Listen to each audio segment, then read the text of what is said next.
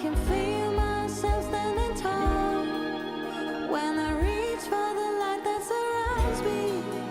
I can see I'm a part of it, part of it all. I'm a part of it all. I'm a part of it all. Yeah,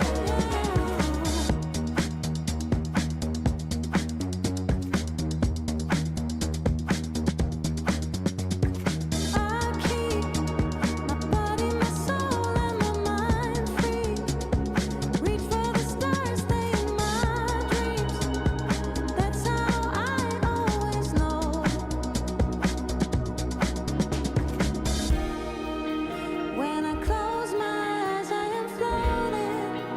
I can feel myself standing tall when I reach for the light that surrounds me. I can see I'm a part of it,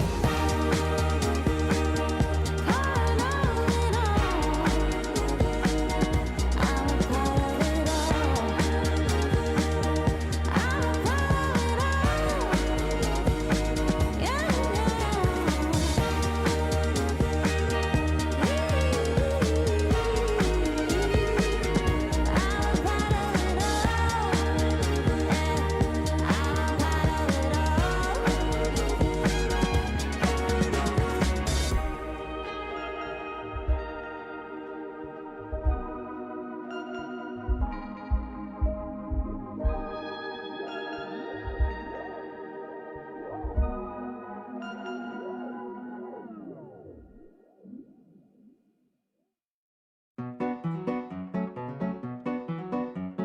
Yummy, yummy, yummy, delicious. I wanna put you in my tummy, my precious. Yummy, yummy, yummy, delicious. Tasting you is epic, delicious. A fancy Caesar salad, a sweet Darjeeling tea, a vegan matcha latte, and a hot French creme brulee. I like you crunch, I like you soft. I like it when you're freshly served. For me,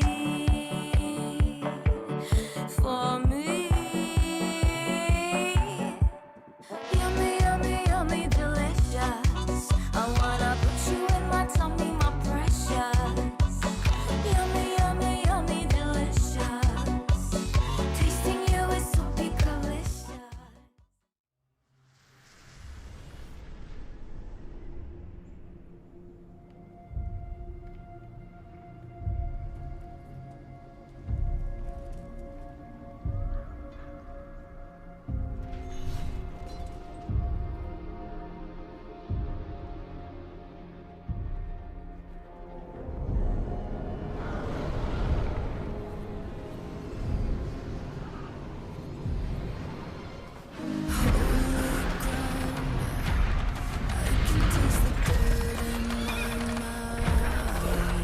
You can drag me, you can kill me, to try to stomp the flame out.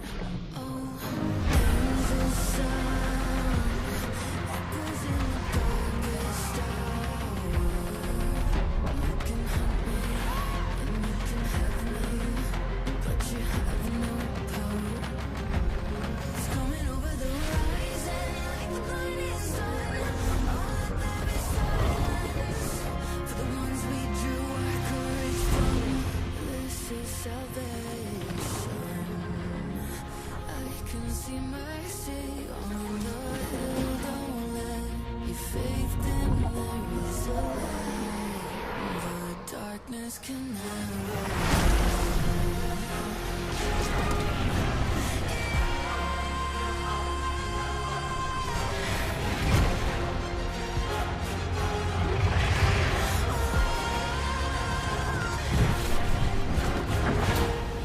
Holding the light, bound by a rough thread of hope. Yeah, we've got blood in the fight, and we won't stop till you're empty of both. Oh, this is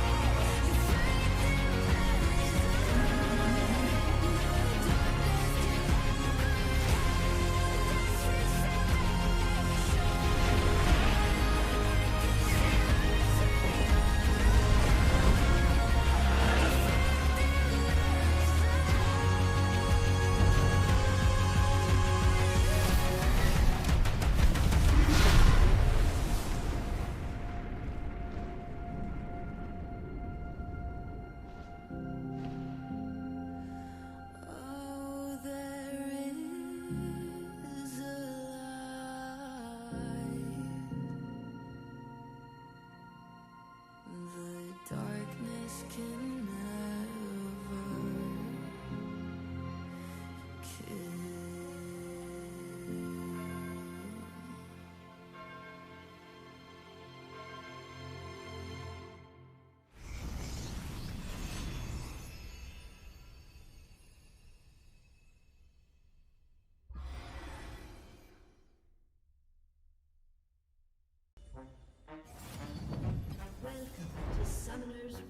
Đợi em xíu. Ê này, đi đâu đấy? Hả? Game bắt đầu rồi kìa. Trụ nổ luôn kìa. Ừ, bây giờ chủ nói tức sát thương. Em vừa làm gì rồi? Nhiệm vụ xong rồi kìa, lấy quà đi. Em ở đó làm gì? Đi về đi. Đi tìm Akasan đi. Ataka bị xóa rồi, đọc bản cập nhật đi chứ. À, đánh thường mà đau ghê. Đồ mới mà. Thôi không chơi nữa, đọc bản cập nhật đi rồi tính tiếp.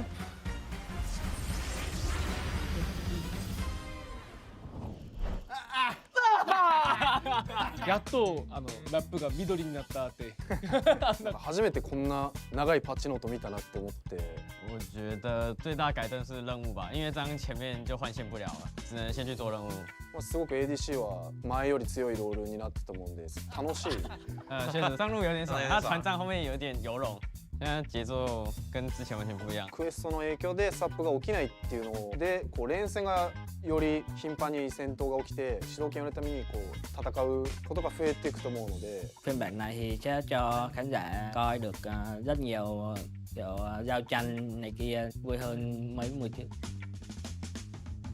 我感觉就是钱会来得很快吧，因为塔皮每个塔都有塔皮。塔钱也会让游戏进程变快，大家装备会成型的比较快。 Theo mình nghĩ thì với cơ chế trụ khi mà đẩy lính vào nó sẽ có nhiều bông hoa mặc quả trụ thì khi tụi mình sẽ lấy trụ dễ dàng hơn, tại vì khi đó thì tụi mình gây sát thương lên trụ sẽ tăng rất là nhiều sát thương. 然后2打2的话，我觉得之前太影响游戏了吧，因为每次到20分钟基本上都会在那里挂机。 20分からめっちゃ戦うんだけど今20分に上がるパロンが今めっちゃ硬いから簡単になんかタッチできない、以中路来说肯定是科技强啊，因为阿卡丽这样很快能突发电信。新しい一面みたいなやつありますよ。 Tại vì mình đã đánh rất nhiều tướng lên trang bị đó, mình cảm thấy trang bị đó khá là lỗi. ADC なんでやっぱりストームレーザーなんかすごく強いアイテムが戻ってきたのでなんかやっててすごく楽しいなっていう Và mình cảm thấy khá là thú vị khi mà chơi ở phiên bản này. Read the patch notes. Go read the patch notes. Please read the patch note before you play.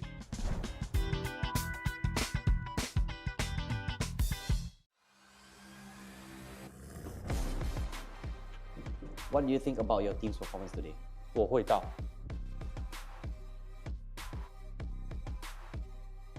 大家好，我是帕芬奈，我今天要教古里，新年快乐，恭喜发财，红包拿来。Oh, again. 恭喜发财。恭喜发财。哦、good， 红包拿来。红包拿来。哎 ，good。恭喜发财。红包啊。again。恭喜发财。恭喜发财。红包拿来。红包拿来。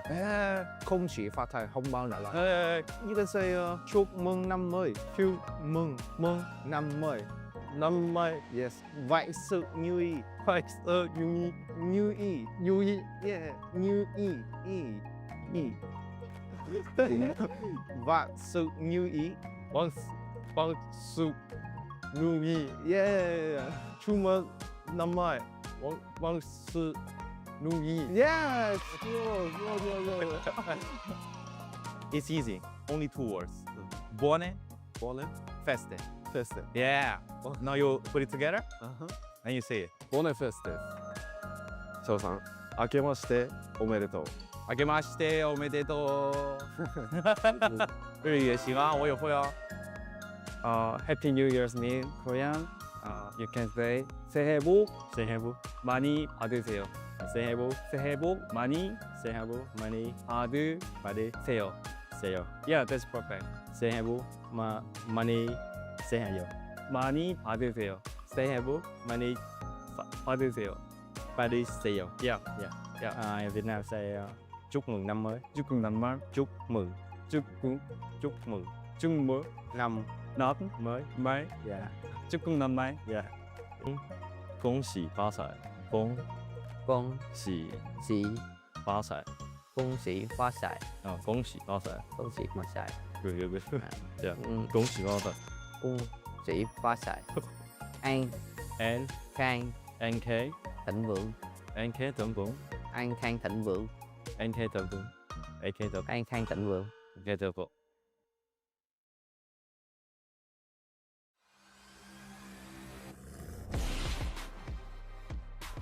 Are you ready for today's match?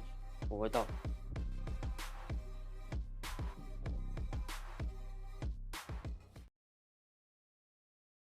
One more. 1, 2, 3. Very good too.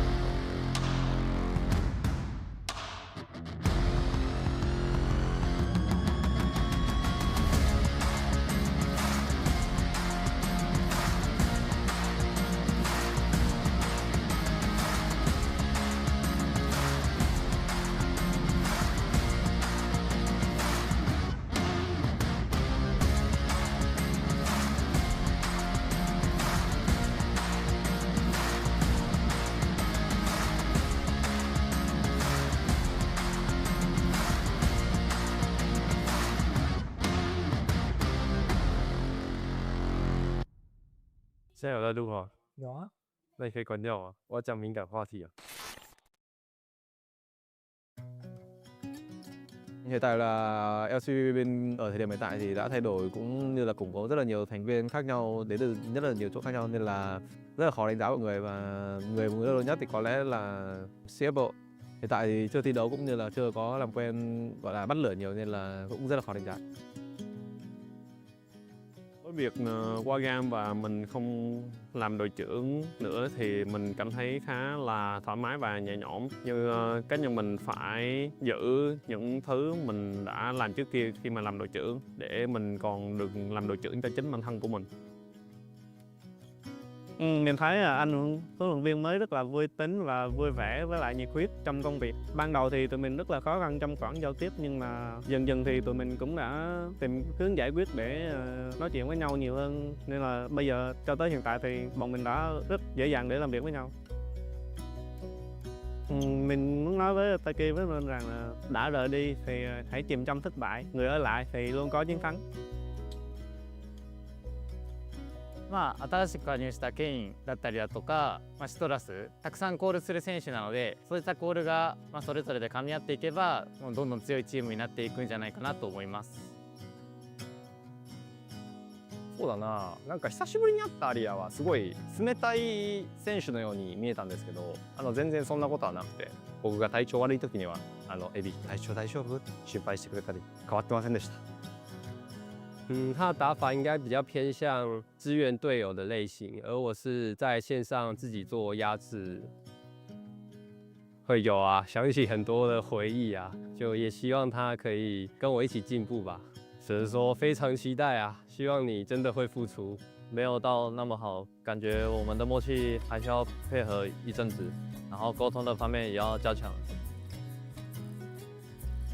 我觉得我们算是一个新的队伍嘛，因为其实我们像是 Shadow、汹涌跟厄尔骑士加入，那我们目前也是在处理一些沟通上的问题，然后也很努力在教汹涌一些简单的中文。大家可以期待一下我们的沟通就比去年更烂了。队伍状况的话，目前可能还处于比较不安定的状况。对粉丝说的话就谢谢你们支持，然后我们会努力的。CFO，因为我们这一队都是跟 CFO 有一些渊源嘛，就是可能是淘汰掉了或者就是不被选上的这样。我是不被选上的。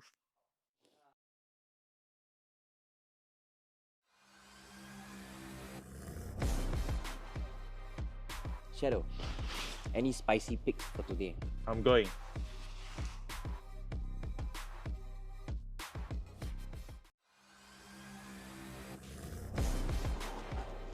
Any spicy champion picks? 我一刀。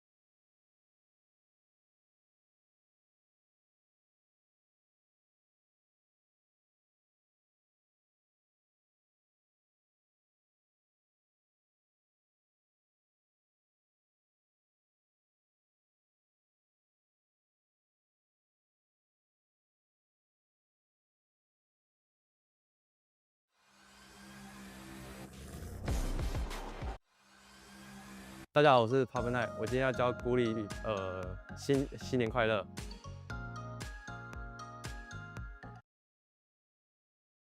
One more. 1, 2, 3. Very good too.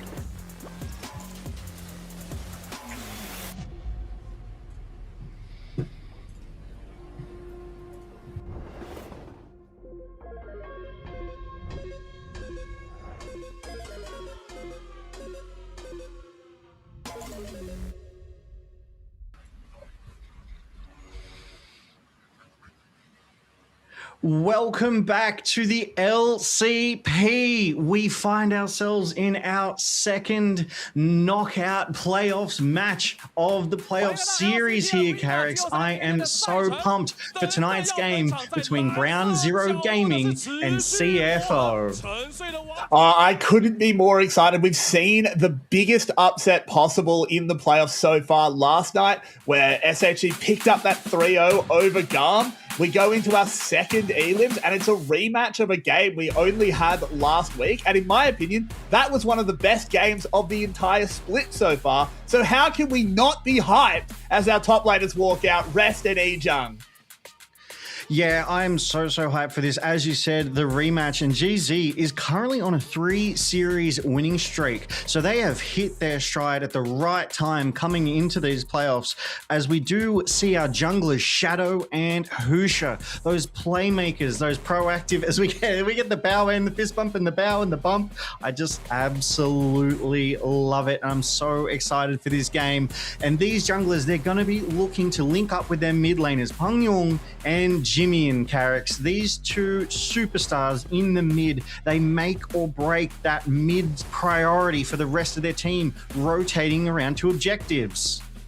100%, but two players we need to be watching, of course, Doggo and Shun. Stars for either teams. Doggo, such a lauded player in the LCP, and Shun looking to write his own legacy as well. But of course, we can't talk about ADCs without bringing out their supports. 2274 and Orca join them on the stage. 2274 has definitely made his mark here in the LCP split 1 with his Poppy and Nami performances, but Orca is as equally savage, especially on those Nautilus Nico sort of picks. Really love him to frontline there as the coaches come on, Chorwy and Skywalk as well. The strategic minds, the brilliant strategists behind the drafts, behind the side selections and picks that these teams bring to bear. So now that we've got all the players on the stage and we know who is playing tonight, Carrix, there's not much more for it, because we see Rest, Shadow, Pangyong, Doggo, and 2274 for CFO. And Pangyong, he's in fine form, Carrix. Oh, he absolutely is. Of course, going up against them is Ejung, Husha, Jimian, Shun, and Orca for Ground Zero Gaming, making their playoffs debut here in the LCP. You are so right. These boys must be so proud, as well as Skywalk, of how far they have come in their literal debut split. They are here in the playoffs, which is just, it's no mere feat. It is something to be celebrated. It is something to be proud of for these legends of the PCS and honorary Osh, if I do say so myself here, Carrix. And we do see them assembled. They are prepared. They're talking strategy here. But Ground Zero Gaming, an impressive split, as I was saying, off the back of a 3-series win streak here. Can CFO put something together to stop them? And I think that's what's going to be really interesting, because if you do look back, at their last game, I think this matchup on your screen has been what illustrates everything. It's Jimian and Pangyong. Where these two players go, their team tends to follow. You look back at their game that they recently played together, that Ground Zero Gaming did come out ahead. Game 3, it was Akali versus Aurora in the mid lane. Jimian on Aurora, Pangyong on Akali. And if that doesn't tell you how these two players play, I don't know what will. You are absolutely right. That was just last weekend that these two teams clashed and Ground Zero was able to get the better of them. And as you alluded to earlier, it was one of the games of the split. CFO came out absolutely swinging and stomped game 1. And GZ turned around and stomped game 2. And then game 3 was so close. As we do dive a little bit deeper into these mid laners here, we take a look at that vision score. They're pretty equally matched, and the solo kills, Carrix, they're equal footing these two. I think the stat that really illustrates the difference between these players is the gold difference and the CS difference at 10. Jimian is typically just that little bit behind. Now, these are not huge numbers. He's not astronomically behind at 10, but Pangyon is ever so slightly ahead. And I think that just shows that typically that first gank, that first show for CFO is in the mid lane, while ground zero, it might be more towards the bot lane, leaving Jimian just for a little bit longer. But it's a very, very close matchup. You are so right, but enough talking. We're in the draft, Carrick's game 1 of tonight's best of 5 playoff knockout series here between Ground Zero Gaming and CFO. CTBC flying oysters, and the bands, they're coming through thick and fast. So far, we have Xin Zhao, Rumble, and Wukong banned away by CFO, and we have Azir, Nico, and Virus banned away by GZ. Notably, Rise has not been banned here, nor has Orianna, so we could potentially see 2 of the most powerful control mages played here in the first game, Carricks. That's exciting as. It really is, and it's with the Azir being banned out by Ground Zero, we still have potential later in that series for Pangyon to pull out his Yone as that Azir counter. But as you totally said, Orianna picked up. I would expect a Rise to answer, but no, Pangyon's just going to throw down the gauntlet and say, I'll use Rise later in the series. I'm just going to kill your Orianna. I absolutely love the confidence coming out of CFO here, slamming that Akali into the face of an Orianna. It's diabolical confidence here, Carricks. And likewise, Ambessa has been picked up for rest. Now, I love this pick, could potentially be for Shadow, but I do love that CFO have picked Ambessa because Ejung himself definitely is a monster on this Ambessa. He has shown himself time and time again to be a very effective pilot on her. So I do like that CFO were like, we can play that. We'll pick it as a counter ban away from Ejung of GZ. And then GZ have responded with that Pantheon, that global pressure that he can bring to bear, do some proactive maneuvering and get those lane numbers in favor of GZ. And look, they might be picking up Yunara here. Definitely a high priority ADC in the LCP. And one thing I really like about the Ambessa pick is it put GZ in a tough position. Do you take this Yunara that's the best ADC left that I think Shun is looking really, really good on, or do you take the Renekton? Because the Renekton is almost certainly going to get banned out in this second round of bans as the sort of plug-and-play Ambessa counter. I like that they made them make that choice. They have chosen the Yunara, which shows a lot of confidence from Ejung, and Doggo is going to get his Kai'Sa in response. Doggo getting Kai'Sa in game 1 is a scary prospect. He is competent, to say the least, on this hyper-scaling AD carry, and already having 2, dare I say, very effective frontline threats to prevent the backline dive on the Kai'Sa. I'm sure Doggo will be happy with this. This is a draft I'm already really liking out of both of these teams. But what are these bans going to be? As you called out, potentially a Renekton, but Poppy is slammed by a CFO. Poppy barely gets to see the Rift here in the LCP, quite high on that ban list, and we know why, because 2274 is so effective with it. It's in the top 10 bans. And it makes total sense against this team as well. This is Pantheon just has one very telegraphed dash. He needs to jump on someone. You just put the steadfast presence up. You really lower that champion's effectiveness. The same, and of course it goes exactly the same on the other side. Akali, the exact same thing. One of these teams was going to ban Akali. Not Akali, Poppy, I should say. It was always going to get banned. I would expect Renekton to be banned here, but if not, it could just be Rest saying he's just the better player on the Rift. Yeah, it can definitely be a mental edge, a bit of a flex to not ban these things that you were fully expecting because they have a play around it. We do see that Vi ban, and then Braum is banned. I do believe Braum received some changes in this patch, but I don't recall what they were.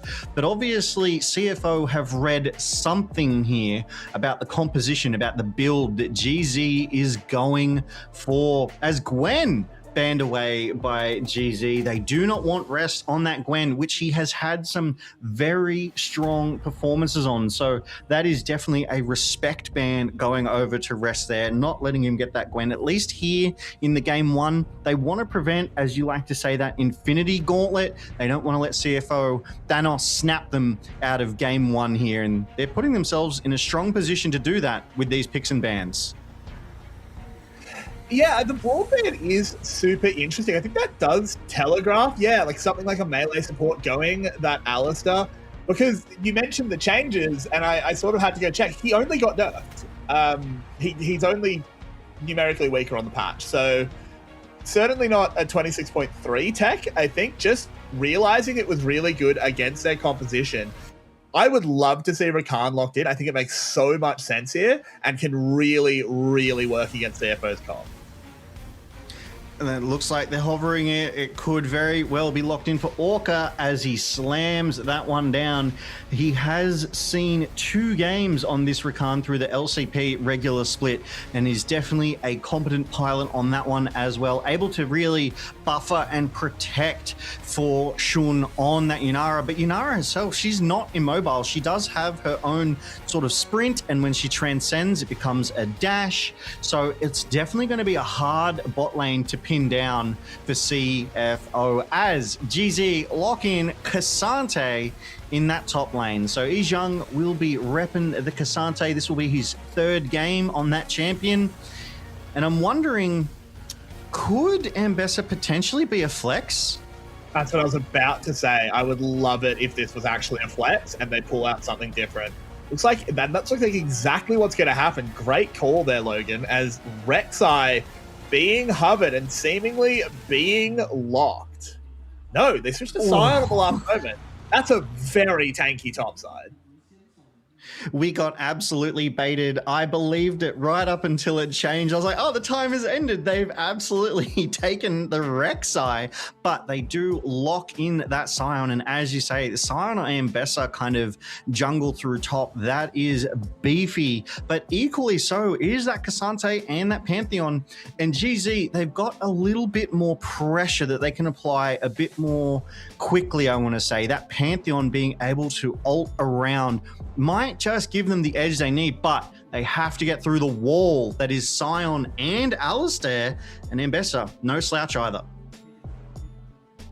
Not at all. I'm very excited for this one. Both teams coming in with a cooked up draft. They've had all week to get the recipes ready.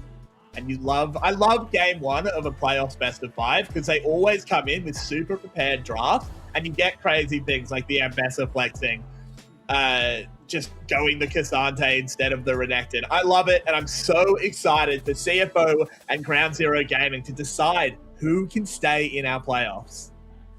Yeah, as we do see, Rest, Shadow, Pangyong, Doggo, and 2274 of CTBC, Flying Oysters, prepare for their first game against Ijung, Husha, Jimmy, Shun, and Orca of Ground Zero Gaming here, Carrix, in tonight's game 1 of the best of 5 playoffs knockout round. If you lose here tonight, you are done, you are dusted, you are out of playoffs. So there is everything to play for both of these teams.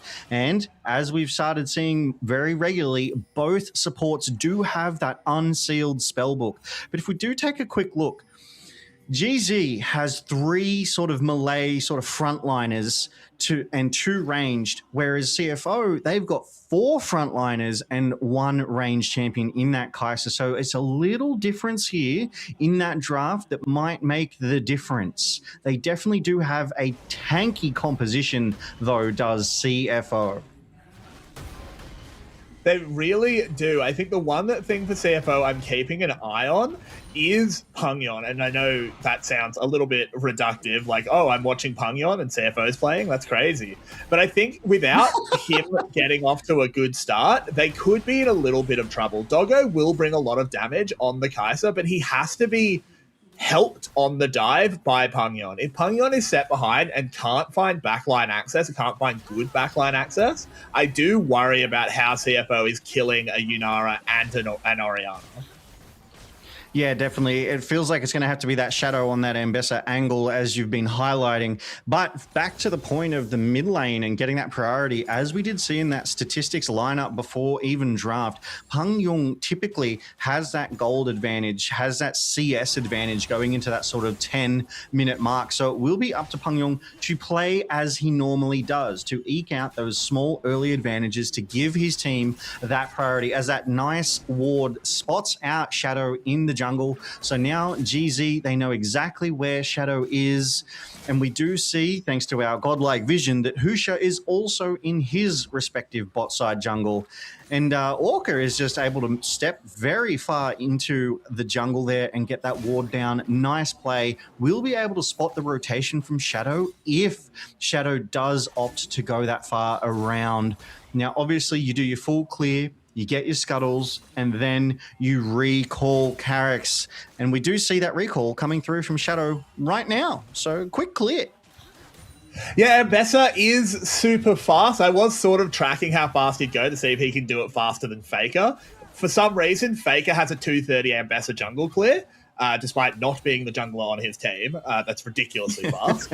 But Shadow not too far behind, able to take the clear, and then he's going to reset, go top scuttle. He won't clash with Husha either. That's always sort of what Ambessa wants. You don't really want to fight a Pantheon at level 3.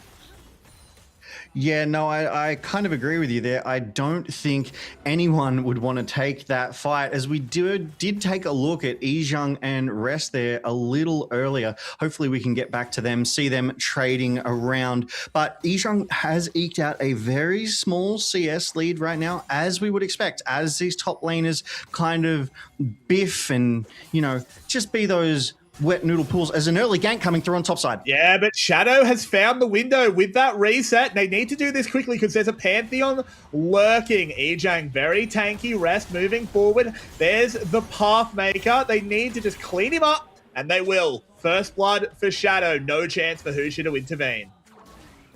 Yeah, first blood going over to Shadow definitely gets him nicely ahead. That is a healthy chunk of gold, 100 extra for that first blood bounty. And as you called it, Husha made the call to back away from that fight. I think they just acknowledged that Yizhang was going to go down and there was nothing much that Husha could do. But Yizhang has TP'd and is already back out onto the rift with that wave shoved up under Rest's tower. And here's how the play broke out one more time. Shadow gets this topside scuttle crab, gets the ward, and puts that Scry's Bloom across the rift. Has that vision, knows there's no wards there to spot him. Even if there's that one there, Yizhang is too deep. Pops that ghost, is clipped there by Rest slow, which really buys them the time, the space to just collapse on Yizhang. There was really not much he could do here to survive. Oh, hang on. We come back to live, and another fight has broken out. 3-on-3 at the moment with Shun rotating in. Doggo has not come, so CFO need to back off. 2274 gets jumped on, gets knocked up, and that will be enough to make it 1-1. Tying it up very nicely there from Ground Zero Gaming. They are showing they will not be bullied. They brought those numbers to bear, Carrix. We couldn't even finish talking about that topside gank, and GZ are just invading the jungle of CFO here to turn things around as these top lanes. Oh, as Rest ults away from Yizhang under his own turret as well, likely trying to prevent any all-out taking him too far away there. But here we see it again. GZ, they've brought the numbers to bear. They are invading this jungle. Shadow does not want them to do it, and CFO, they have priority. They started out with a 2v1 into a 3v2, but then they're in retreat, and GZ, they've just brought more members to bear quicker than CFO were able to do. So really well responded there by GZ with that priority that they had earned for themselves. And look at that ward line, Carrix. GZ, they've got 4 deep wards in the bot side jungle of CFO. They're in control of that vision right now. They absolutely are. Shadow will not be able to move on that side. He can't really move anywhere without them knowing exactly where he is, because if he's not on those wards, it's pretty easy to know where he is. Peng Yong does clear one out, giving Shadow a little bit of room, but still a lot of vision down there. One thing I do want to shout out, when we saw Yizhang go down earlier, he played it kind of to perfection. He was never going to survive, but he cleared the entire wave. So despite going down, he still has a healthy lead over Rest, which is causing things like the Scion ult having to be burned defensively. You are so right. That's like a 15 CS. Public execution comes into the perfect execution, and turns out when you have 2 executions, you can get a kill. Yeah, I mean, that was just synced up really, really well there. And it happened so suddenly as bot side, they're scuffling as well, not to be outdone or outshone by the mid laners. They want a piece of the action there too, Carrix, but it is not to be. As GZ, they're just pushing this wave in under that turret, and CFO will just clean that CS up. But if we do take a look across that rift, Pangyong currently out in that mid lane as Jimmy walking back, and that Drake is up, and it has been for some time, and no one has made a move except for Husha right now toward it. So you can see that GZ, they're taking advantage of their mid lane prio, their bot lane prio, and they will claim this first Drake for themselves uncontested, which I would presume means that Shadow should head up to those grubs very soon, Carrix. That is what I would expect. I totally agree. Spawning, the Kasante is backing, Ejung resetting. Has TP back the lane if he wants it, but I think he's just going to catch this wave first. That gives Shadow a chance to just take his 2 camps, move up to the grubs, and everything is fairly evenly traded at the moment. Yeah, Jimmy goes down in that gank, but given he's on the Orianna and he's got, a decent CS, he's farming well, he's got decent gold, I don't think Round Zero are panicking yet. No, absolutely not. I mean, they've just brought the gold lead back under wraps. I think CFO did have it out to 500 or 600 gold, and now it is dead even. And as was called, Shadow here starting up those grubs. He does have that top side priority, so you can't expect Ejung to come down and contest. But Jimmy does have Pangyong pushed up here, so if they wanted to make a play for it, they could rotate around, but it does not look like they want to make that play. CFO does have that vision just next to the grub pit, so they will see if anyone makes that play for it, but they have not gone for it, and CFO tidily picked themselves up all 3 of those grubs here, Carrix. And if we do take a quick look at the summoners, nearly everyone has all of their flashes, so any plays that come through, there are escape options, as Pangyong just tidily dodges that little Q from Orca, doesn't want to let him get that heal buff off to give over to Jimmy and give that health advantage.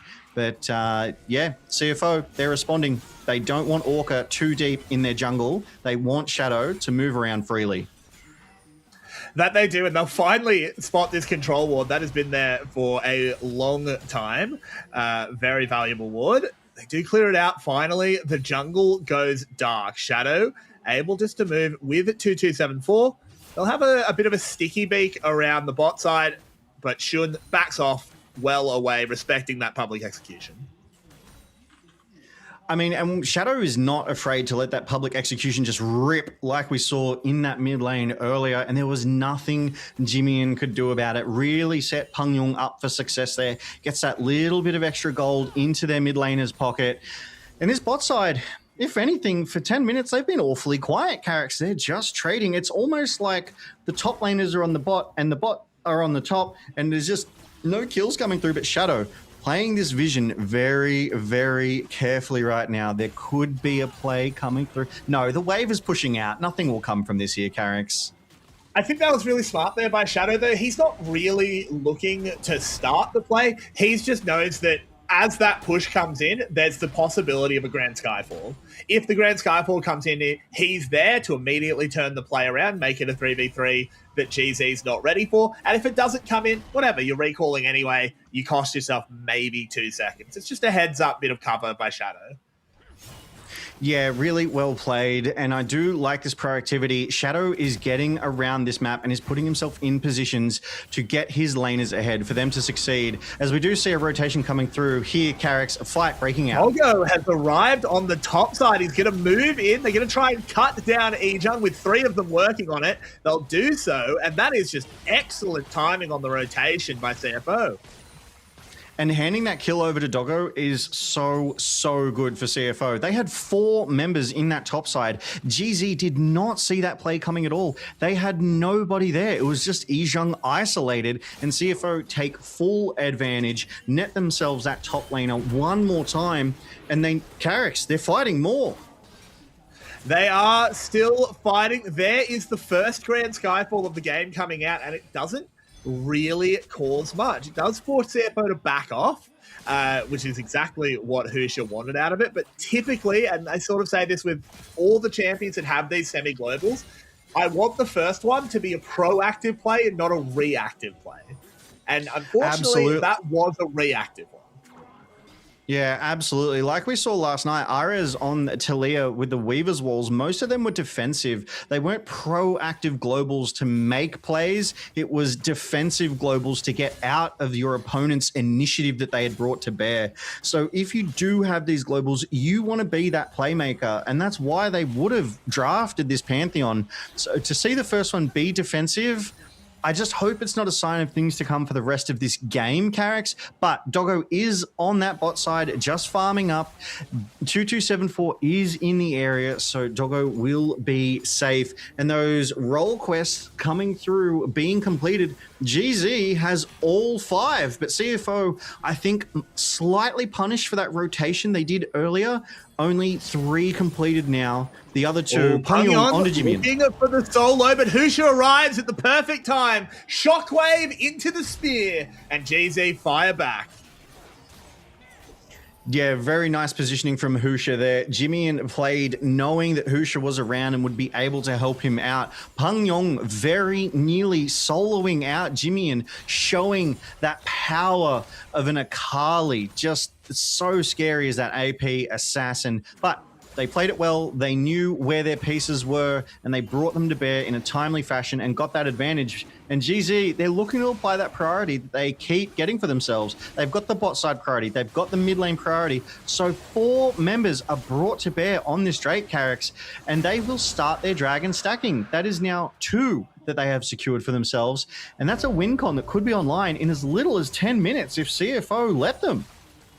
And I think this is really, really good here by GZ. What we've seen out of CFO has been catches coming in, being able to grab people, use the double execution of Akali and Ambessa, but it's just sort of been at semi-random times. They've just caught people overextending, and that's great, don't get me wrong, but it's contrasted to GZ that are only forcing these plays when the dragons are up. They're very deliberate in when they're going for these opportunities, and as you said, you're 10 minutes away from a Dragon Soul potentially. But the great thing for GZ is they have a really good late game comp. Their late game is Yunara Orianna. That is enviable. And they can just say, okay, let's not go to the 3rd Drake. We don't have a good opportunity. We don't have tempo. Whatever. We can give a couple of Drakes up to CFO to give us even more time to scale these picks. I love the flexibility it gives them. I love that it gives them the agency on the map. And so far, I just think GZ are playing this one really, really structured and really well.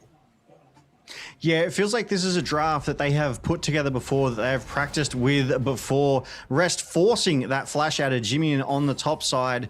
Great value there for nothing more than a Scion ult. I mean, it's intimidating when Scion hits that ult and charges at you. CFO, though, they look to be ready to contest this Rift Herald here. 2274 was in a good position, but GZ brought their numbers to bear. Carrix, this could be a fight that we are about to see break out. Everyone's coming in. A TP has been committed. Yeah, the Akali will be joining the fight. It's an excellent start there by 2274. They're just going to delete Orca from the fight. Ejung strong in the front line with that shield. But I don't think GZ can continue this play 5v4.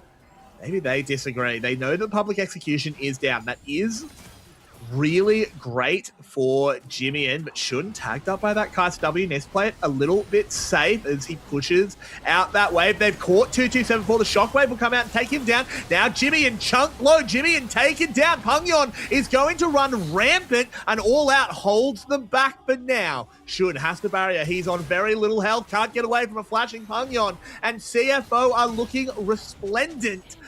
running back, just kiting this out as the cooldowns come up. Lovely stuff by GZ. They turn it at the end, and they're going to be rewarded.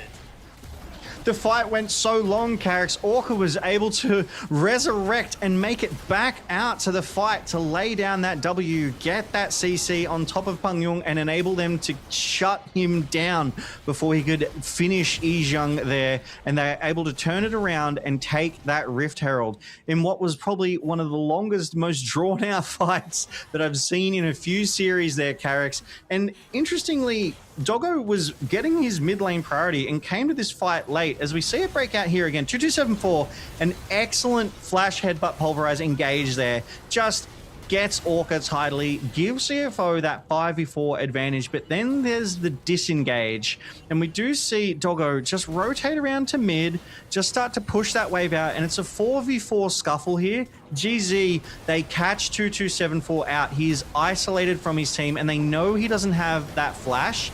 He suffers that stun from Husha and that command shockwave, which just removes him from the fight. And Yizhang, trying to be that menace we know a Cassante can be, takes Shadow out of the game while Pangyong is in the backlines. He burns his flash, he gets on top of GZ, and here comes Orca again. Flash forward W, gets the CC knock up, creates that chain, and Pangyong can do nothing to get out of it. He's just CC'd to death there at the back end of that fight.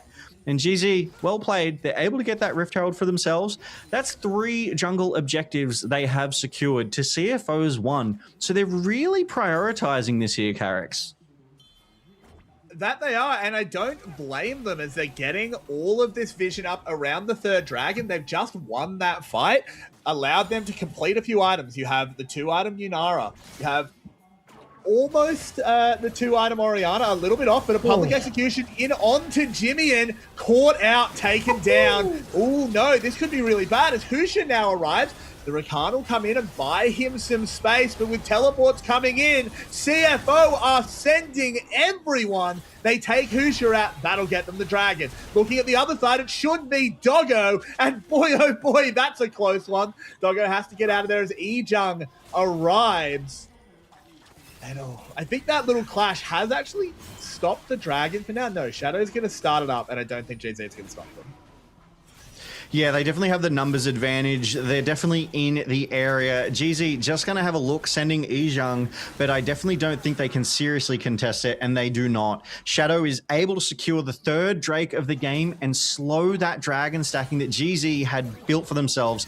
And this, the public execution was spot on. Jimmy stepping away from Pangyong, the ward there, giving them the vision that they needed. You absolutely love to see that from downtown.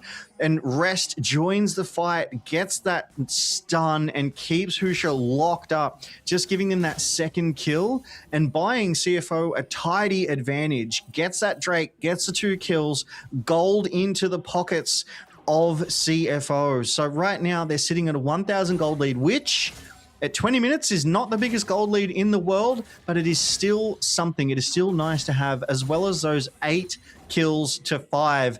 And the Baron now on the Rift at the 20-minute mark here, Carrick's. It will be interesting to see which team goes for it first, but there seems to be a lot of pings in that topside minimap. I think there's going to be a scuffle around vision control. Maybe not more than that, though. Now, Logan, we have such an interesting game. It's just been back and forth. Looked like GZ were really ready to take control, but then CFO just finding that play around the bot side puts them back in the driver's seat. Doggo slowed for the moment, but CFO want this one. They throw the public execution, don't quite land it. Orca diving in, holding up Shadow, but in comes Yizhang. With Rest moving forward, so much damage being dealt by Shun, just trying to cut down this Scion. The Grand Starfall will not find anything, and now GZ are a little bit penned in. Pangyong and Rest team up to take down Husha. They go in, they're just finding more and more. Shun needs to put out the damage. Pangyong going low, going down. Huge knockup by 2274, trying to extend this play, but it doesn't matter because Shun is online. The Yunara is charging as they pick up 2. Ground Zero unafraid in the face of a coordinated counter assault from CFO. They brought the TP in, they got the flank angle, and unfortunately CFO just missed too much. They missed the public execution, they missed the Scion ult into the back line of 3, and GZ, they were able to disengage and then start it up again. They chased CFO and kept them in this fight. And one more time, it's all about the Scuttle Crabs, but they're just not able to get onto Shun. 2274 is looking for it, has that Unbreakable Will. Rest is tanking the world here as Ijung was trying to get amongst the team, and this Grand Starfall comes through, does nothing, maybe zones, maybe spaces a little bit, but does not land. And 2274 re-engages very, very clean there. But GZ, they've counterattacked very, very well. That all out gets Peng Yong right into 3 members of GZ, and Doggo is unable to bring his damage to bear until too late in this fight here, Carrix. That was just superbly played by GZ to sort of counter attack and respond into the aggression of CFO. Peng Yong, he found an excellent flank in the backline and did get them an early numbers advantage. But GZ, they just didn't care about that. They were like, that's fine, we didn't need them, we can still beat you, and they did. They absolutely did. And Shun, as you said, just put on a bit of a show, able to just constantly stay at the edge of his range, play around basically everything. The only CC that really hit him was 2274's Pulverize, but by that point, it was too late. But this game is still so remarkably close, and we wouldn't have it any other way, would we, Logan? Not at all, Carrix. This is one thing I love about the LCP. We either have absolute blowouts or they are the closest game you have seen. And this one is shaping up to be one of those really, really close ones. I mean, 500 gold at 23 minutes. It may as well not even be there, as Shadow does get that Scuttle Crab that they fought over previously. A little bit of a moral victory, if you will. Multiple champions here have at least 2 items, so these fights, they are quite hectic. A lot of damage is starting to be delivered, but I do want to say, I feel like Doggo is having kind of a quiet one at the moment. It feels like he's not able to find those angles into these fights, whereas Shun, it feels like he just has a little bit of a range advantage and is able to apply that damage, putting that pressure onto the front line of CFO here, Carrix. Certainly what GZ wants from their Yunara, as the dragon is pulled, but GZ by no means committed. Teleport from Rest will arrive. They definitely want to wait out that shield. Trying to kill a Scion with the TP shield is a little bit difficult, but they will attempt it as he's caught out. They finally actually get to his help, knocking him back. This actually could be the start of something, as CFO have to come bail their top laner out. Peng Yong, though, not spotted. As we see the vision toggle, he is deep. Now they know he's there. They can mark him. 6k health on the dragon. Both junglers very much in range. Shadow has the advantage of the brush, but not anything. Ooh, public execution doesn't land. They're going to go in immediately onto who should try and blow him up, but it's a lovely bait at the moment, and now it's GZ turning it around. Shun picking one up. He'll be strong enough to cut Rest down as well, as CFO have to evacuate the fight. The all-out gets Peng Yong out of the way, and with Husha still on the map, that should be an easy smite, an easy take, and that is sole point for Ground Zero. Ooh, they go for the Grand Starfall, but don't quite catch it. Yeah, great TP there from Peng Yong at the back end of that fight to escape from Husha, but also just bounce that wave real quick. As we do see, though, not a single turret, only one turret has been taken at the 26-minute mark. So it's interesting to say that it feels like it's kind of a slow game. There's constant skirmishing, there's constant priority around these jungle objectives, but very little we're going to push to the Nexus. It feels like this is going to be one of those games where one fight will break this game wide open, Carrix. And right now, GZ, they've got 3 Drakes, a very, very small gold lead, but it just feels like they've got a little bit more coordination working in their favor. As we do cut to Peng Yong, just trying to get this top tier 1 turret and decides better of it because the ward spots Jimmy. And let's have a look at this replay to see how it all went down. It started with a missed public execution. Yeah, that's the second missed public execution that has come down from Shadow, unfortunately. So it would be nice to see him land those a bit more. But you do see 2274 melted early and Peng Yong unable to bring that earlier flank angle that he had to bear in this fight. GZ just able to tidily zone them away and get that Drake for themselves. And Peng Yong immediately rips this TP, avoiding Husha's Grand Starfall quite nicely. Unfortunately, it does feel like Shadow and Husha have been... There's another fight here, Carrix.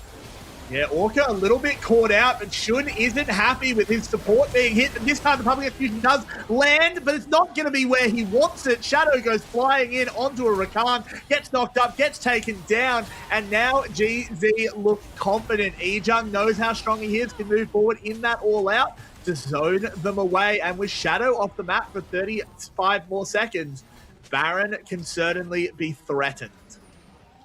Yeah, at the minimum, GZ can start this up and bait CFO into them and turn that fight, which we've seen so many times here in the LCP. Peng Yong is just going to kill Jimmy forced to crack that arm guard.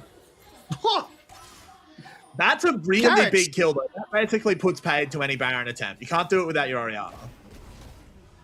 I didn't even mean to talk about that fight. It just happened. It was so quick. I honestly did not expect that fight to break out. But as you say, it definitely does put a dent in the armor of GZ's aspirations to take this Baron here. And it just keeps the game so even. And it just goes to show and prove how much of a threat Peng Yong is. If he can find an angle, if he can take out that Orianna or Yunara, then it's going to swing the favor. It's going to make CFO scary. As we do see these gold graphs, it's swings and roundabouts here tonight. But I do want to see this fight one more time here. Okay, we're getting a replay of this one, Carrix. That we are, and it was just Jimmy stepping a bit too far up, not recognizing how much damage Peng Yong can do, and of course the perfect execution coming in clutch. Lovely stuff there by Peng Yong, just reminding Jimmy to respect it. Mind your manners, boy. But we do go back to live, and CFO do know that GZ want to rip this Baron, so they are trying to fight for vision control. They are pinging down here 2274 on a ward right now and doesn't know it. So GZ, they know the support is in the area. They have that intel on where CFO is here. But Shun is proving able to really deliver the damage. We've seen him multiple times in fights, even when he's been stuck to only hitting frontliners, shred them. We saw Rest get down to about 50% in just a couple of seconds trying to run away there, Carrix. They really need to find a way to get onto Shun and shut him down. Otherwise, he could easily take the fights over here, Carrix. The really difficult thing that CFO is going to have to navigate begins in about 25 seconds. When that dragon spawns, they are placed in like a really classic Zugzwang where there's no good choice. You have to fight a fight, but GZ doesn't have to give it to you. If you commit to the dragon, GZ just runs to the Baron. You have to leave the dragon to stop the Baron. If you commit to the Baron, they just take soul. They are put in a situation where there are no good answers, and finding your way out of that has been something that teams have struggled to do pretty much since Dragon Soul existed.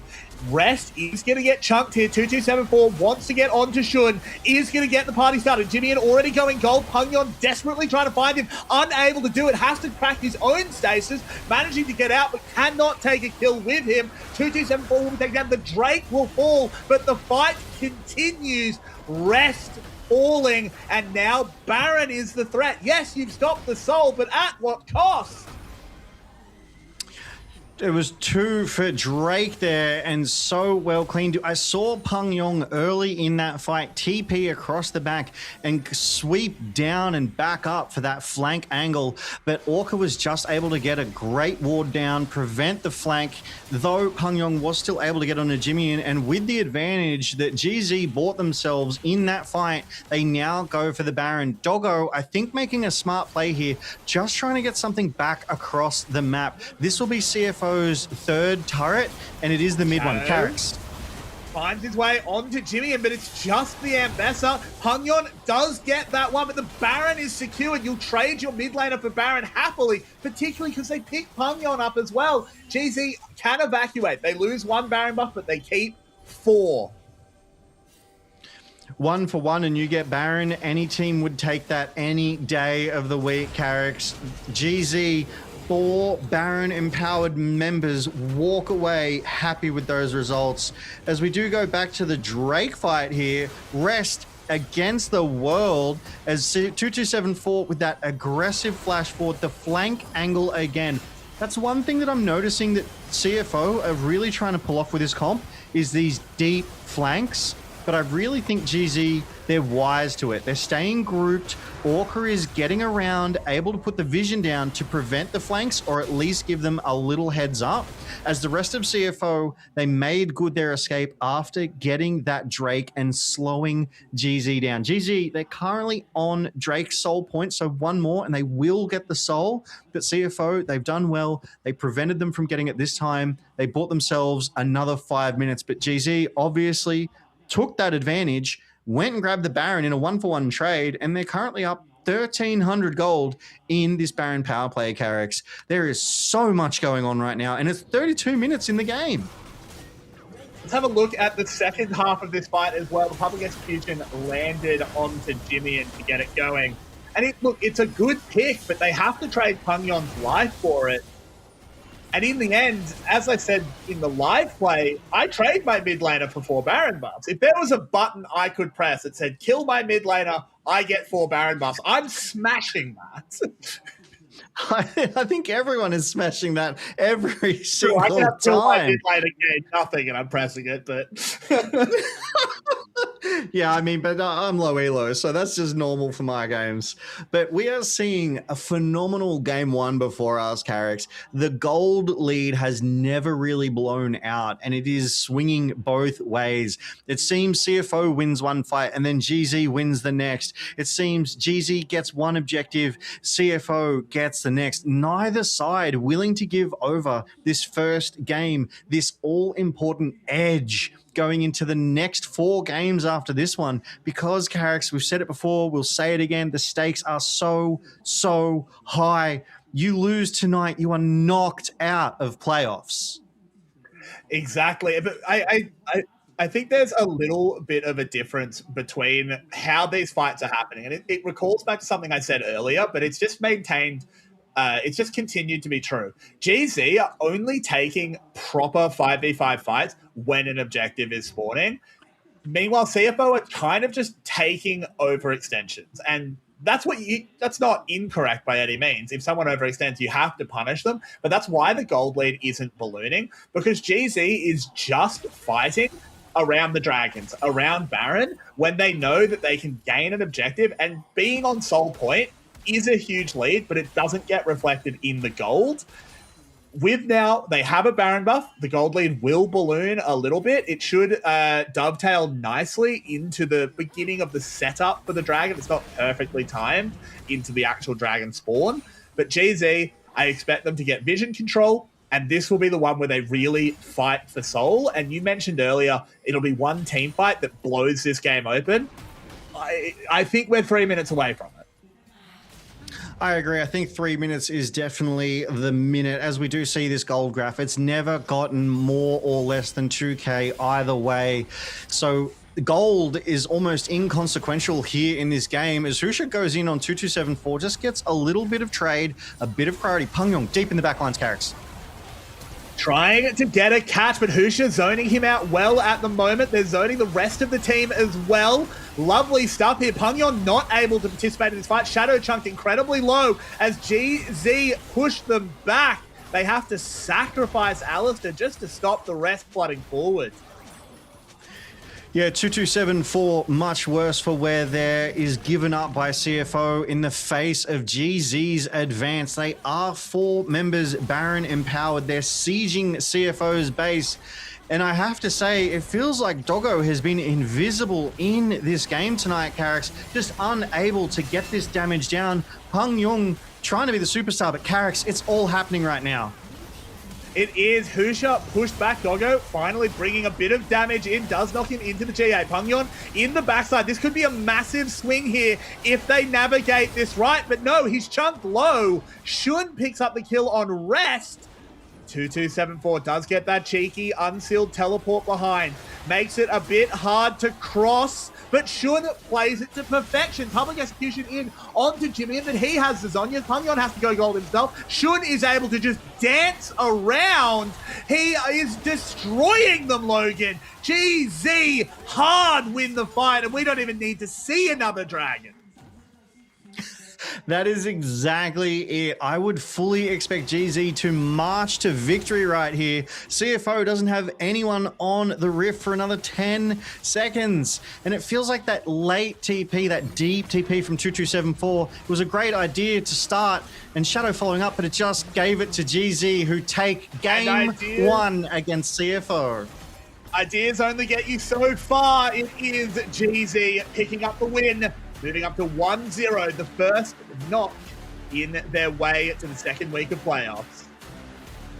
A really strong start there by GZ. They would absolutely love to get this under their belt and that sort of mental edge. And these fights, they were so close for so long, and it really didn't happen until about the 35th minute, where that clear, decisive fight, GZ were already knocking on their door and were just able to convert that lack of any member of CFO being on the rift into that game 1 victory. And it just felt like clean gameplay across the rift from every member of GZ. I mean, if I did have to try and point out to anyone who was having a fantastic game, I feel like obviously, you know, Yunara, the Shun piloted, was able to deliver a lot of damage. Orca was able to get some great charms down, and yeah, look at that damage. Just Shun doing Shun things. Yeah, Shun just never really got engaged on. They managed to get onto Jimmy in a few times, but that becomes less and less valuable when the Orianna just has her Zonyas. Yes, it's great when Orianna can roll through a whole team fight, but Jimmy just got to the point where it's like, okay, whatever, I'm just going to get my Shockwave off. I'll get my Shockwave off, I'll Zonyas, I've done my job, Shun, you do the rest, and that's plenty. We sort of saw every fight that GZ took was when they had the vision, when they knew all 5 members were there, and when it was organized. Meanwhile, CFO were taking fights, and you said that Doggo felt invisible, and it's hard to know if that's on Doggo or on the team, because CFO was starting the fights while he was a lane away. And maybe he shouldn't be a lane away, but you also don't have to start the fights. Yeah, absolutely. There were multiple fights where Doggo was at least a lane away, came in late, and as you say, maybe comms were called, maybe there was miscommunication. That was something that CFO did cite early in the split, that there was a bit of communication that they needed to work on through their team. And maybe that's what led to Doggo being left out of these fights or unable to engage them some of the times. And it did feel like, you said, GZ, they always pulled the trigger when there was 5. They always pulled the trigger when they had vision. But CFO, they pulled the trigger when they had less than 5, and they didn't have a lot of vision advantage in a lot of these fights. Orca putting in so much work, clearing that vision control, getting it down for GZ because they were wise to CFO's antics. We saw it multiple times, 2274 and Pengyong looking for those flank angles all of the time, and they just were never really able to get a flank of significance because of that vision control that Orca brought to bear. And I think I also really want to shout out Ejung, a bit of an unsung hero on the Cassante. Obviously not going to be super flashy on damage charts and the like, but he actually, you see it in this replay that's playing at the moment, was always just picking a really vital person to just all out away, and that's a huge reason why Shun was so unthreatened. CFO was never able to get everything together, never able to fully pile in, because Ejung was just picking one and being like, you don't get to put me in this fight, the rest of your team has to do it, and that's not enough.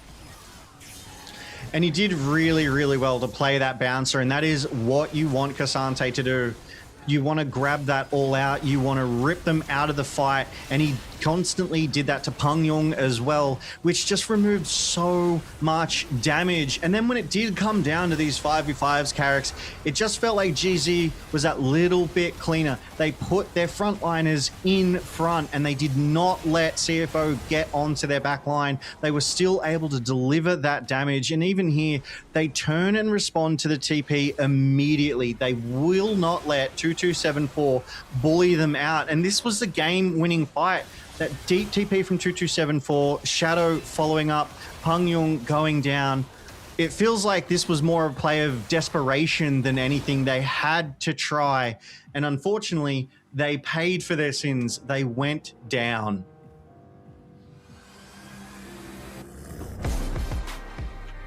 What do you think about your team's performance today? 我会到。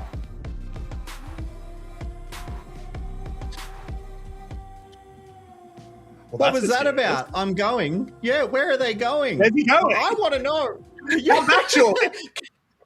Can I go? Goodness gracious me.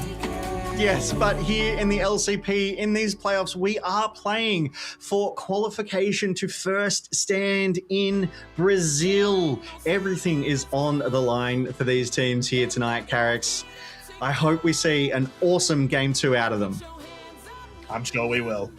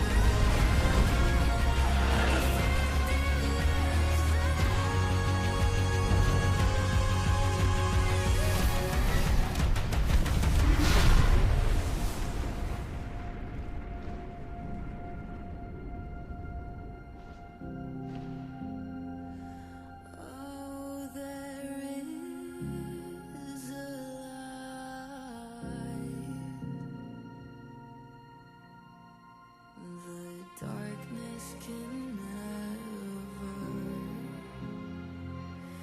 kill.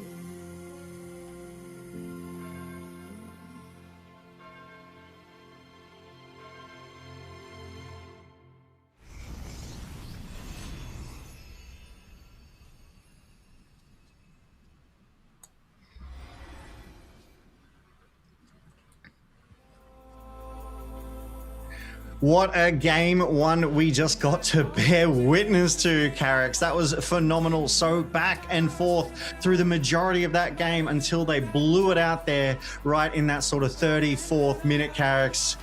But we're getting ready for game two. What are you looking forward to, or what are your takeaways from that game one? I think what game one showed me was what happens when you have a very scripted game plan and a good shot caller. Because I want to compare it to last night. Dom, in most of the games, not so much game three, but let's talk about game 1 and 2, came in and clearly had a plan. These were scripted drafts. They knew exactly what they were going to be playing. They knew how to play it for about the first 15 minutes. And got gold leads. And then after that first 15 minutes, started to fall apart. GZ, it was completely different. They looked like they knew exactly what they were going to do. They had their objective setups, and I guarantee their coach is sitting backstage and just being like, yeah, exactly. I played you like little chess pieces and you did exactly what I told you to do. And then after the scripted part of the game comes out, when there's too many variables, clearly a shot caller took over because they stayed super disciplined. And that's exactly what I want to be seeing out of our LCP teams. Exactly what gives me so much hope. If it is ground zero, they make the run to first stand. You have to be able to do both. The coaching and the shot call. Definitely. It's a synergistic combination there. You start the game with the coach in your ear, helping build that strategy, helping build that draft, but it is ultimately the shot caller, the leader, someone who makes those mid-fight decisions or even those macro level decisions during the game, because as we've said, we are in playoffs. There are no coach comms here, so no coaches are able to call in up to 3 times a game for 45 seconds. It's just not a thing. So these shot callers, they become even more important. And dare I say, some may even be getting themselves that experience. We do know that this is GZ's first split here in the LCP, and they've already made it to playoffs. So they've definitely got some of that magic. They've definitely got some of that X factor that is going to get them across the line if they can make their way through CFO here tonight. And the draft is live. We do have that Poppy ban. We do have that Azir ban. And I'm wondering if we're going to see a Rise ban. It would be interesting if we don't. He went all the way through. The Orianna is gone. The Azir is already banned. Sort of the last big control match. Talia, of course, is still there. Might be something that you answer the Rise with, but I'd love to see Jimmy in particular has had some really fantastic Rise performances. If I'm ground zero, I would love to see the blue man in our mid lane. You are so right. And GZ, with that last game draft as well, it felt like they played the meta well. And that meta that we've spoken of is globals. The team that seems to get globals, get the most globals, has that priority, has that advantage, is able to turn fights around so much quicker than the team that has none or fewer of them. So it will be interesting to see which team decides that they value that global more. Galio still up, Rise, Talia still up, even Nocturne is available. And yeah, we do see that Wukong and Ahri ban coming through just onto the jungler and mid laner. And GZ, they're deciding what they want to ban away. They've got Azir in the mid lane. They've got Varus in that bot lane. They don't want Doggo in it. And there is the blue man, Carrick's Rise, banned away for game 2. Yeah, I think there's 2 ways to play that. You either ban Rise and go Jimmy in on an assassin, or you play the trade of giving away Rise, getting to Leah for yourself. I certainly prefer this approach. Does mean Rest gets Rumble. Rest on Rumble is a bit of a menace. It is true, Carricks, and it is a classic top laner. As GZ, they look to be setting themselves up to prio their support. So they really want to put their bot lane in a strong, advantageous position. I have to imagine that this would have been banned away in the second round if they do lock in this Nico here. And there it is. They've revealed half of their bot lane, but I can't imagine that they would pick up their AD here. Surely they can get that counter pick on the top side before it's banned away in that second round of bans. But with Cassante gone, that classic matchup into Rumble, it does make me wonder what they will pick here, Carrix. I love this first rotation from GZ, securing Orca, what in my opinion is the strongest support at the moment. I think Nico is still sort of unmatched despite the suite of nerfs they keep throwing at her. I think Husha has looked fantastic on the Xin Zhao, and so far I think Xin Zhao has been the most plug-and-play jungler in the LCP, but an instant response of the Vi Talia. Jimian, you have the suite of mid laners to pick from, but just know that you're going to be getting a visit at level 6. And you need to be able to respect it. Maybe play under the lane, maybe have your flash ready. Hopefully it is not burnt too early, as Twisted Fate is being hovered an awfully long time here. Surely this is not picked up, as we do see... Yeah, LeBlanc. We've seen LeBlanc on the Rift a couple of times here in the LCP, and Jimian is a monster with it. Currently does have a 100% win rate with this LeBlanc, so surely that has to be something CFO is aware of and may even have to build the rest of their draft around if they want to compete into this one, Carrix.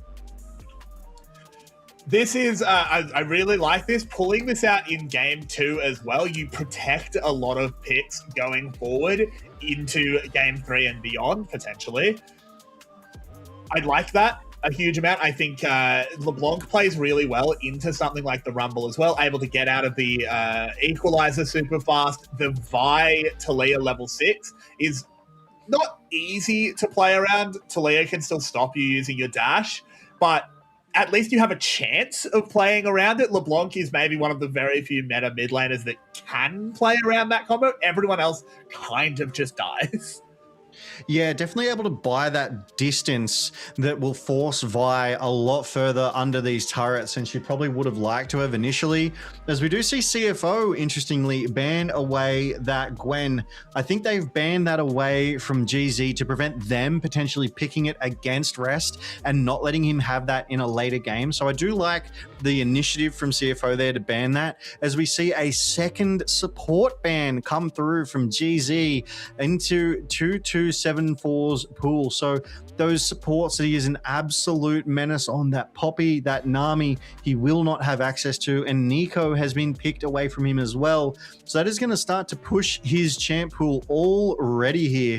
We might see the likes of a Thresh or a Nautilus, but it all depends on what they want to play around with their AD, as their final ban comes through, and it is Ornn. So they are preventing Izhang getting that Ornn on the top side, that absolute tanky top laner with those passives that gives him extra health and resistances. And GZ, they're toying with us here, Carrix. I think Nah makes sense. I don't think with Cassante gone, you necessarily want to play a tank into it. He actually is just gonna does go back to the Nah. I was gonna say I thought Aatrox was insane, so I'm glad he didn't do it and had me try and justify it. But Nah makes a lot of sense. Has a pretty good matchup into the Rumble. Can just play that one out. Doggo hovering the Lucian at the moment. I think that does make sense. You want to play a shorter range comp here. You want to be able to go in alongside Shadow, get inside the Crescent Guard when Husha dives on you. But let's actually wait to see what he locks in, because we're doing a little bit of cycling. Or if they'd locked... I feel like I would have loved to have seen 2274 on a Silas just for the fun of it. But it is too serious... I know, but it's too serious of a series to let that one through, as Doggo locks in Ezreal for himself. So we will have to see how he performs here tonight with that one. And Karma, such a fierce support, able to bring so much utility to bear. And we have seen 2274 pilot this one pretty well here in the LCP, as GZ, they look to be hovering Siva, that wave clearing monster, able to get in nice and close. But it makes a lot of sense. Yeah, having that long range, yeah. Good pickup here from GZ in their 5th and final slot as the graphics are updating. And I love when they do that. And then like the champs go in the spots that you just aren't expecting them. Like Nar is support. Like, what now? But just to go on that ADC pick, I think Sivir is the pick if you think you need damage, which this composition kind of does. They're not a super high damage comp. Obviously, LeBlanc deals a lot of damage, but it's burst damage. It's not consistent over the course of a fight. If she gets zoned out by like a shadow, you have problems. But I just can't imagine playing the lane as Sivir. I just think he would be 2,000 gold down coming out of the lane. So I think Sivir was the better pick if you could start this game at 25 minutes. Unfortunately, you can't do that. That would be cheating.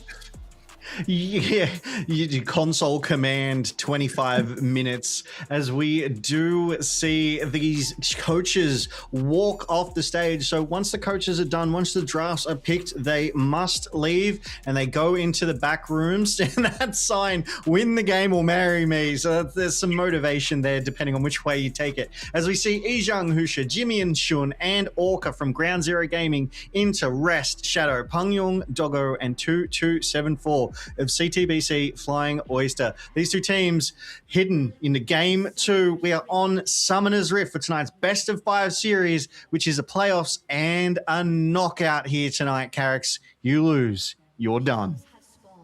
Exactly. And it would be incredible not to see CFO moving on. Down 1-0 at the moment. The team that was unstoppable last year in the LCP are in an elimination match, Logan. Isn't that exciting? But of course, there is a long, long way to go. So right. This is a best of 5 and we are only in game 2. Unless GZ 3-0 sweep CFO, I think we're in for a fair few good quality games of League of Legends here tonight. As CFO, they've definitely got some strong positioning here, Carricks, and some amazing poke. Yeah, exactly. And this is why I was talking about you can't play Sivir in this lane, because that's bad enough, and Jin actually does have some range. It was a bit of a mistake there. GZ stepped up way too far. They just got pincered between the two very, very pokey champions of the Ezreal and the Karma. This is obviously a pretty terrible start for the Ground Zero bot lane, but at least Jin can sit further back and actually have some chance to farm. Yeah, some agency, some way to farm back up. Shun did take the recall and is already running back onto the Rift. In fact, Shun came back so quickly, he didn't even get back up to 100% health. And then he is met with just an attack from Doggo in the face. So CFO, they are applying unrelenting pressure right now as Doggo takes his own recall, and Shun is very nearly caught back up already.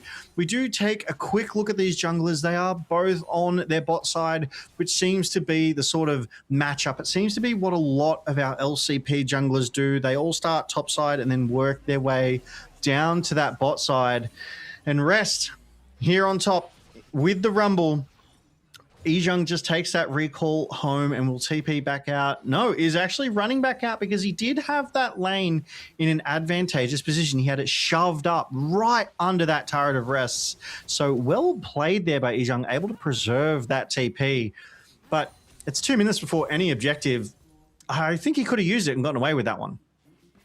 Potentially, doesn't necessarily just need to at the moment, can just save it for if he gets ganked and gets chunked. It's just always good to be a little bit more dynamic if you don't need to burn it. One other summoner spell I do want to comment on is the fact that Doggo has gone for the barrier this game. Ezreal's very often take the teleport, as there's a bit of a biff here. The Scuttle Crab, I didn't think they were really going to commit, but they're going to keep on going. Shadow taking a huge amount of damage and then moving it in onto Pungyon. Husha playing the push well, does go down, but the red buff, the slow, the Nico binding, Jimmy and just needs his spells to come up. There it is. The Sigil of Silence takes down Pungyon. Yeah, that was the LCP, folks, where we will make or break games on Scuttle Crabs, and it is playoffs, and it is exactly the same situation here as GZ. They sent more members more quickly to this fight around this Scuttle Crab. So Husha moves in smites it down, and Shadow is there. He's ready to fight. He said, how dare you smite my Scuttle Crab? And Pungyong and Jimmy, they arrive at the same time, but you'll notice that Orca rotates. Orca gets here first and is able to turn this back in the advantage of GZ. But unfortunately, 2274 is nowhere to be found. He never rotated. I would love to see how that wave state was, because I just feel like that was a decision that was made that could have turned that fight around. It would have been on an even level playing field if 2274 had managed to make his way up there, Carrick's. But now we see Pungyong, no flash, no TP, Jimmy in 2 kills. So that's some amazing advantage. I'm fairly certain he will not be down in gold come the 10-minute mark, Carrick's. No, he will not. Has got the Dark Seal as well. Whenever a LeBlanc feels confident enough to put on the ring, you know there's a little bit of trouble brewing. This is a champion you do not want to give early leads. And the really disastrous thing is, I called it out in draft, you pick Vi Taliyah. You want to visit mid lane at level 6. You want to pick up a fairly easy kill with those ultimates. You can't now. You're too far behind. We do have some trading coming out on this bot side. 2274 and Doggo will not be bullied away from trying to kill their counterparts in that bot side. But Ejiang having all kinds of fun in that top side as well, forcing Rest under his turret. Again, that ranged advantage that mini-Gnar can bring proving valuable, and Rest is just going to pop that equalizer to clear the wave out, buy himself that CS and that gold so that he can take a quick recall back to base and undoubtedly TP. So with that TP down, he will not be able to make it to this Drake, which is breaking out CFO. They have that bot side and mid lane priority. They should take this one pretty uncontested, and that will be the first Drake of the game. It is a Mountain Drake going over to CFO. So clean from them to push those waves in and get that advantage nice and early. And we do see Husha rotating to the top. That early priority is still present in the bot lane despite the mistakes in mid. As Jimmy moves forward, lands the chain. Pungyong has to find a way out, does get under tower, but Wind has become lightning. They move in on him. The flick doesn't land. Ooh, lives by the hair on his chinny chin chin. As there is a Vi moving around. Pungyong desperately wants to clear this wave. If he's covered by Shadow, he'll be able to. He does manage to get out of this one. Whew, really well played there by Pungyong. But one thing I did want to highlight there was the patience from Husha. He did not use that Wind becomes lightning until the last possible moment, until he knew exactly where Pungyong was going to be and when, because you've got to sort of predict ahead of time with that one. So just really smart, really heads up, great patience from Husha. Ultimately, it did not land into a kill, but it did get some excellent pressure and it did buy some priority for Jimmy in that mid lane matchup against Pungyong.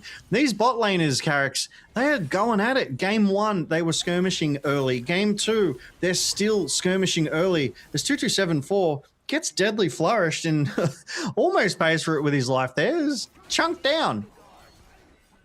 Rest does manage to get that speed boost away from Husha. No off-tempo kills going up there. This top lane, we haven't really been talking about it, and somewhat to be expected, unfortunately. Top laners everywhere. I know your pain. I play this lane. You don't do anything until the first couple objective fights. We're just going to hit each other. We're going to farm minions. It's the gentleman's lane. It's respectful, it's gentle personally, where, you know, I'll hit you, you hit me, all right, but not too hard. We'll just, you know, keep it friendly for now. And as you say, those objectives so critical. Shadow prioritizing these grubs. They saw what GZ were doing in game 1, prioritizing all of these jungle objectives, and now it feels like CFO has taken a page out of their book and they are prioritizing the objectives. You know, Shadow, CFO here doesn't even look like they actually have priority in that mid and top side. So GZ just kind of letting them get away with these grubs here. CFO has got to be pretty happy with that one. As the ward control, if we take a look at that, and CFO, they've got it down in that bot side river, but GZ are matching that vision equally. So Husha setting up. He is here in the bot side. Ult comes down, Carrick's. Yeah. The pizza slice opens up as the shots rain down. The W from Husha misses, will call off the play, but it's just a bit of the pressure relief on the GZ bot lane. What I wanted to talk about, though, is that, yes, Shadow is picking up these early objectives. Husha still just lingering, so we might just keep an eye on that. Yes, Shadow is picking up these early game objectives, but this composition from CFO needs to be ahead early. Oh, 2274 a little bit caught out. The Deadly Flourish is in. There's a re-engage coming. The Talia arrives. 2274 will go down immediately. They turn on to Punyon. He misses the flick. Husha will burn down, but can they find Punyon? They absolutely can. Jimmy now moving forward. The Deadly Flourish can't quite land. Just the 2-for-1, but that looked like it could have turned into a bloodbath. Absolutely there, Carrick's. It's just GZ responding again very well. In a lot of trouble, has to flash. Rest bearing down. A hop will get him a bit further, but a flash from Rest should burn Ejung down. Very nicely done there from Rest. The gentle personally lane turns into a bloodbath, but we go back to this bot side engage, and Husha's patience is rewarded. 2274 walks back in, and Husha, with that Crescent Guard, was able to prevent Shadow from getting in earlier, forcing that ult out, buying the time for GZ to rotate, and Jimmy was quick with it. As we do go back to live, there did seem to be some supportal combat coming out from 2274 and Orca. These guys, they're unrelenting. They're not going to let this game go quietly. But Rest was able to get that solo bolo on the top side into Ejung. As we go to this replay, Ejung runs in under turret, does have that full wave, but Rest, unafraid, times this so well as that Mega Gnar goes away, knows Ejung is exhausted in that mini Gnar, and just takes him out clean as you please. So really nice play from CFO's Rest there to get that back in what was very a one-sided affair on the bot side and keep CFO nice and close to GZ. But Carricks, you were saying a little earlier. Well, it kind of illustrates this competition from CFO wants to be very far ahead. Doggo has a nice little lead over Shun in CS, but with that kill coming in, completely nullifies it in gold. You're playing Ezreal Karma. You should be 25 CS ahead. This is such a brutal lane to play into. Yes, Nico is ranged. Yes, Jin can sit back. But you need to see a big lead for Doggo and 2274. But with the fighting around bot lane, it just hasn't really panned out that way. Yeah, it definitely hasn't been a normal bot lane where they just farm up. As CFO, they are pulling the trigger on this Drake. GZ, they've got the numbers. They've rotated. They want to contest this, Carricks. It's gone down, but yeah, just kind of coming up, having a think about it, but in the end, not able to stop it. And CFO are snowballing objectives. I talked about how this lane wants to be further ahead, but what is going right for CFO is this dragon stacking. They're 10 minutes away from a massive win condition. You are so right. They are prioritizing these jungle objectives. They're moving as a group. They are tightening the noose gradually here against GZ. But GZ, they still maintain a very small gold lead through their mid and bot sides. So they are playing well. They are up to snuff here. They are competing, and they will not be pushed over here in this game too tonight. But I do want to take a second, those role quests coming through, to take a look at this mid lane. Pungyong was actually able to use his Weaver's Wall earlier to get involved in that fight, turn the odds back in their favor, which is what we expect at Carricks. Some trouble, needs to make distance, can't do it. Husha is here trying to trade onto Punyon. That might be all he can do, as he's now trying to find his way out. Won't even get the trade kill. Shadow, lovely buffer on that Q, doesn't get knocked up. Husha has his Raptors to get over the wall, but it's a lovely play there by CFO. Yeah, really well done there by Pungyong and Shadow to tee that kill up onto Jimmy and Husha. Great job escaping at the back end of that fight. Very nearly got hit by that flick from Pungyong giving that kill over, but it was not to be. Husha's too quick and able to get away. But we do see this trading in this bot side just continue. They're just going out. I'm waiting for like one of these fights to just break out and it's like a big trade on the bot. But they're so good. They're able to dodge all of these skill shots. As we go back to this mid lane replay, Jimian so far up, but knows Husha is close by. But Pangyong and Shadow just able to get that damage down and dodge that wind becomes lightning spectacularly. I think if that one had landed, Pangyong may have been on the respawn timer, and Husha does so well to escape over that wall into that jungle camp there, Carrix. It's this level of play that you just love to see. And Husha, he's invading. Had to think about it, but Shadow was there in time, so he's going to call that one off for now. Jimian, of course, threatening a play as Pugyon just manages to surf out of that one. This is a tricky, tricky situation for GZ. You really want to leverage the fact that Jimian is so strong before this tier flips for Pugyon. Because once that tier flips, he is really, really hard to kill. Let's have a look at this replay. Yeah, this is that bot side fight that broke out. 2274 aggressing, flashing forward, gets an excellent RQ combo onto Shun, but Orca with the pop blossom turns it back around onto CFO. And Pangyong is just left to run away there. Excellent curtain call from Shun as well. Made that distance and was able to just lay that damage down on top. Nice and safe. As CFO, they did pull the trigger on this Rift Herald, but GZ, they're here to contest. They're committing the TP Carrix. They want this Rift Herald. They want to stop CFO from getting it. That they do. In goes Shadow. Can't land the smite though. Husha will get that one. Should be able to clean up the opposing jungler as well. There's an equalizer making his life really difficult, but it's not difficult enough as the collapse is here. Jimian has picked up 2274. Rest is in trouble with Ejun slamming him into the wall. Wallop brings out the rock. They lose the Herald. They lose 3, and it's only traded for the 1 tower in bot. That felt like an uncharacteristic fight out of CFO. 3 lost for the Rift Herald. I don't think Jimian will quite get him. Jimian, oh no! Oh, but opens up the curtains are open. 2274, get down, Mr. President. We've seen these bullets curve, Carrix. I wouldn't. I still held my. Yeah, I held my breath that whole time. I know 2274 was in front of him, but I'm like, we've seen this before. Those bullets can curve, but 2274 successfully saving Doggo. And I love Doggo was a little bit cheeky there. Jimian went back in and Doggo flashed away and popped the emote before that last turret shot hit and took Jimian out. As we see this fight again, Shadow went in, he had to compete on that Rift Herald, but CFO, they just had no cohesiveness here in this fight. They weren't grouped up. They didn't have the, I want to say, priority on the Rift Herald. This Doggo does spot Jimian out. Jimian, beautifully done here.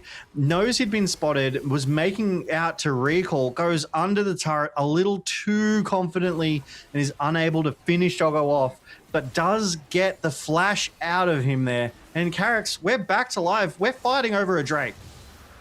Well, the Drake has immediately gone down and the evacuation is easy enough for GZ. And just one last comment on that Herald fight is you said he had to go in to go for the trade, and that's certainly clearly what he thought, but you were trading for bot tower anyway. Herald gets a tower, you were getting one. It was an even trade. It was so unnecessary.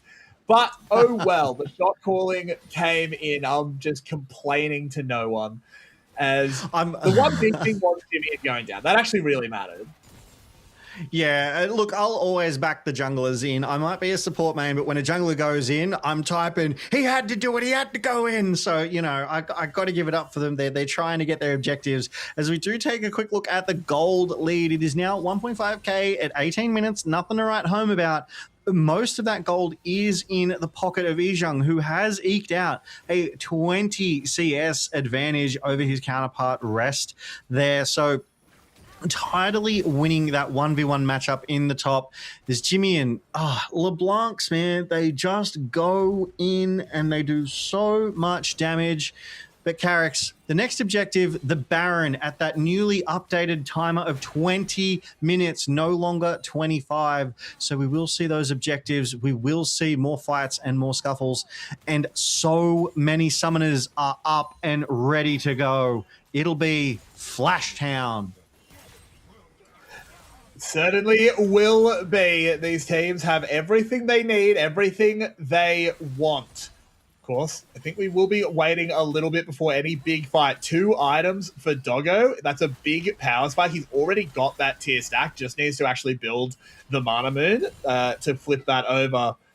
Pungyon as well, not too far away from his second item. Has actually just been quietly building a lead. Has really been finding waves to farm. Has been quietly achieving in these fights.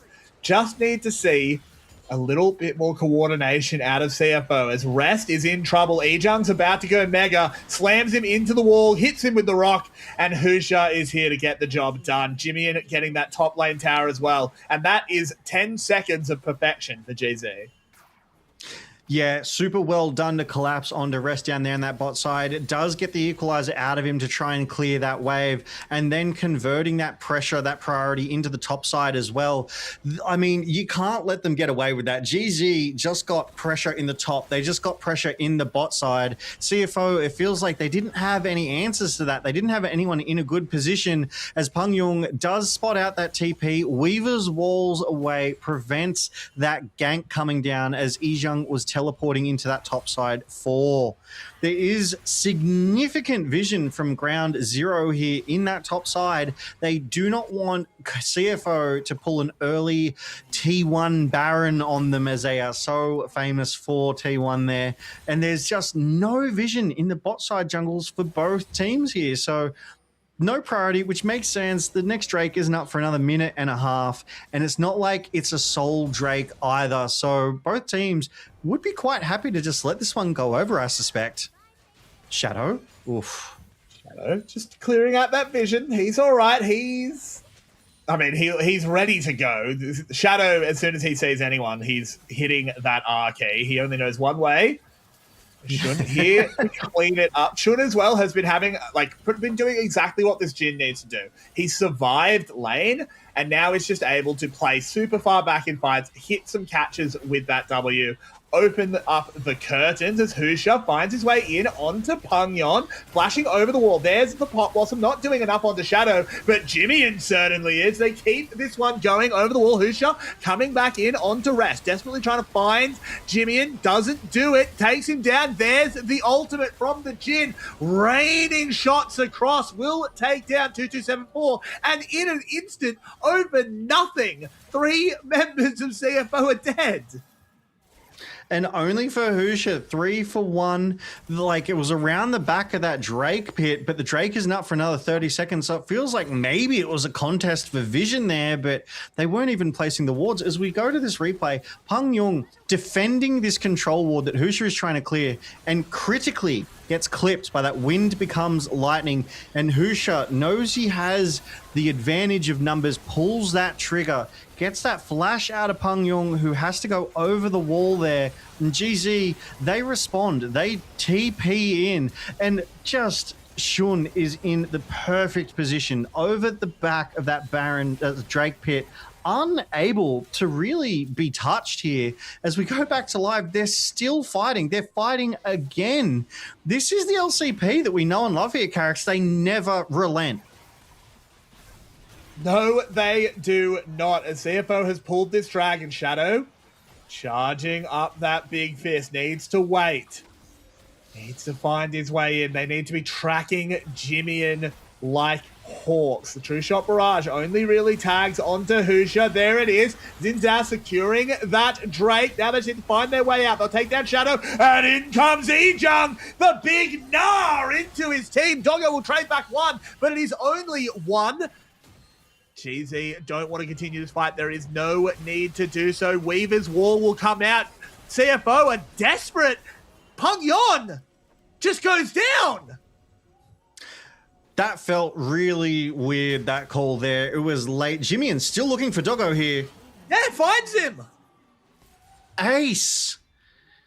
Carrick's an ace out of nowhere. That was over a Drake. I mean, GZ got it, and CFO lost the fight. They could have disengaged. They could have got away, but they thought that they were able to find something late here. But Ground Zero Gaming just punished CFO. They took them to the cleaners and left with everything. And 2274 might... Oh, I was concerned 2274 was going to be caught out there as GZ are still in that topside jungle. As we see it again, that Arcane Barrage.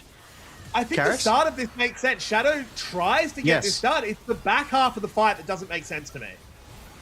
Yeah, absolutely. Great equalizer over the backline from Rest. And here's where they should have disengaged, right? Doggo gets away. Peng Yung gets away. GZ, they don't want a bar of it. I think this is Peng Yung trying to get Ijung, but he's just able to hop away into 3 pretty healthy members of GZ. Ijung, like, even if he gets him, he still dies for it. But this is a little bit unlucky. Jimmy and just finding Doggo being a LeBlanc, there's not too much you can do about that.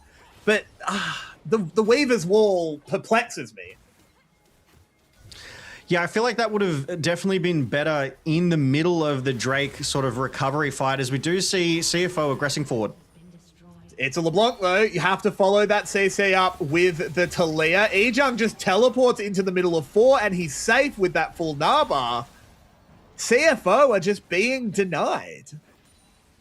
They're definitely playing to the tempo. They're definitely playing to the pace that GZ is commanding. This feels like it's GZ's game, and CFO is just in it. They're the pawns, and GZ is controlling who goes where and when. And you might wonder how that's possible when, you know, there's 5 players on the other side. But because GZ has that priority, because GZ, they're deciding when they want to start these fights up and forcing CFO into them, it's just... Right now, this is a different game to Game 1. Game 1 was so close all the way up until the 34th, 35th minute. But right now, GZ, they have a commanding lead. And I mean, Doggo, he's getting the damage down, but it's just not resulting in these team fight wins. He's only got 2 kills. Shun hasn't even died. And that's a real condemnation so far of CFO, because Jin... You have to pick. If you don't want to die, you shouldn't really get kills because you're just going to sit back and sort of be a utility ADC. If you're picking up kills, you're playing Jin. You have no mobility. You should be going down at the end of fights. But Shun is just kind of doing both. He's incredibly safe. Rest, on the other hand, is not safe. He just gets exploded, and GZ grow this lead. It's ballooning. There's a Baron easy to take. This will snowball perfectly. They'll reset, go to Dragon, pick up Soul Point. It's all coming up GZ. As fans of GZ would say, but CFO will not let this go down without a fight. GZ peasy, Carrick's, but fight. Teleport has come in. Baron on 3k. They just want to mark Shadow. As soon as his Q time's out, he's zoned away. The Baron's gone down. GZ, they know they don't need to fight. Can CFO find anything? A Weaver's Wall does cut off too, but it's not the right two. As Doggo in the back is a threat. They'll sacrifice Husha for the cause. Orca trying to find his way out, does it with a blast cone. Shadow is in a bit of trouble, takes an enormous amount of damage. A cheeky little flash there to dodge the deadly flourish. Only 1 Baron buff taken down, 4 survive. It's a repeat of Game 1, but GZ are in an even more commanding position now than they were back then. They give up 1 to keep 4 on their team. But I really want to call out Orca there. I hope we get to see that replay. The deployment of their ultimate was perfection, and hopefully we get back to that. But before we do, GZ, they're up nearly 6k gold here, and CFO, they know they need to be contesting these objectives. They're first to this Drake pit, so they've got that priority. They should be able to clean this one up. But GZ, they will not let this one go down quietly. They are closing in. They are. They're not going to be able to get to the Dragon in time. Husha was just a little bit too far away with him being the one that went down. But CFO, they're being herded. Do GZ want to continue this or just zone them off the wave? You see the wave is pushed in mid. At the moment, they have so much tempo. CFO need to get over there to clean that up. And GZ is just delaying them. Yeah, I really do like this out of GZ. They obviously followed up on the Drake and they knew they were a little bit too late. The Drake did go down and it was just you need to make a fighting retreat. Otherwise you'll lose members and we'll push that mid wave in with these Baron empowered members of Ground Zero Gaming.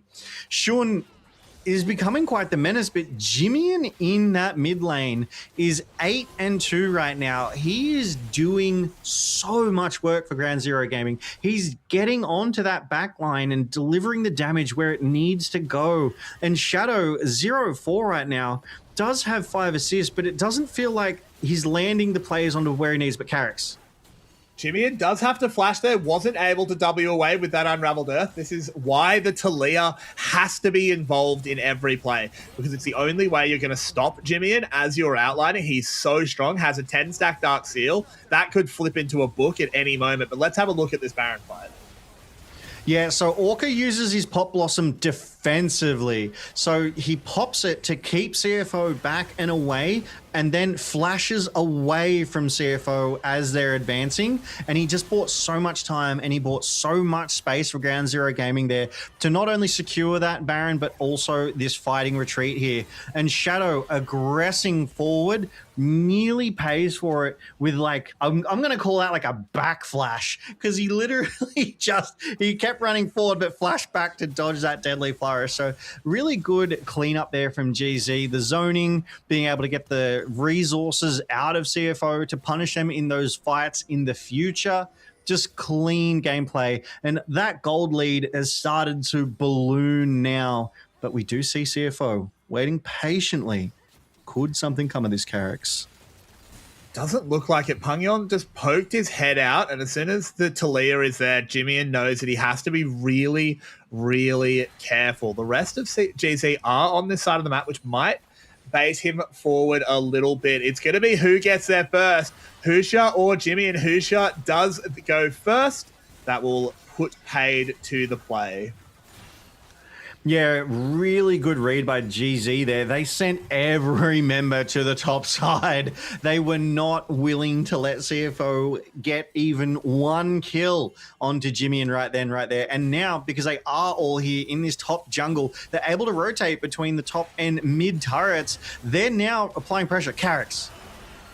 Moving in, Jimian has immediately gone down. A huge win there for CFO. They need to snowball this into a fight. The Weaver's Wall comes out, and the boys are on the way. The flick back there onto Husha. He'll go into that GA, but he has no flash. He has nothing as he gets up. He'll just be taken down again. Pangyon the beneficiary, and out of nowhere, CFO have found 2 big kills. Yeah, Ground Zero Gaming, it feels like they overstayed their welcome there, and Shadow really set that one up. Just as I was critiquing, he's turned it around. He was able to find that initiation onto Jimian, and Pangyon able to finish him off with so much damage from that flick. Really well set up here as we do go to this replay. Jimian just confidently walking forward here, suspects nothing, and Shadow punishes him, setting Pangyon up nicely. And then they know GZ is here, and CFO, they're in the area. They throw down that Talia's Weaver's Wall to try and hem them in, to try and keep them in the area. That Equalizer doing so much damage, so much zoning, and CFO punishes GZ heavily for their transgressions in that top side. Now, Logan, it's tense. Yeah. It's tense. We're 40 seconds away from a potential soul for CFO. They put on a little bit of the comeback on the top side. They need to continue it. You are so right. Fight. Absolutely. I mean, GZ, they have the pressure. They have the waves pushed up. CFO, they're on the back foot. They're forced to be defensive here. A little bit of trading between Pangyon and Jimian. A TP being committed here from GZ. They want this Drake, it seems, as the Baron has just spawned. They have to find something as Husha's gotten onto the backside. They're on top of Doggo. The pizza slice opens up. Can they weave the bullet? Oh. Jimian finds him in the backside. Rest is going to take a kill on the other side, but it just doesn't matter because GZ have accessed the backline and they're stealing everything. The kills come in. Rest falls. It's a 4-for-1. Dragon will go to GZ.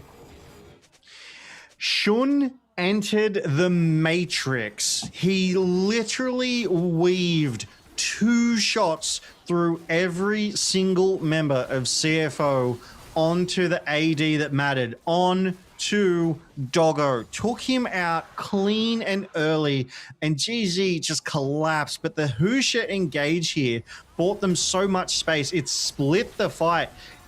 Just flashes over the top, forces 2274 and Doggo back. And as you see, look at that. Just spectacular from Shun. Pangyong even read the shot, tried to get in the way, but was just not quick enough. And yes, Rest does punish Shun for that at the back end, but goes down for it. And GZ, they just pick up this Baron for free.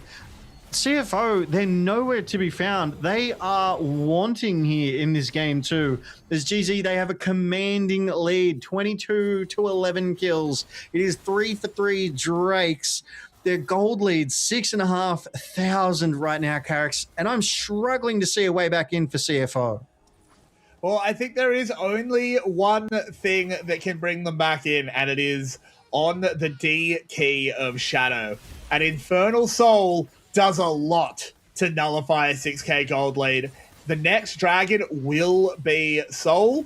That is going to be it. That is last chance saloon for CFO. If they give up the dragon, they will not be winning. Shadow is getting engaged on, goes into the GA. Husha needs to find his way away. Doesn't want to get one shot on the backside. Pungyon is hunted down and killed. Shun comes in, lands the bullet, throws the grenade. They just need a little bit more on Shadow, who will actually run for quite a long time. They're just going to give up on chasing him. They won't be able to hunt him down. So Shadow lives, but GZ are dominating.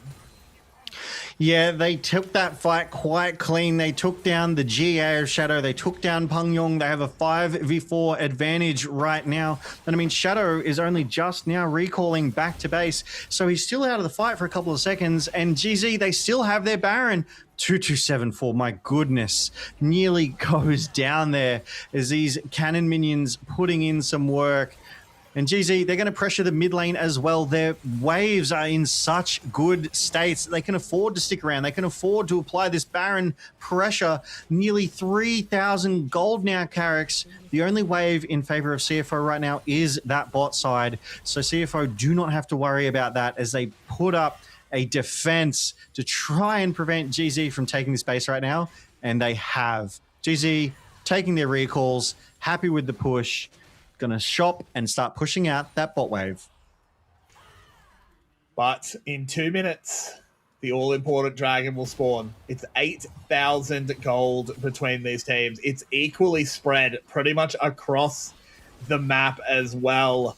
Doggo, the closest to parity, someone that can still be activated. This is still a 4-item Ezreal.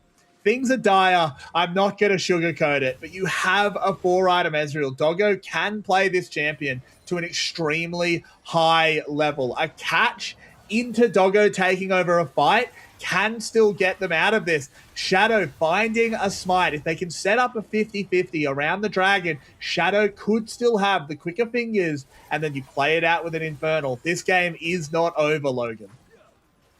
Not by a long shot. It's not over until the game, the Nexus, is destroyed. But with that dragon coming up in 1.5 minutes, the Baron power play just ending, and admittedly, these waves, they are not in a good position for CFO right now. So GZ, all they need to do is keep herding these waves in, forcing CFO to be stuck in their base, clearing them out, and they get themselves that priority. You can see them flooding that bot side CFO jungle with wards. They have full vision control. They will know who is coming. They will know where they are coming from, as a little Arcane Barrage cheekily goes down over Orca, instantly responds with that lens to spot out any wards, but it was in that brush a little bit to the north. You do like to see it, but ultimately, the Drake in 45 seconds, it's probably going to make or break this now, Carricks and GZ. They're confidently in CFO's bot side jungle right now. It is, and the wards are what scare me. CFO can't see anything. They are completely blind. The teleports are coming in. The dragon is up in 20 seconds. CFO, you have to get in here. They're trying, they're fighting for vision. The poke is serious coming out of GZ right now. You have to respect it. They're already retreating, Carrix. They're calling down rest. The Rumble arrives, has a massive shield, needs to use it to tank the poke, to walk in. Dragon has spawned, it's been pulled. But Ground Zero can play this slowly. They know how dominant their position is. But they're just going to take it. CFO don't think they can get in. That's Dragon Soul just being given away.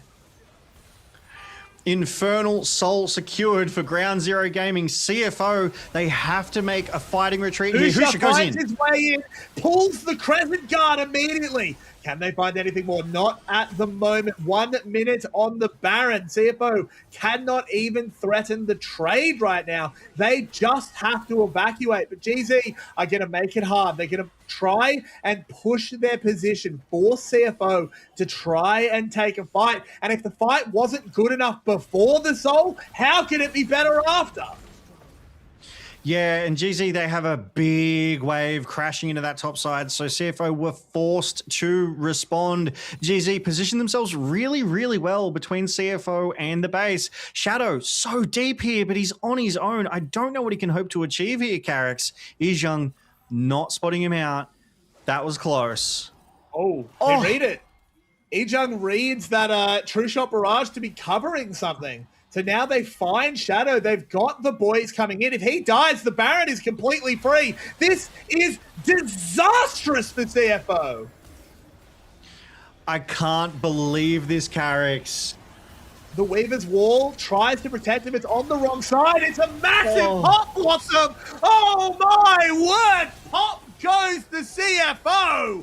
They are chased out of this one. Doggo caught out by Husha. The wind becomes lightning, not quite landing, but in comes Shun, throwing missiles from that rifle.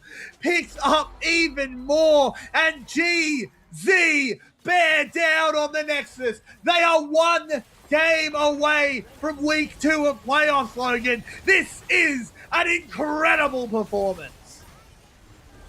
Absolutely, and frankly, it was off the back of the CFO era, that, if we want to call it that, because as you so rightfully called, that arcane barrage coming so close to Ijung knew there had to be vision close by, and using that experience, that game sense, throws that boomerang into the brush and just gets Shadow, which ended it all.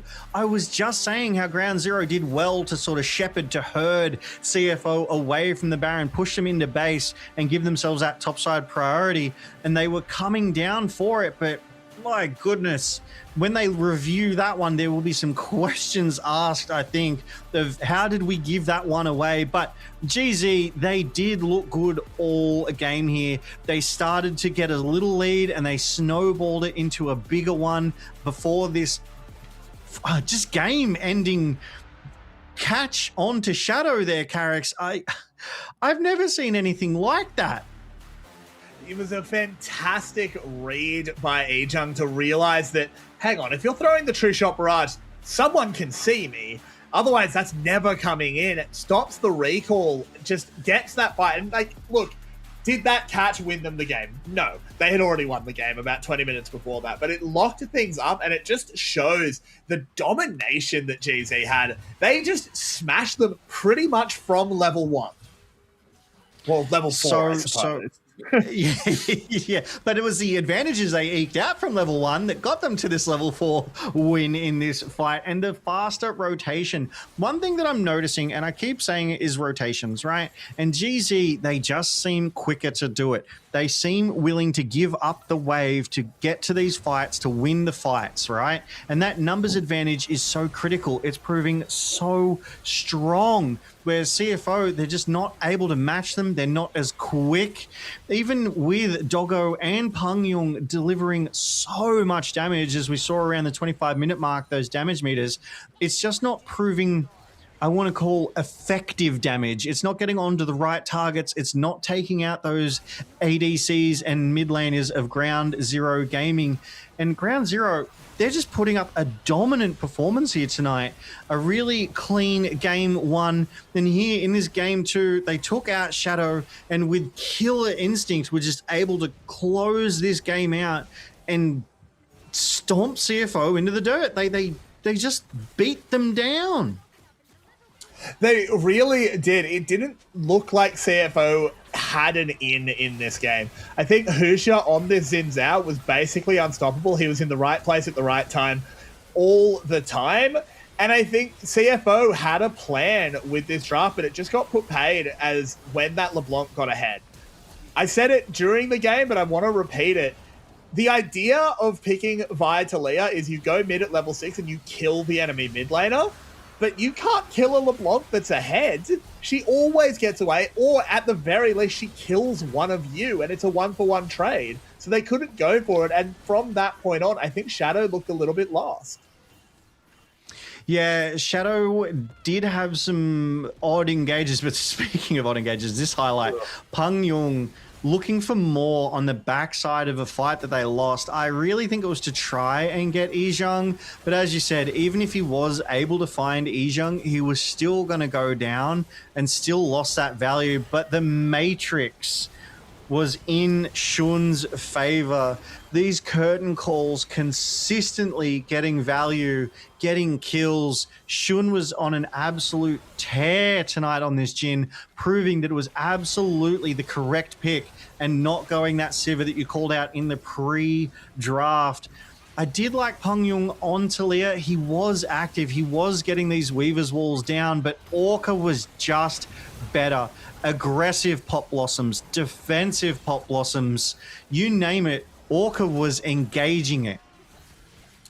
Yeah, I think Peng Yung was the bright spark for CFO in this game. He actually was really handling Jimian in some of these exchanges, able to get the Unraveled Earth under the LeBlanc, deny a lot of escapes, a lot of engages. Jimian could have really, really taken over that game, and he kind of did, don't get me wrong. But it could have been a hell of a lot worse if Talia had gotten super ahead. Are you ready for today's match? Over top.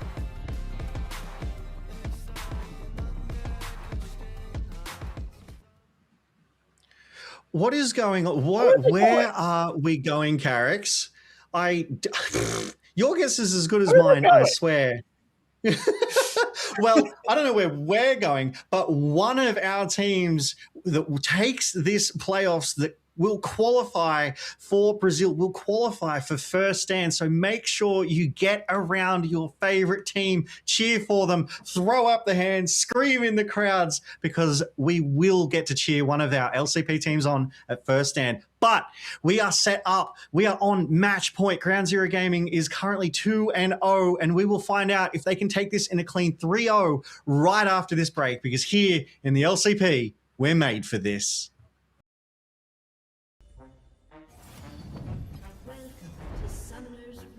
Đợi em xíu. Ê này, đi đâu đấy? Hả? Game bắt đầu rồi kìa. Chuột nổ luôn kìa. Ừ, bây giờ chuột nó tức sát thương.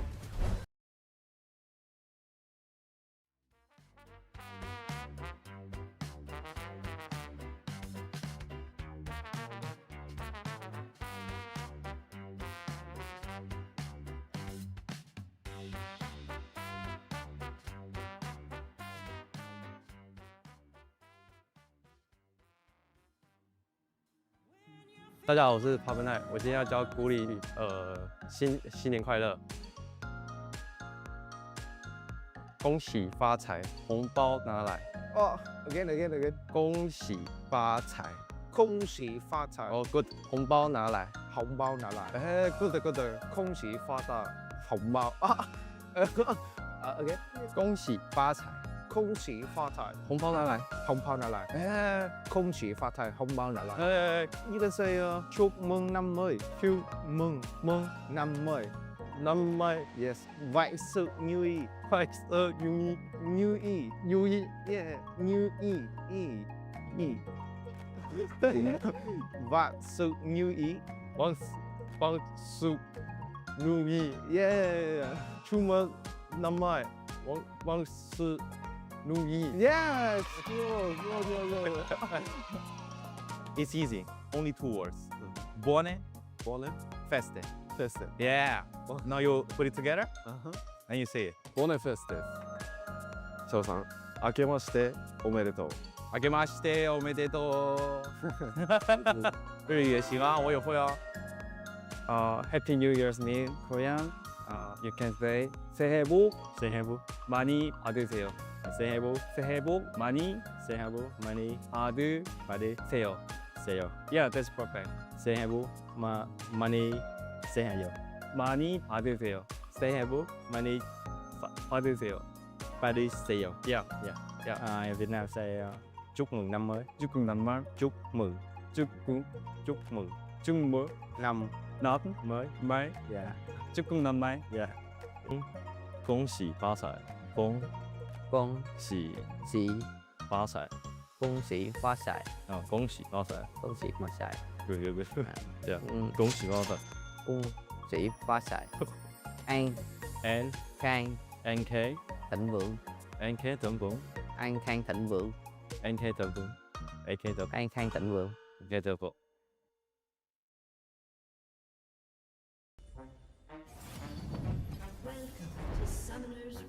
Đợi em xíu. Ê này, đi đâu đấy? Hả? Game bắt đầu rồi kìa. Chuột nổ luôn kìa. Ừ, bây giờ chuột lấy tích sát thương. Em vừa làm gì rồi? Nhiệm vụ xong rồi kìa, lấy quà đi. Em ở đó làm gì? Đi về đi. Đi tìm Akasan đi. Ataka bị xóa rồi, độc bán cập nhật đi chứ. Đánh thường mà đâu ghê. Bộ mới mà. Thôi không chơi nữa, độc bán cập nhật đi rồi tính tiếp.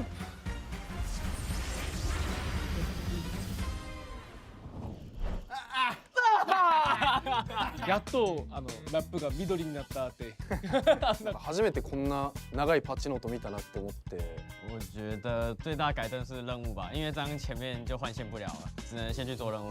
すごく ADC は前より強いロールになってたもんで楽しい。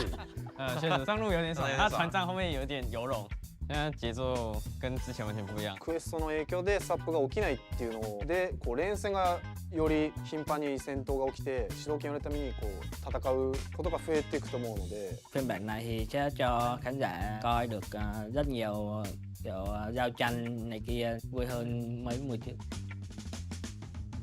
我感觉就是钱会来得很快吧，因为塔皮每个塔都有塔皮，塔钱也会让游戏进程变快，大家装备会成型的比较快。 Theo mình nghĩ thì với cơ chế trụ khi mà đẩy lính vào nó sẽ có nhiều bông hoa mặc gọi trụ thì khi tụi mình sẽ lấy trụ dễ dàng hơn, tại vì khi đó thì tụi mình gây sát thương lên trụ sẽ tăng rất là nhiều sát thương. 然后2打2的话，我觉得之前太影响游戏了吧，因为每次到20分钟基本上都会在那里挂机。20分からめっちゃ戦うんだけど、今20分に上がるパロンは今めっちゃ硬いから簡単になんかタッチできない。以中路来说肯定是科技强啊，因为阿卡丽这样很快能突发电信。新しい一兵みたいなやつありますよ。 Tại vì mình đã đánh rất nhiều tướng lên trang bị đó, mình cảm thấy trang bị đó khá là lỗi. ADC なんでやっぱりストームレーザーなんかすごく強いアイテムが戻ってきたので、なんかやっててすごく楽しいなっていう。Và mình cảm thấy khá là thú vị khi mà chơi ở phiên bản này. Read the patch notes. Go read the patch notes. Please read the patch notes before you play.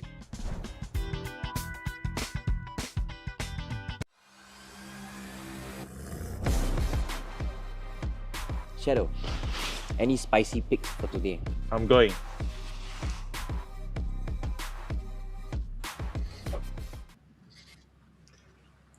Where do they go? I don't know. Have you been? I haven't. I don't think I'm going. Maybe. Maybe it could be First Stand. Maybe it could be Brazil. I think all of these teams could potentially, but you'll have to stay tuned and find out on February 26th to find out where everyone is going, Carrix. And I'm excited because I don't know where they are. Well, I know where one of these teams are, and it's sitting on match point, ready to lock themselves into week 2 of the playoffs. That team is Ground Zero Gaming. You are so right, my friend. Can you believe that Ground Zero Gaming are currently 2 games up over CFO after the team that in 2025 represented the LCP at every single international event? That was phenomenal. But like any and all teams, we see them change over the splits. We see them have roster rotations as Ijung Husha, Jimin, Shun, and Orca will be representing Ground Zero Gaming here this evening with the head coach of Sky Walk. And let me tell you, they're putting their best foot forward. They intend to take tonight. And it starts here with the draft and a ban on Demundo.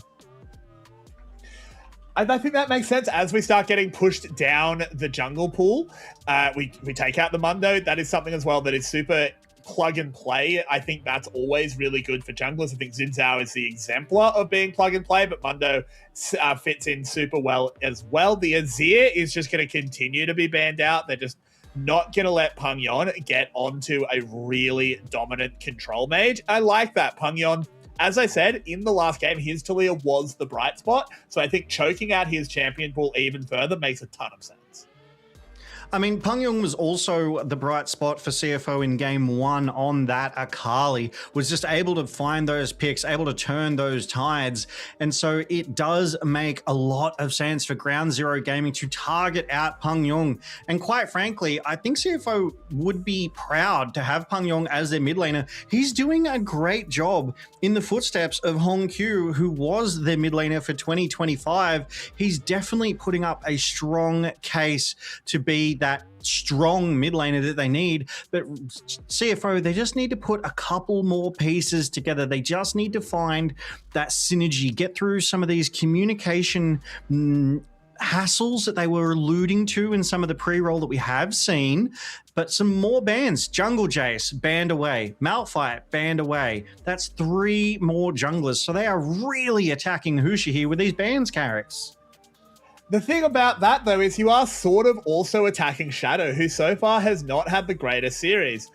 They're going to push him deeper in his champion. I think you have to first pick a jungler here. I'm not 100% sure who it is. The Wukong, of course. The Wukong left up. That is a super obvious pick. Shadow will be very happy with this one. Absolutely, for sure. You called it. Pick the first thing, being a jungler for yourself before you ban any more out. But quite frankly, I don't think you could commit any more bans to that jungle. Husha has been pushed down seriously.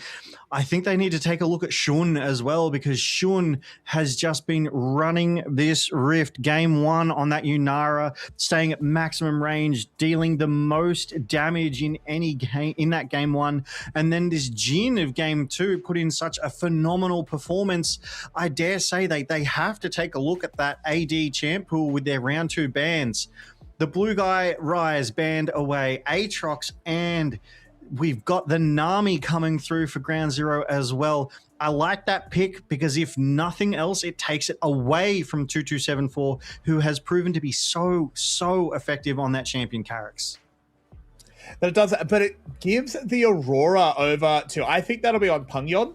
I don't think that'll be Rest with that one. I think that will be a mid lane Aurora. I think they want to let Pangyon have control, be able to put his best foot forward, and try and link up with Shadow to really make things happen. This Aatrox is going to struggle in these fights. Looking at a Renekton, a Wukong, and an Aurora, it's pretty hard to get anything done on Aatrox.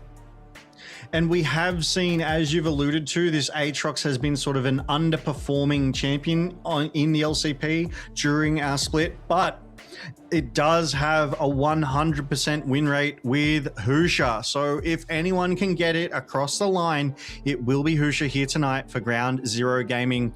And they pick up Lucian for Shun to take that away from Doggo, who did hover it in game 2 as well. So now they have secured themselves a very strong bot lane. They have that traditional Lucian Nami. So it will be up to CFO to respond to try and pull this duo apart. And frankly, they can't do it with bot side bans because it's already locked in. This is an interesting one here if you're CFO. Where do we go with our bot side? The Ophelio's taken away. Doggo could go his Draven. That is always potential, but would you do that in an elimination game? Honestly, what am I saying? Of course he would. I mean, it's now or never, isn't it? Like, it wouldn't surprise me to see Draven ripped here, potentially a Caitlyn. As CFO, they ban away this newly reworked Mel Medata from the mid lane. They do not want to give over that mage to Jimian, who is proving to be quite the capable team fighter. He's able to bring his best to bear in these team fights, which GZ are just winning handily across the rift. And Nautilus banned away from 2274. That is one of his sort of more played champs in the list of champs that are left over. So I do like that pick. It removes a layer of protection for whatever it is that Doggo is going to lock in here, Carrix. And Gwen, the last ban. It does. We obviously still have these solo lanes. That Aatrox could be flexed. That could still be an Ejung pick or even a Jimian pick if they really get fancy with it.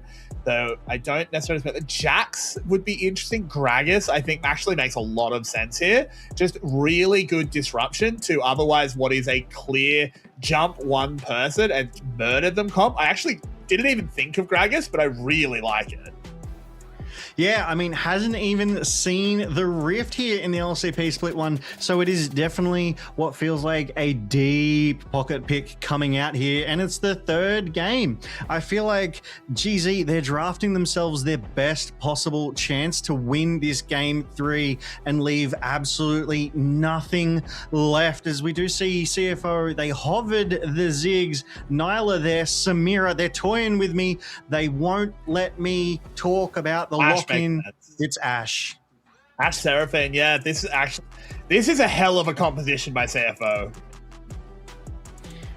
I mean, that bot lane duo, it always has been, it always will be. They're able to trade off their passives to get those extra roots down onto the enemy teams here. But Silas potentially being hovered here, this could be super a great response. Yeah, super playable into Aurora, has great ults to steal the Seraphine, the Ashe.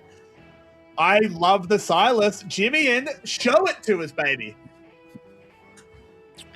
Yeah, Jimian on Silas. This will be his first game on Silas here in the LCP, so I'm certain that he has been practicing this bad boy in those solo queues, in those scrims. So we will see how it pans out. And that Aatrox is going into that jungle there, piloted by Husha. Quite the presence, the threat that can be brought to bear.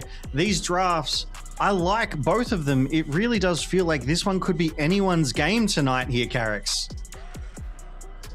So far, look, I think CFO put together a really good composition. That Silas did throw a bit of a spanner in the works. I think that was a really good pickup for GZ at the R5. But I'm so excited because one Nexus for Ground Zero is all they need, and CFO have to scale the mountain, Logan. Definitely. As we said, coming into tonight's best of 3 situation, GZ, they're on a 3-series win streak, and CFO unfortunately have ended the series coming into playoffs on a 2-series loss streak. So right now, that sort of advantage, that lead is definitely in GZ's hands as we see these players getting ready for this game 3, what could potentially be the last of tonight's best of 5 playoffs knockout series, Carrix. If GZ wins this one, CFO is done. They are dusted. They are out. So everything is on the line for them right now. Oh, and that's where we love to be. We love when the stakes are at their highest, when the excitement has fully built. This bot lane, pretty brutal stuff here for Shun and Orca, playing against the Ashe and the Seraphine. Just constant long-range poke onto that comparatively shorter-range ADC. But they got through it last game, so they surely can do it again. As we start with a leash. Bringing me back. I was going to say, this is quite interesting. You rarely ever see leashes in pro play, especially at such a high level, but Ijung clearly wanting to get Husha ahead just that little bit more. Unfortunately, Ijung does sacrifice a little bit of experience, but I'm sure he will be totally fine in this top lane matchup against Rest Renekton. Big trade bot side, flash burned. Yeah, Orca just caught out there, just getting a little bit too close to that brush. And as I was saying, this is a brutal bot lane to go up against. Orca trying desperately to regen back up, had to burn the flash and the heal. This is not how Lucian Nami want to play, but unfortunately, it is going to be the reality of the game. Yeah, you pointed it out, that long range, those slows do some work as Doggo's Hawk Shot does spot out Husha, does spot out the path that he is going to be taking down to that bot side, so they know he's coming.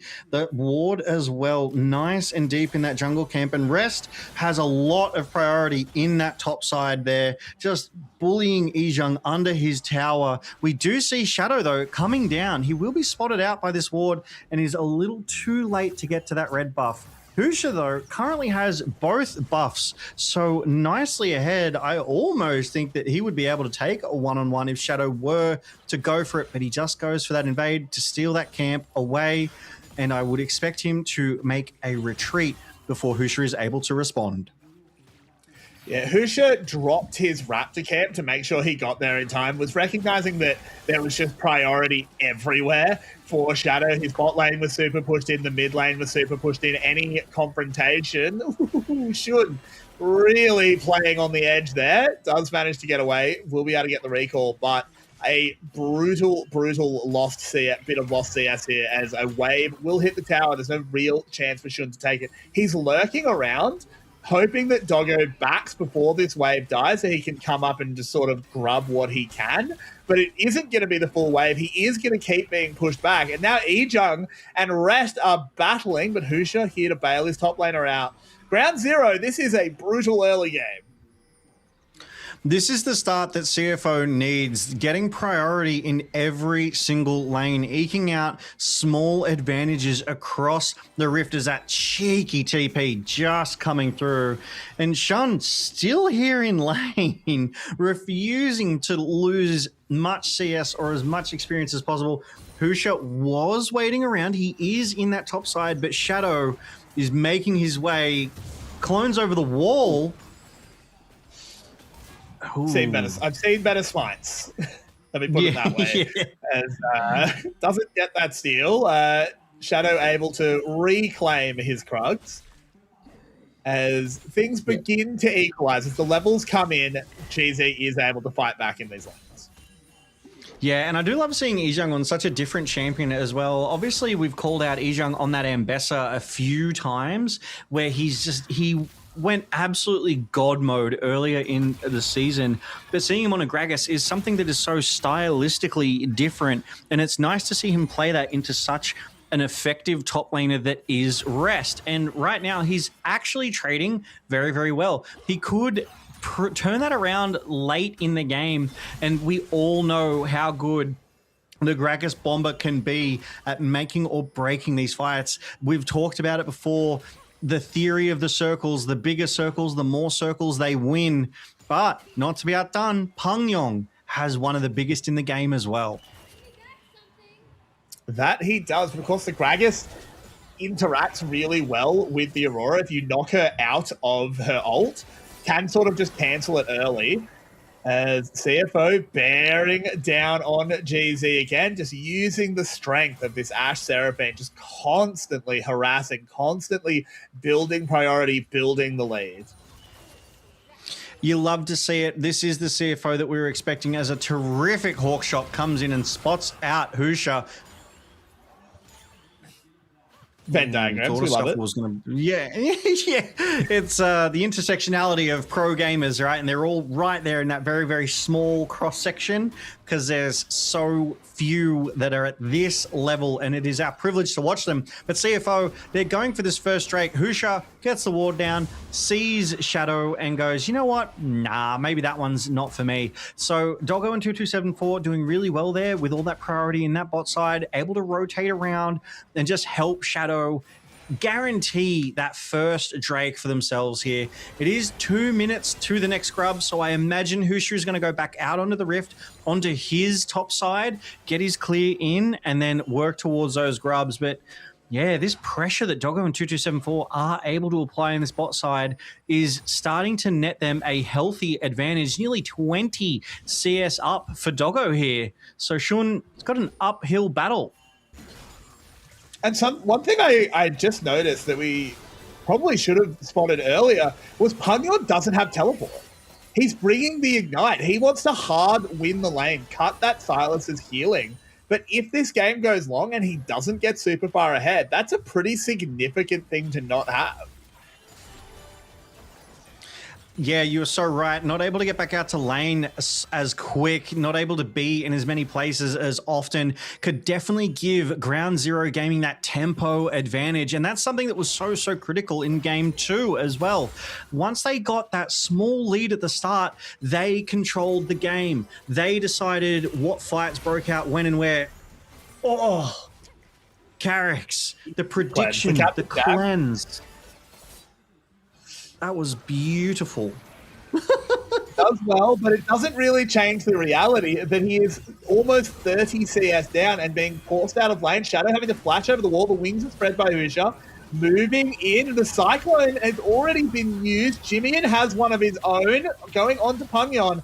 Everyone looks like they're going to escape, but now Jimian could be in trouble. Needs to find another W before he gets eaten. Just managing to survive. Husha zoning Punyon away.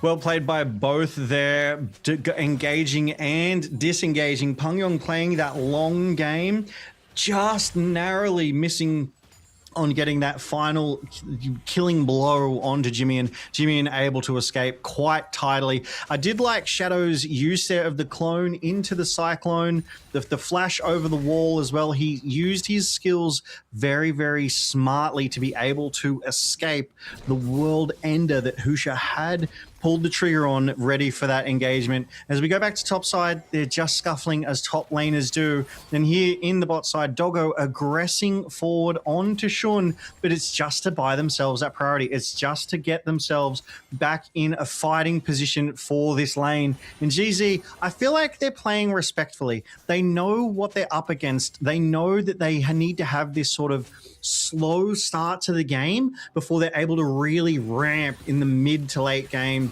And that's when GZ is going to be really scary, Carrix. I totally agree. If they can survive these lanes, they're in a good position. But CFO, as I said, when the draft came through, I think they had picked a really solid lineup themselves. I think they had assembled everything. I think Husha, it's hard for Aatrox to do anything in this comp. He's going to be eating Seraphine ults. He's going to be eating Ash arrows. Speaking of, both of those are used. One goes wide, 2274, re-engaging Shun going so low, but Silas has arrived. It's a double kill already picked up. Doggo will go down. There's an Ash arrow locked and loaded. If Jimian wants to throw it, he does, but doesn't quite land. 2 for 1 on the bot side. Yeah, well played by there. 2274 at the end to dodge that enchanted crystal arrow that came out of Jimian. It was really smart of Jimian to rotate, very proactive. He got down to that bot lane so fast. But Doggo able to, unfortunately 2274 did pick up both of those kills, which is not what you want to see. But, a Seraphine that is ahead will be able to bring better shields to bear, able to provide that sustain that you need. But I mean, I'd rather a much further ahead AD than a support. As we do see it here, Doggo, let's rip. Orca avoids it, the charm, the tidal wave to try and slow them down. But both of them go on to 2274 here, and Doggo is just left to free fire as 2274 gets that double kill for themselves with that Q out of Seraphine. Oof. You really would have liked to have seen 1 or 2 of those go over to Doggo, but his CS advantage is so much right now that he is ahead enough that it probably doesn't matter too much right now. Seraphine as well is a support that actually scales really well with gold. This isn't a Leona or an Alistair where it's kind of first item and then everything else is a luxury. I mean, Seraphine is often, not played as a support. So if she can get more on top of this Echoes of Helia, it's given her space to get a tier as well, as the wave won't land, but Doggo turns it back around, and there's a lurking shadow. Orca has been slain. They want to try and get something. GZ feel like they have to get a kill here. Shadow is going low, but Hoosh is going down. Shun will follow, and it's all CFO. This is what they need to do. They had the numbers advantage. They pulled the trigger and they take it all. 1 for 2 to CFO. They've also got those role quests coming through. They've completed 2-0, and Doggo just on this bot side getting extra gold, farming those plates. He even gets a kill as well. So nice amount of gold going over to Doggo there on that bot side. Peng Yong, CS lead. We do have Husha and Yizheng matching their counterparts in their lanes as well. As we do go back to this replay, it starts as a 3v2. GZ is here, and then Shadow responds so well. Doggo able to get that stun back down onto Orca, allows Shadow an entry point, and Husha gets between all the members of CFO, which unfortunately does not work out for him.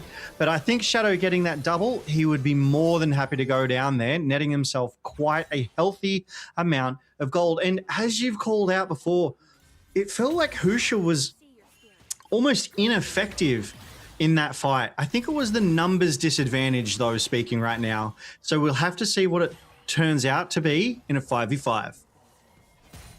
It's a lot of things, I think. The 5v5 will, of course, be revealing, as Rest is just going to go in onto Yizheng. The barrel is on cooldown. The Dominus is running.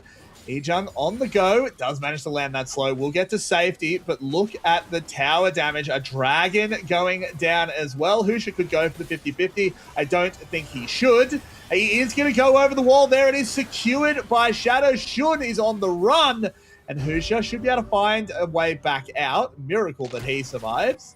But Dragon goes to CFO. Yeah, very good priority there from CFO, as we do get a TP from Yizheng trying to prevent the recall of Rest there. Is able to stop him. This might be bad for Rest, Carrix. Potentially. It is only a Gragas, but with a Silas coming over, we'll have to come back to that as Husha and Shadow are fighting. In comes Jimmy and lands the abduct. The barrel's under him, but they'll give it to Jimmy, and GZ find a way to start fighting back.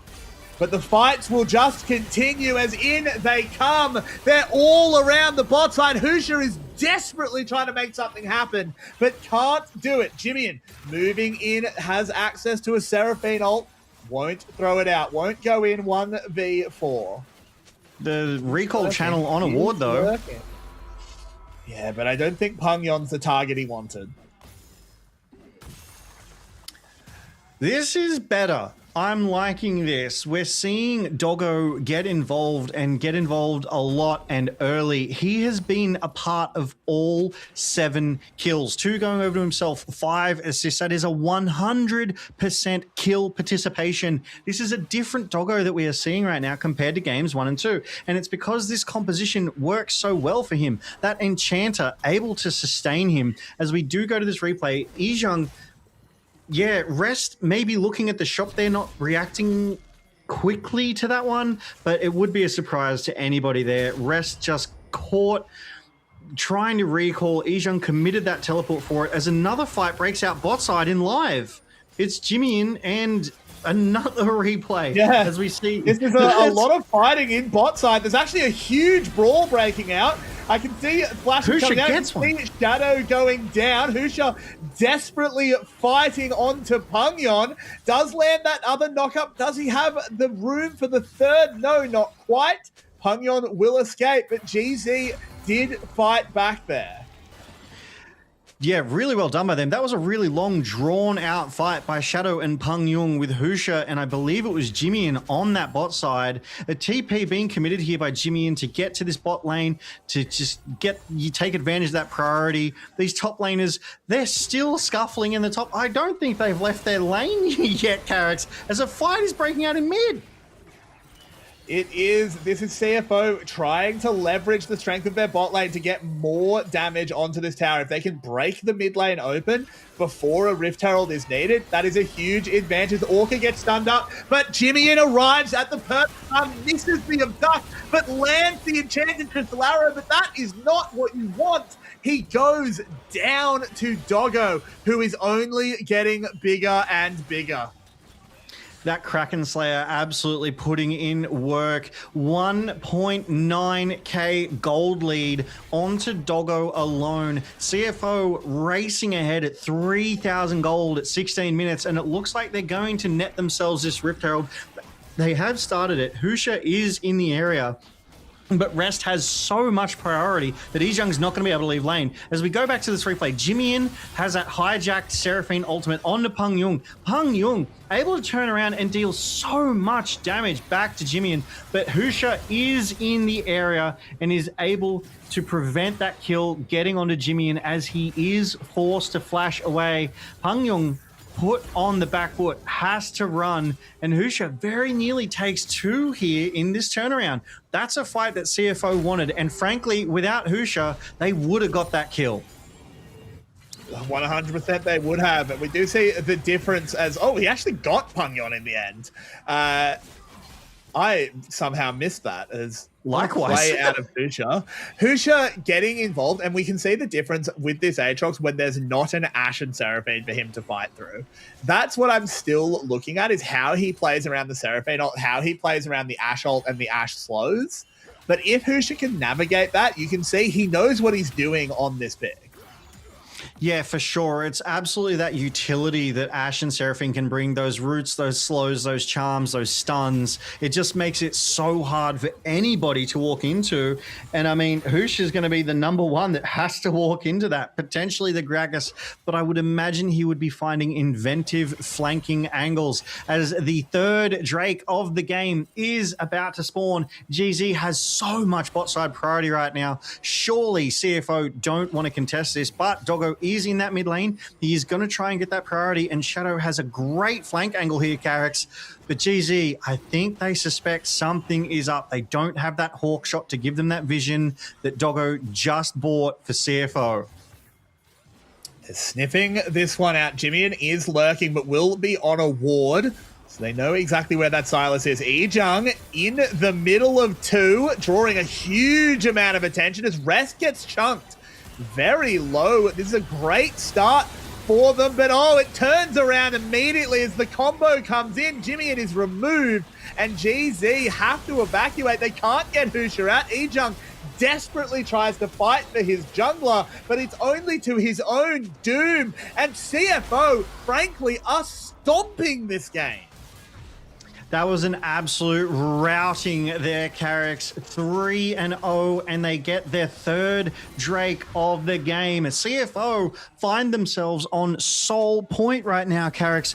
Where was this in games 1 and 2? It almost feels like it's mental manipulation. They gave game 1 and game 2, but that is a discredit to GZ, who just earned those wins, who kept CFO down and out. But this CFO here in game 3 refuses to be stopped. They are playing meticulously. Doggo is hitting every single arrow, getting those stuns down. The team is frontlining so effectively, and Peng Yung is just finding damage everywhere.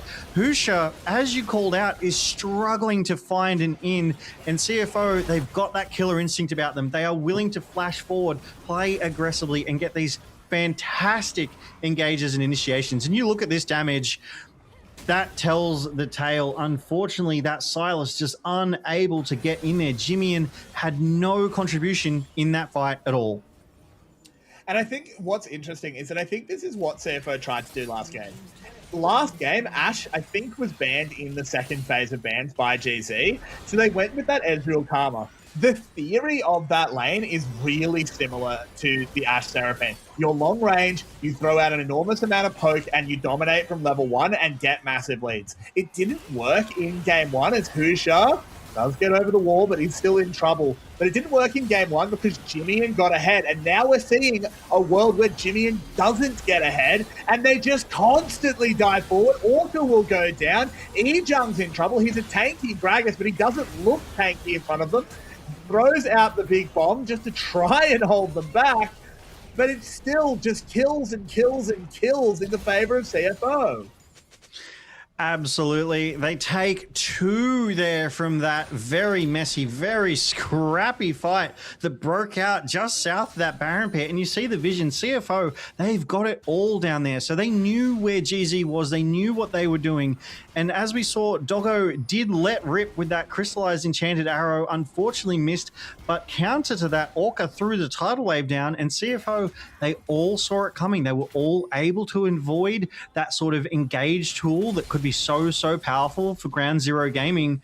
And yeah, CFO, they take 2. They're out on the rift. They're fighting for that vision control that is proving so strong and effective for them. They know where GZ is. They have that intel, that information. Right now, every single lane, except supports, is ahead on CS. It's a 6,500 gold lead, and CFO, they're feeling confident. They're so ahead right now that they could almost take any fight.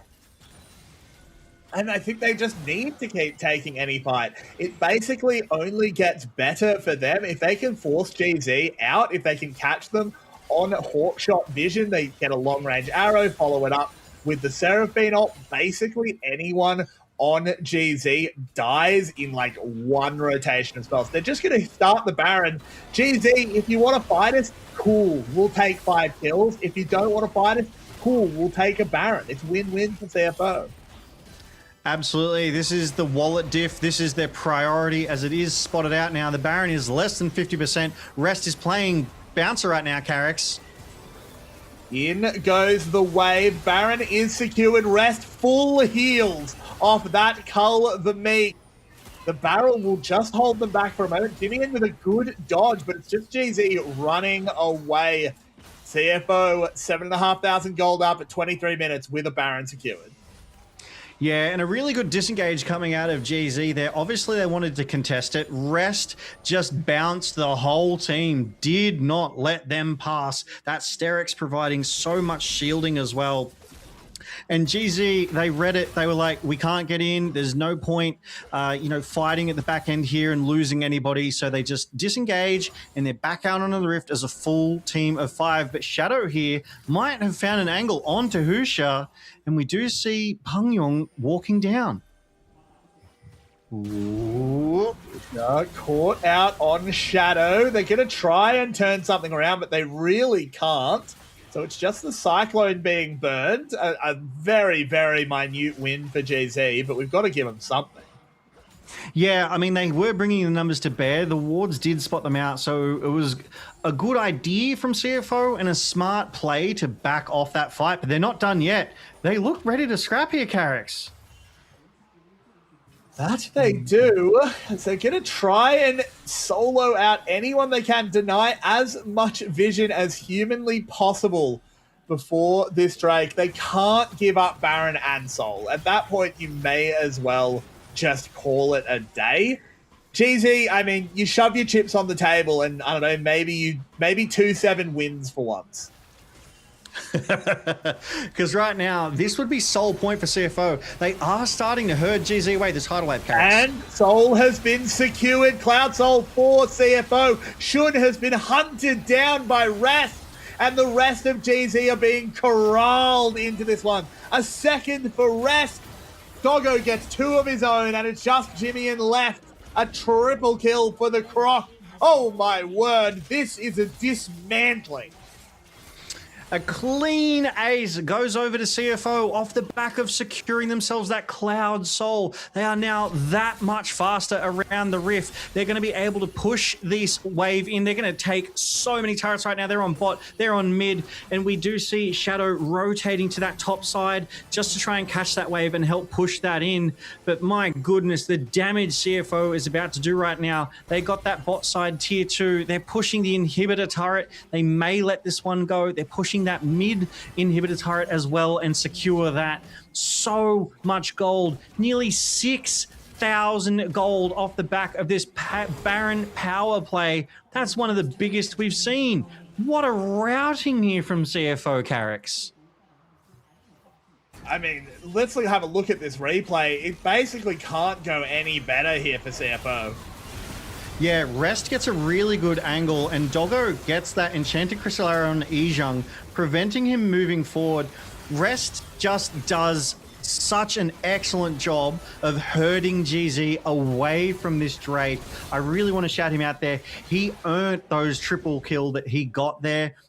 Just zoned the 3 away so effectively, so nicely. GZ never really stood a chance of even being able to enter that fight because of the frontlining he did bring to bear. And I mean, bonus, most of the time you probably expect your tank to go down late in that fight, but he was able to get 3 kills and stay alive and convert that pressure onto the Rift.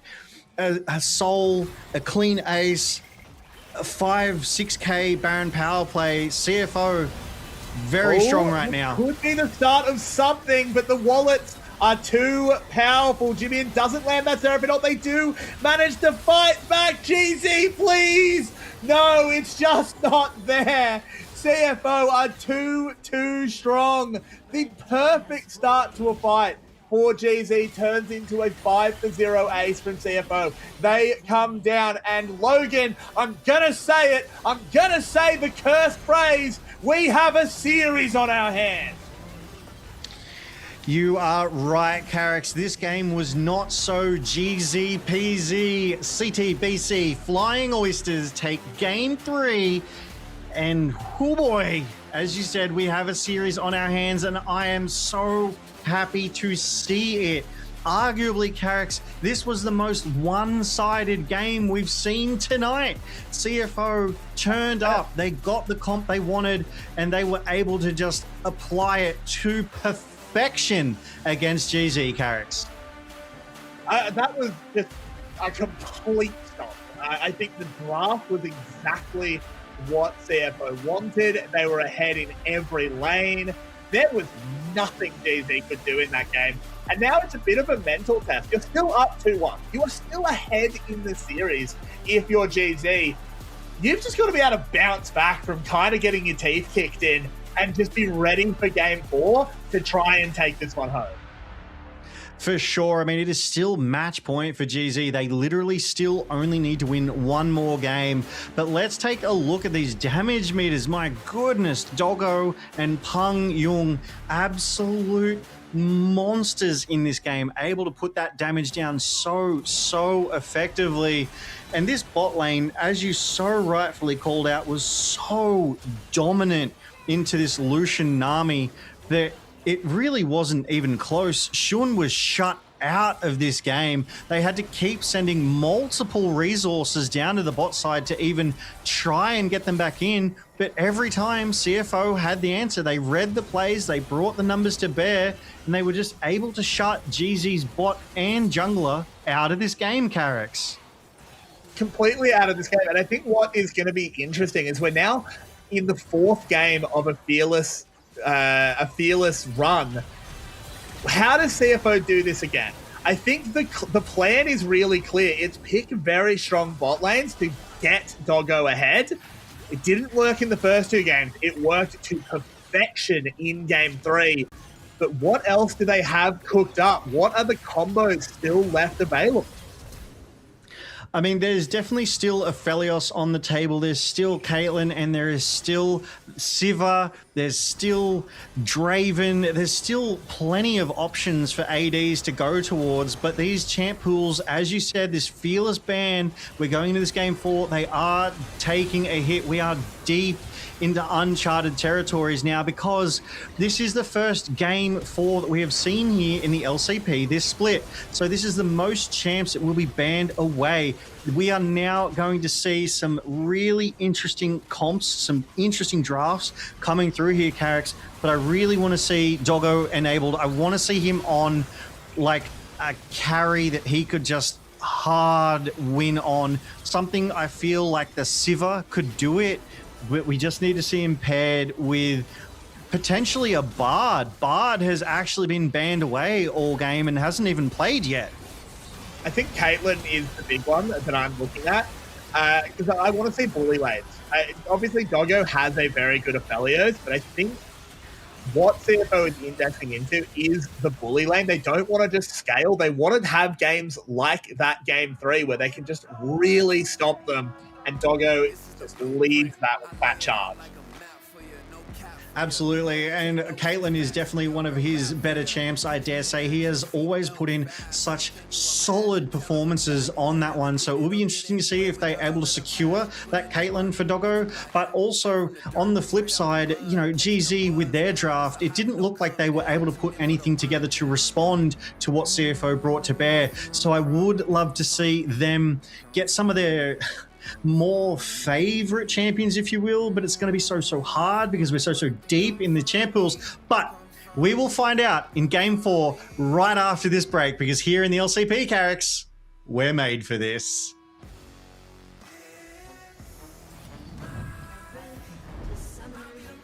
Đợi em xíu. Ê này, đi đâu đấy? Hả? Game bắt đầu rồi kìa. Chuột nổ luôn kìa. Ừ, bây giờ chuột nó tức sát thương.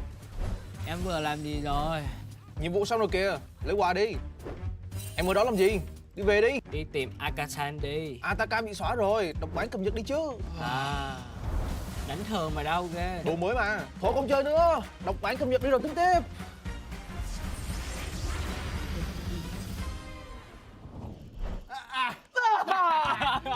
やっとラップが緑になったって初めてこんな長いパッチノート見たなって思って我觉得最大改正是任务吧，因为这样前面就换线不了了，只能先去做任务。すごく ADC は前より強いロールになってたと思うんで楽しい。确实上路有点爽，他团战后面有点游龙，现在节奏跟之前完全不一样。クエストの影響でスワップが起きないっていうので、こう連戦がより頻繁に戦闘が起きて主導権を得るためにこう戦うことが増えていくと思うので。Phiên bản này thì sẽ cho khán giả coi được rất nhiều kiểu giao tranh này kia vui hơn mấy mùa trước. 我感觉就是钱会来得很快吧，因为塔皮每个塔都有塔皮，塔钱也会让游戏进程变快，大家装备会成型的比较快。 Theo mình nghĩ thì với cơ chế trụ khi mà đẩy lính vào nó sẽ có nhiều bông hoa mặc quả trụ thì khi tụi mình sẽ lấy trụ dễ dàng hơn, tại vì khi đó thì tụi mình gây sát thương lên trụ sẽ tăng rất là nhiều sát thương. 然后2打2的话，我觉得之前太影响游戏了吧，因为每次到20分钟基本上都会在那里挂机。20分からめっちゃ戦うんだけど、今20分に上がるパロンが今めっちゃ硬いから簡単になんかタッチできない。以中路来说肯定是科技强啊，因为阿卡丽这样很快就能突发电信。新しい一兵みたいなやつありますよ。 Tại vì mình đã đánh rất nhiều tướng lên trang bị đó, mình cảm thấy trang bị đó khá là lỗi. ADC なんでやっぱりストームレーザーなんかすごく強いアイテムが戻ってきたので、なんかやっててすごく楽しいなっていう。Và mình cảm thấy khá là thú vị khi mà chơi ở phiên bản này. Read the patch notes. Go read the patch notes. Please read the patch notes before you play. 大家好，我是 Papa Night，我今天要教孤立，新年快乐，恭喜发财，红包拿来。Oh, again. 恭喜发财，恭喜发财。哦 ，good， 红包拿来，红包拿来。哎 ，good， 恭喜发大，红包啊，again， 恭喜发财。 恭喜发财，红包拿来，红包拿来。恭喜发财，红包拿来。You can say chúc mừng năm mới. Chúc mừng năm mới. Năm mới, Yes.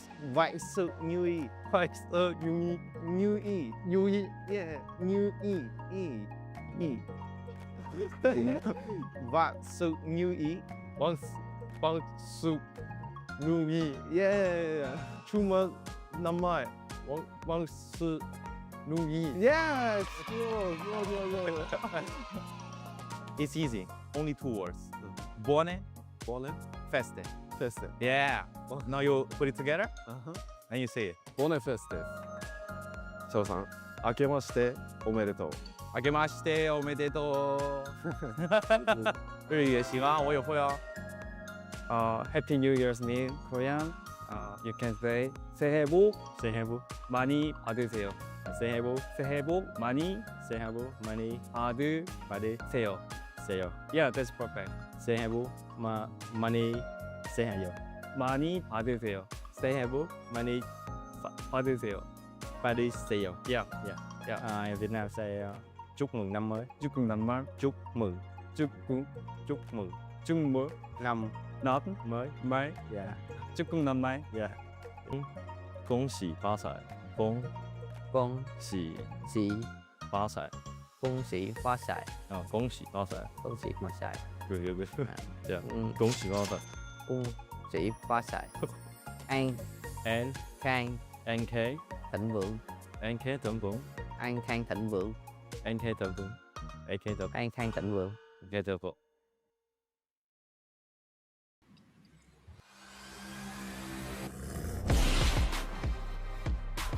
Are you ready for today's match? Ủa tao.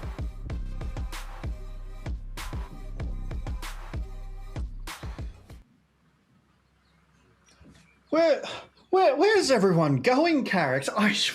Do you know? I'm kind of worried because we need someone to stay here with us. They're not bringing us with them.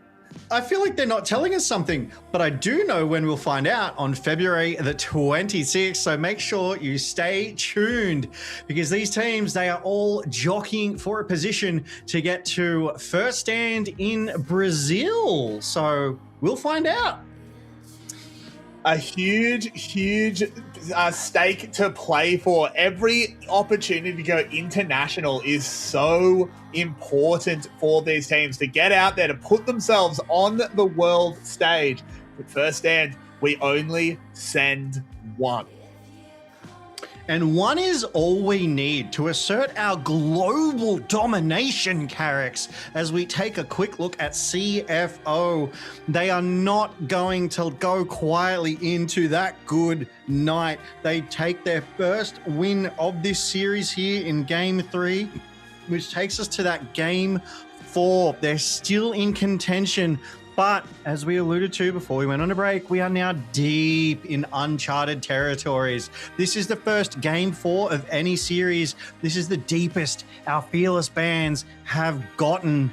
And it will be so interesting to see what picks, what bands start to come through. Because, mate, we still haven't seen Rise hit the Rift. Has still been banned out. But this is where things can get a little bit dangerous.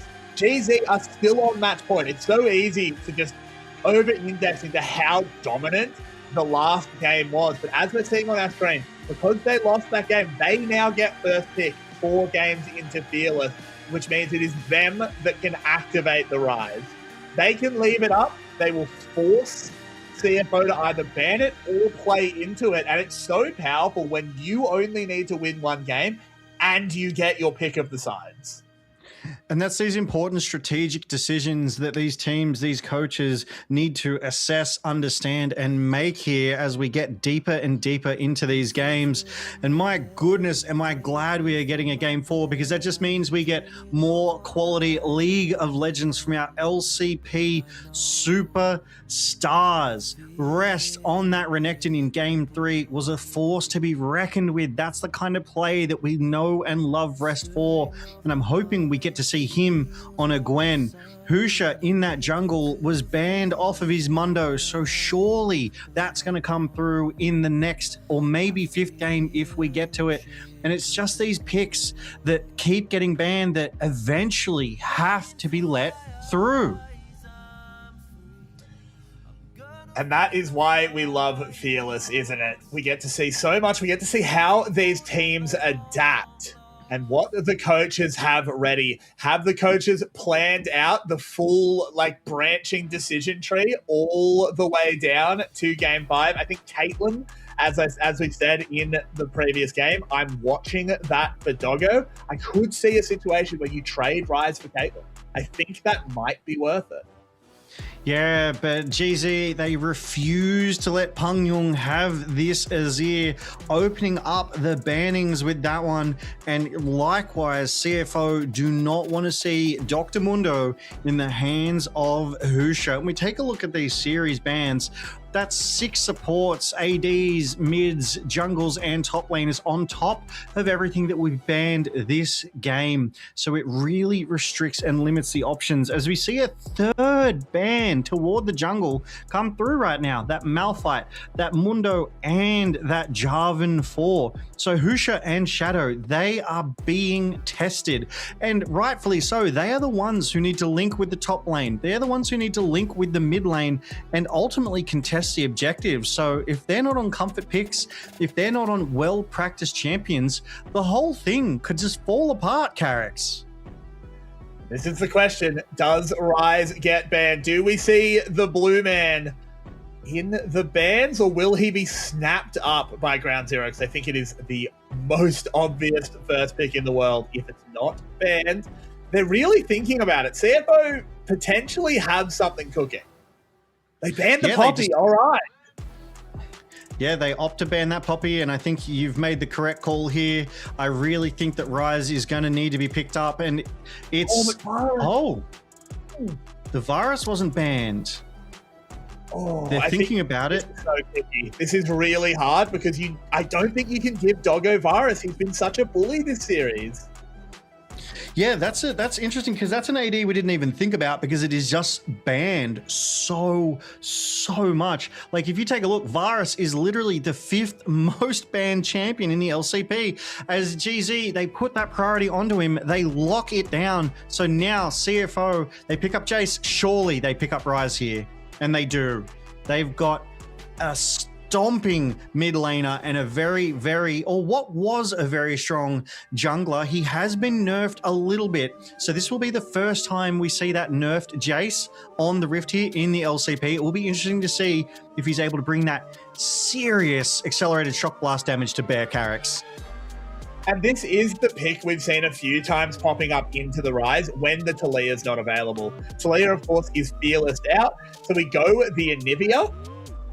This is pretty hard to play around as Rise. You don't have a way to quickly get out of the wall can really mess you up. Particularly when paired with something like the Lee Sin. This is a strong two-man little comp that can abuse a Rise, but we've seen in the past, we've seen Carti, for example, turn this matchup on its head. Cardi absolutely has, and I'm sure that these gamers are capable of doing that here as well. We do see Nefiri locked in for Ground Zero Gaming. This is the first time Nefiri has hit the Rift for the LCP. Ground Zero, they're mixing things up. They did it last game with the Gragas. They're doing it here again with the Nefiri as well. So this will make an interesting matchup for sure. I wonder how that might mess with CFO's game plans, and surely this Nefiri is going in that jungle slot because Anivia has been shown that is in the mid lane, but CFO, they do grab Kiana actually. So Jace might go top lane or mid lane. We have seen him in the mid lane. Carrix, this is really interesting.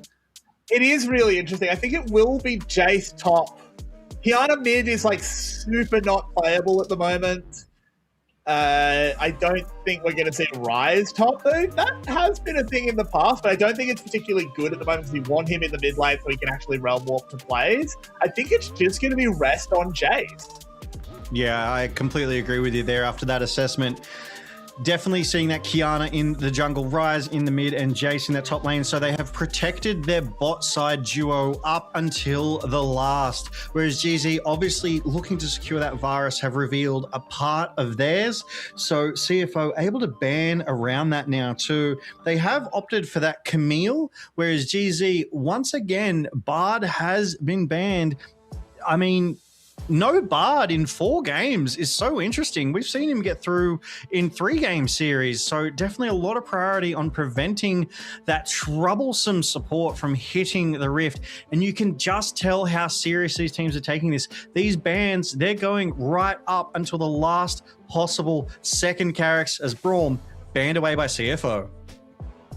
This is super interesting. Do you take away something like the Caitlyn, or do you have something ready for it in your support pick? Caitlyn is a little bit vulnerable to something like a Neferi, can get caught out, but also has pretty good trap play around the Hound's pursuit. Doggo, it's a challenge, but Doggo's probably up to it. I think this is so tricky here. They ban out the Nautilus. Maybe there's another AD I'm not even thinking of. Of course, the champion pool is not completely restricted. Doggo has a lot of things to go towards, but I just think something like Caitlyn with an aggressive range support makes a lot of sense. Felios is still up right now. Hasn't been fearless, hasn't been banned. Siva has been taken away. So that leaves Felios, Caitlyn. I mean, MF has seen the rift, but I don't necessarily think it fits the bill here. Yeah, as Rel locked in, surely it's not MF though, but they've literally protected her right up until the end. Sorry, they've protected Doggo's AD pick right up until the last possible option here. I mean, Corky is still up as well. That could be interesting, as we do see Leona hovered here. That could get some sort of tanky frontlining going for GZ, which obviously they haven't got their top laner locked in, but I think it's a good choice for sort of composition here, Carrix. I completely agree. It also soft bans the MF. Playing MF, if you get the solar flare dropped on you with a Neferi jumping you as well, and even potentially an Ornal laid on top of that, kind of not what Doggo wants. Very difficult to outplay all of that. I'd actually really love the Ornn pick here as well. I think you blank a lot of what Jace wants to do. You can just stand between him and your team, nullify a huge amount of the poke. GZ have put together a hell of a composition here, but CFO still have the X factor of this last pick. Smolder could be the play. Definitely has a bit of mobility. Would be quite the surprise if it is locked in. Definitely has that powerful ult, which was why Braum was banned, because he can't throw up the door and stop the ult. That makes so much sense right now as they lock it in. Smolder locked in for Doggo here in game 4. Match point for GZ, and CFO looking to continue a reverse sweep here. If they're able to take this next game, they put themselves in a really good position. These drafts, they are interesting, Carrix. I really like the options that we're seeing here, and there's still so many good options left up if we do get to this game 5. Oh, Logan, these are incredible comps. The Jace being flexed for the top lane, I was a little bit worried with seeing the Jace early pick. He was nerfed in the jungle on this patch, but of course, he was nerfed in the jungle. He wasn't necessarily nerfed as much in the top lane. I think that's a really smart pivot there. This Kiana could potentially have a little bit of trouble trying to play around the Neferi with that immunity. The Anivia able to sit so far back. This is going to be an absolute banger of a game 4. You could not be more right, Carrix, as I do love these signs that we get to see in the crowd. It's always so good to see how involved all the fans are, but we prepare for Game 4. Ijung, Husha, Jimmy, Shun, and Orca of Ground Zero Gaming line up against Rest, Shadow, Pangyung, Doggo, and 2-2-7-4 of CTBC Flying Oysters here tonight in our best of 5 playoffs knockout series. GZ find themselves on match point. CFO, they have to fight all the way back up to the top of this mountain, Carrix. And remember, whoever loses this series is done. Double elimination has not activated yet. That is from next week onwards. If GZ get up in this game, it is CFO done for the split. CFO have everything to play for. Game 3 showed that they are not going to roll over. It is GZ with the impetus to make sure Game 3 doesn't repeat itself. Absolutely. And I mean, Pangyung on this rise has that playmaking ability, is able to shift the team around quite rapidly. He has played it here in the LCP before. We do know he is capable and competent on this champion. So it will be quite an interesting matchup. But as you did call out earlier, he is a little bit immobile, and Anivia can just chuck that wall down and trap you in. as a little bit of trading just comes out on that bot side. Jeezy is winning it. Smolder is famously weak in the early game, so CFO, they'll have to try and slow this one down. They'll have to try and let Doggo get those stacks and scale before they can really get into a serious fight. And interestingly, the junglers have started on opposite sides. A little bit of a trade down. The level 2 spike was hit by CFO as they hurt Orca pretty badly. Does have those 2 health pots though. Should be able to regen back up. No real problem there. It'll be so interesting where that burst aggression comes from, because I think these are 2 junglers that don't necessarily want to play too much pre-level 6. Absolutely. These junglers are going to farm up. I feel like Smolder is going to want to farm up as well. So I don't think there's going to be any link up between the junglers and the bot laners. It almost feels like any aggression, it's going to be the junglers and mid laners around that level 6. Maybe, as we've seen a million times, if the bot lane of CFO are able to shove in Shun and Orca, Pungyung hits that realm warp and just turns it into a 3v2 and they dive under tower. 2274 tanks it all up and get themselves those kills. That could potentially be the play here, I think, Carrick's. Rest having that early advantage, as we've spoken about many times as well. That ranged into melee matchup early, having that advantage. But Jace, not exactly what you would call a pure range champion, is able to flick that switch and become melee. So it feels like a hard start for Ijung here on this Ornn. But Ornn famously can come back in that mid to late game as both junglers secure their scuttles. Yeah, Ijung, look, it's not a glamorous job when you play the tanks. It's a bit of a thankless one, but it is what you've got to do. Sometimes you've just got to be that weak side king. He will get pushed in. He might get dove, but he just needs to survive.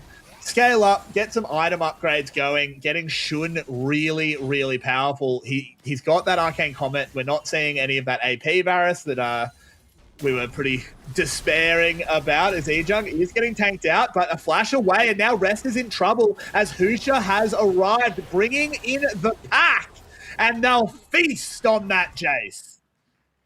And we were talking about a mid lane jungle team up, but it turns out it was that top side.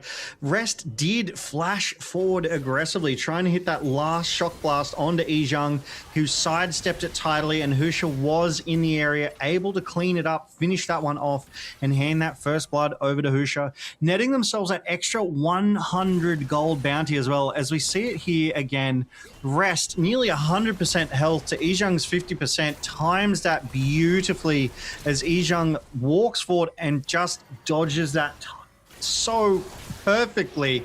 And Rest so heavily committed, no flash, unable to find any escape from the clutches of Husha and his pack. And that's a huge swing here. Gives Ijung a huge amount of breathing room. He's now got his Balmy Cinder.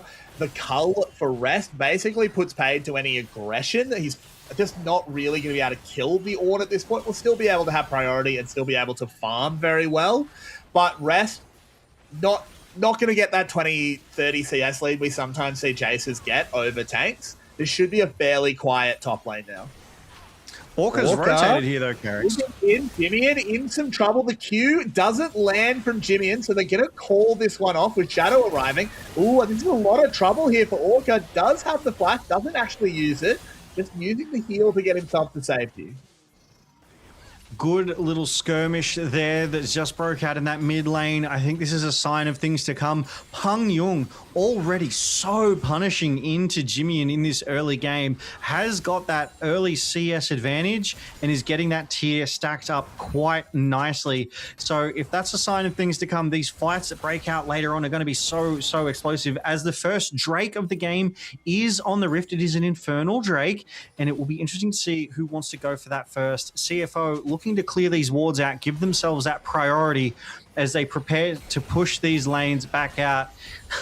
2274 having to crash down, get that shield to mitigate that damage from Shun, and did it quite nicely there. But Husha, first jungler in the area, putting priority on this Drake and forcing CFO to come into them and their vision here, Carricks. 2274 though smells something.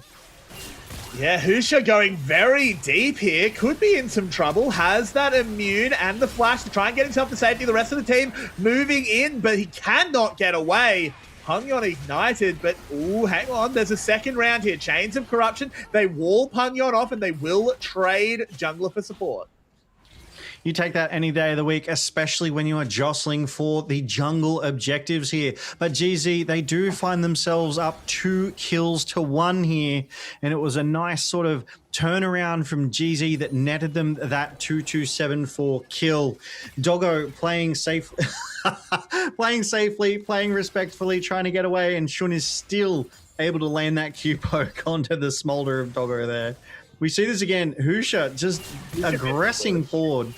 Yeah, Shadow waited so well there, Carrix. I really do love this. A lot of flashes burned here too. It was a really good collapse there by CFO. Knew exactly what they were doing. And as we come back to live, they've gone top lane again. Rest has fallen for the second time. What am I talking about? Weak side king. Orn strong side.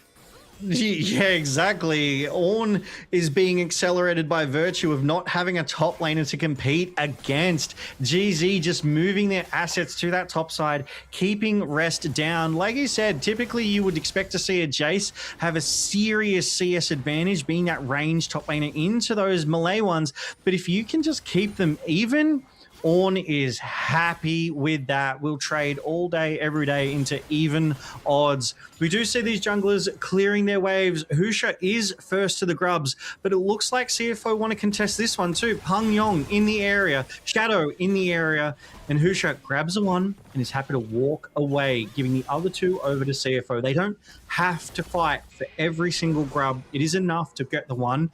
That wall from Jimmy and missing, but if we take a quick look across the rift, CFO, they have priority in that top side. Their neutral state in the mid and bot, and that Drake still on the rift. GZ with plenty of vision in their own bot side jungle, and CFO with not much vision at all right now, Carrix. And this has played a part, I think, in their losses in earlier games. They just didn't have that intel on GZ. They didn't know where they were or what they were going to do, and just fell victim to the proactivity that GZ bring to bear. I think they were a little bit caught off guard by how dynamic GZ were being, how well they were able to leverage the moves, because we haven't seen Pungyon do anything with this Realm Warp yet. We've been talking about this Rise, hyping it up. It's been banned until this game. And I need to see Pungyon just doing something, moving around the map, linking up with Shadow. It's not necessarily his fault, of course. It's been GZ denying that play. Where would he have possibly gone? There hasn't really been an opportunity, and a big part of that is actually Orca. Orca has been on the front foot the whole time, just been going out, throwing Zenith Blades, throwing Qs onto people, really pressuring CFO. Correct, and just not letting Pungyon get around. He's having to respond, he's having to defend. As that Zenith Blade comes through, Doggo instantly cleanses it, respecting the potential follow-up there. Shadow did start this Drake up, and 2 TPs are coming through here, Carrix. A fight is about to break out. Mid laners are arriving. 1,500 health. There's the Supreme Display of Talent, and the smite goes down. But Chains of Corruption onto 2274. Mum called in as well, but in goes the dogs. And Husha will trade it. It's a dragon for a support. I think both teams reasonably happy there. That ult from Husha came from downtown. 2274 was almost away as this fight on top side. He's almost kill him. Ooh, but now there's the Realm Warp. This is what we wanted to see. They don't quite get there in time. The unsealed spellbook TP. Lovely, lovely stuff from Orca. Really good response, and unfortunately the wave was also in a bad position there, so they weren't able to shove it in and capitalize on that 3v1 on that weak side Orn, as you've been saying. And yeah, pointing out Orca again is so valid. These Zenith Blades, the pressure he's applying, the roam he's putting down, the response with this unsealed spellbook TP to just give the numbers needed to ward off that dive. But here, you know, Shadow cleanly takes this Drake. CFO, they're backing away, they're disengaging, and Husha gets that ward down just in time to get the vision to be able to hit that ultimate onto 2274 and get something back for GZ there. So really nicely picked up. And as we were saying, as we were talking, we cut to that top side. Ijang right now is in the position. Solar Flare goes down. Pangyon taking a lot of damage, but they're going to call that one off. Just happy enough to put some pressure on him, but he holds his nerf, doesn't burn the flash. Yeah, Another really heads Zenith up play. there. Orca is relentless. The previous display of talent just to get him out. The crash down layered on top of the rest of GZ are here. Doggo coming in from the side, calls in Mum. Husha has to immune that. Orca caught out a little bit over aggressive. Yeah, but obviously that safety that you know, immunity, as you've been saying, brings to Husha, that ult coming out of Doggo unfortunately nets him absolutely nothing. But the trades continue. They're just going to keep on going, diving in onto Shadow. They can't quite find him. Jimmy will go into the egg form, but the Electrocute will pick up the kill. Can they scramble that egg? They can, as Rest TPs in. Really nicely done there from Rest. Ijang also, unfortunately, did not have the TP, so was later to that fight. So CFO knew they could bring the numbers advantage to bear. Really liking this as we cut to the replay here. Shadow is in the bushes, so he's not seen, but then goes over to the ward. Jimmyin, though, saw Pangyon go in there. Yeah, okay. So Jimmyin saw Pangyon go into vision. Husha follows up. The TP committed from Rest here, and a good wall. That Electrocute proc doing just enough to take Shadow out. So really well done by Jimmyin to still get something back, even though he walked into that bush, knowing that Pangyon had just walked in there.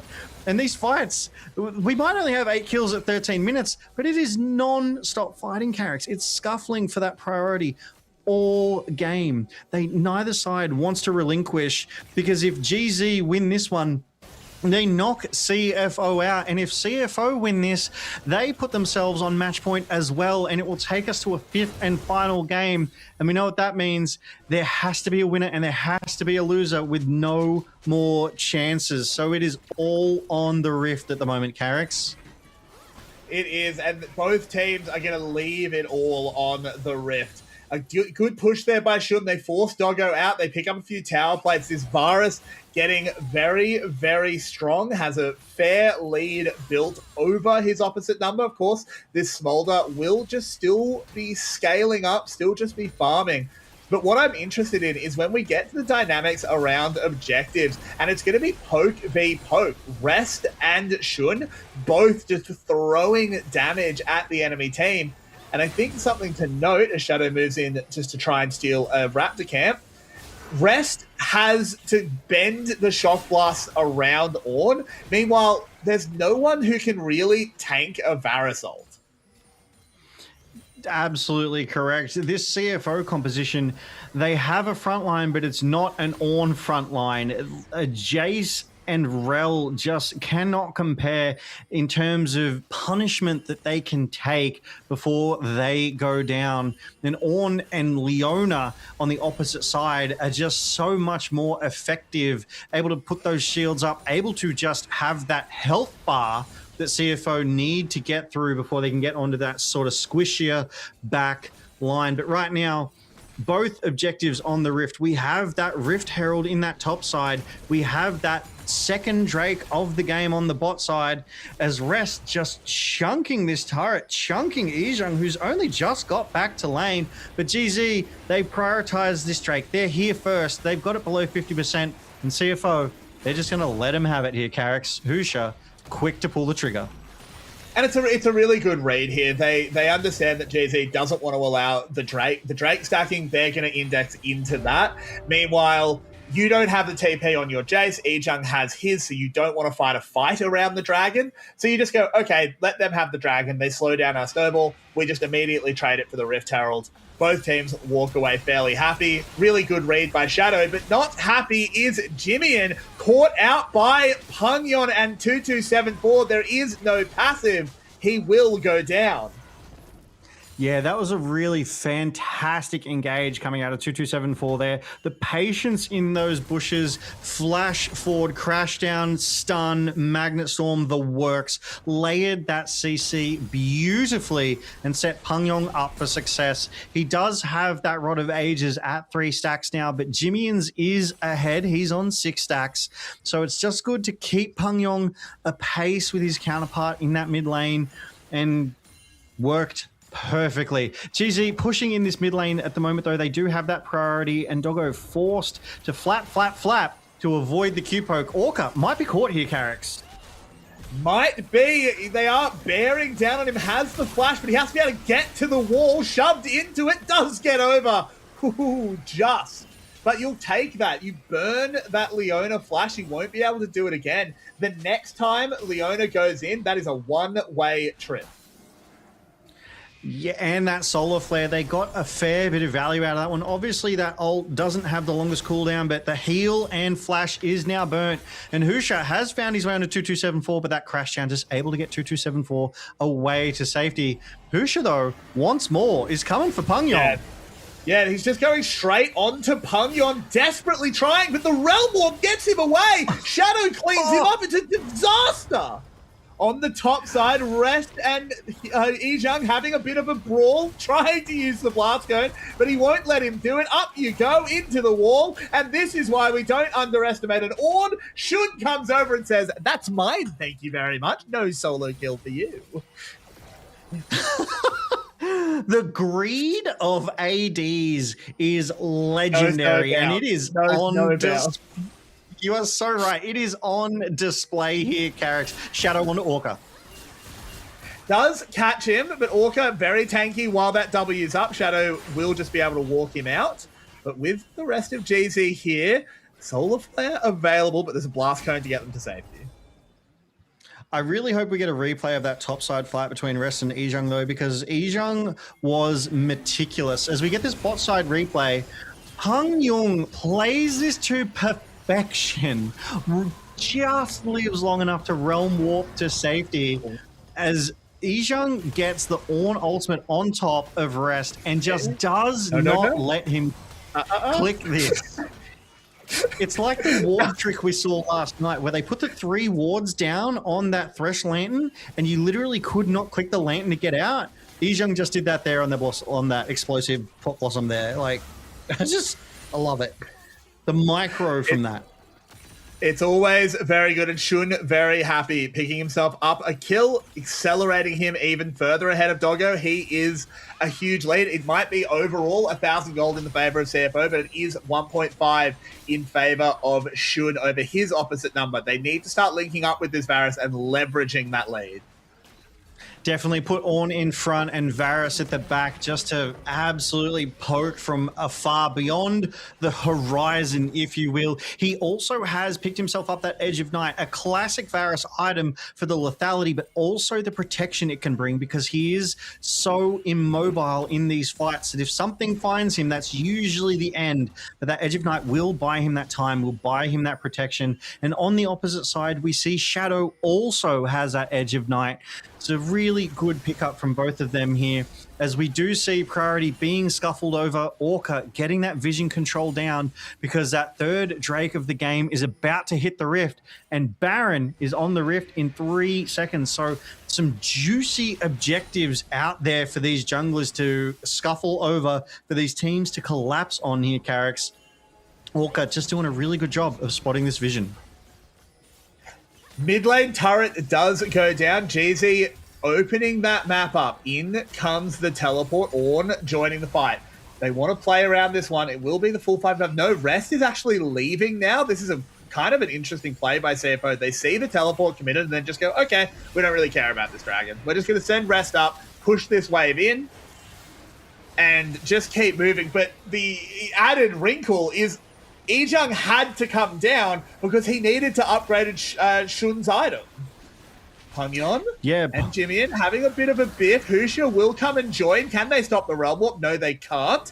Pungyong will get back, but the Hounds will pursue. The shield pops. The flash is being burned. If there's no wave, so I don't think they can re-go on this one as Ejung just using that ult to clear out the wave. Teleport coming in to try and save Pangyon. Husha needs to find his way out and does. My oh my, these teams are relentless. Beautifully played by Pangyon there, staying safe, locking down Husha with that rune prison under that turret and getting to safety, forcing Husha to go immune. Obviously, it dropped that turret aggro, so it wasn't going to finish him off, but it absolutely snuffed that play. GZ forced to retreat, and Rest responding with his TP that he still had up because he didn't use it on the Drake. He was already in that area, and it's this macro level decision making that these players are utilizing perfectly. See, Rest just stunned up a little bit there, but CFO, they have the priority in the bot lane. They're just defending it in the mid. GZ pushed out that top wave very nicely. Baron still on that rift, but Husha on the hunt. Ooh, Orca doesn't quite land the E, but Jimian puts up the wall, but 2274 is just dodging everything until he can leap his way out of there. Survives the assault, but now it's a lot of GZ on the bottom side of this map. Shadow lurks in the brush. They're going to call this one off. Pangyon hitting this inner tower, won't be able to take it. GZ would love to get this bot outer, but there might be just too many members of CFO around. Yeah, definitely putting 4 members to the bot side there by GZ. Obviously, they were looking for that gank. They would have loved to have gotten those 2 kills. CFO did spectacularly to read that play, and Pangyon just left on that top side to free farm into this turret. Ejung having to respond to this push of the wave in mid, and CFO, they allocated enough resources to that bot side to kind of delay, to slow the GZ retreat. So I do like this macro level play that has occurred. Speaking of vision and macro, though, there's not much vision on this rift. You can see that Orca is in control of this vision compared to 2274 as well, getting more wards down more often and able to spot out more wards as well. So GZ really having that sort of vision control advantage when it does come to these objectives, when it does come to knowing who is where and when, because there is no Ash here, there's no Hawk shots, you can't just send them across the rift. The CFO, they look to be setting up here. That they are, as just sort of jockeying at the moment. CFO just want to play in the shadows, want to, ironically, enable Shadow to find a big pick-off with that supreme display of talent. Has been really good so far on this Kiana. Has been putting down constant pressure. They also just need to keep defending Doggo, who's scaling up, trying to become more and more relevant in this game. GZ chased them off for now, but the crab has given them that permanent, well, not permanent, but temporary zone of vision. Yeah, and that little speed boost as well. We cannot forget that. It does become important, but Doggo is at nearly 200 stacks. He's 200 right now, and that critical mass is 225 stacks. So once Doggo gets there, he will be an absolute menace. And with the changes to Essence Reaver, it works perfectly with Smolder. So he's just happy to play it safe, sit at a good distance, not get taken down, not get put behind. So it just feels like CFO, they're playing that long game. They're buying that time. They're slowing GZ down because that's what they need. Once Smolder is at 225, good luck. Well, the tricky part, of course, is like 225, it is a power spike, but it's not as big as it once was. And you're also facing more and more ornaments. This gold lead at this point is kind of a lie. There are 2 upgraded items already given out, the Ghost Blade and the Black Cleaver. So the gold is probably actually close to even in terms of real stats. It's just going to come down to probably around the next dragon what CFO want to do, because currently GC have full control of the bot side river and it's 15 seconds away from that spawn. Yeah, and CFO, they're currently split. They've got 2 on the bot side, and GZ, they go in. They go for the catch. They don't quite find it. The Ornn ult is burned, and Jimian is chunked incredibly low. This is just going to be GZ, I think, having to give this dragon up. Ooh, maybe. Oh, but the poke coming through from Shun. Yeah. There's also a TP available on the Anivia. The Varus ult goes through, doesn't quite land. The smite is there for Shadow. Do we continue this one, or do we just try and angle it into a mid lane push? I think that's the go from GZ. Yeah, definitely. They're sending those 4 members mid. There is that crystalline growth, so a healthy injection of gold as the plate cracks. The crystalline growth is exposed, but this fight is not done yet. Ooh, good wall from Jimmy in there to prevent any play from CFO. Rest on that bot side, though, building that priority back up for them. Let's not show that accelerated shock blast in the replay. I don't know where that one was going. Pang Young. Yeah. He saw something we didn't. He's inspirational. But Pang Young is at that 3-item power spike that we so often talk about for Rises. So he is a force to be reckoned with. And Doggo has hit that 225 stacks on the Smolder. So it will be interesting now to see how CFO are able to utilize, are able to play around this Smolder, if they can at all, because so far it just hasn't happened. It's so interesting. I don't even know how this game is going to play out. Typically, we can get a decent idea of where the fights might come, but it's so hard to predict in this game because both teams have these long-range ADCs that are just going to continue to be stronger and stronger. This Varus, already incredibly strong. Shun needs to bring this poke to bear. But then the question just becomes, how does Doggo play out these fights? He's going to have Husha jumping on him. There's going to be an Ornn ult pushed directly at him, as well as everything that Orca has in their arsenal. It's basically both teams are going to throw 4 members at the enemy ADC and just say, who can play it better? My 4 are better than your 4. Go! But I do think, like we were touching on earlier, if it does come down to this 5v5, if there's no sort of picks before these fights, that GZ have the sort of better, the tankier front line right now, as it looks like they're just going to pull the trigger on this Baron. They know vision is there. They're forcing CFO to come into them. GZ want this fight, Carrix. I think it makes sense. You don't need to give CFO any more time. You can make them pull the trigger. 5k health on the Baron. The Ornn horn goes off. The Baron will be secured, but the fight must play out. Shadow started with a good ult onto 2. Ejun going low, but does find his way out. GZ, if they can just get everyone out, it's a good result. They won't be getting Jimian, out. He'll go down.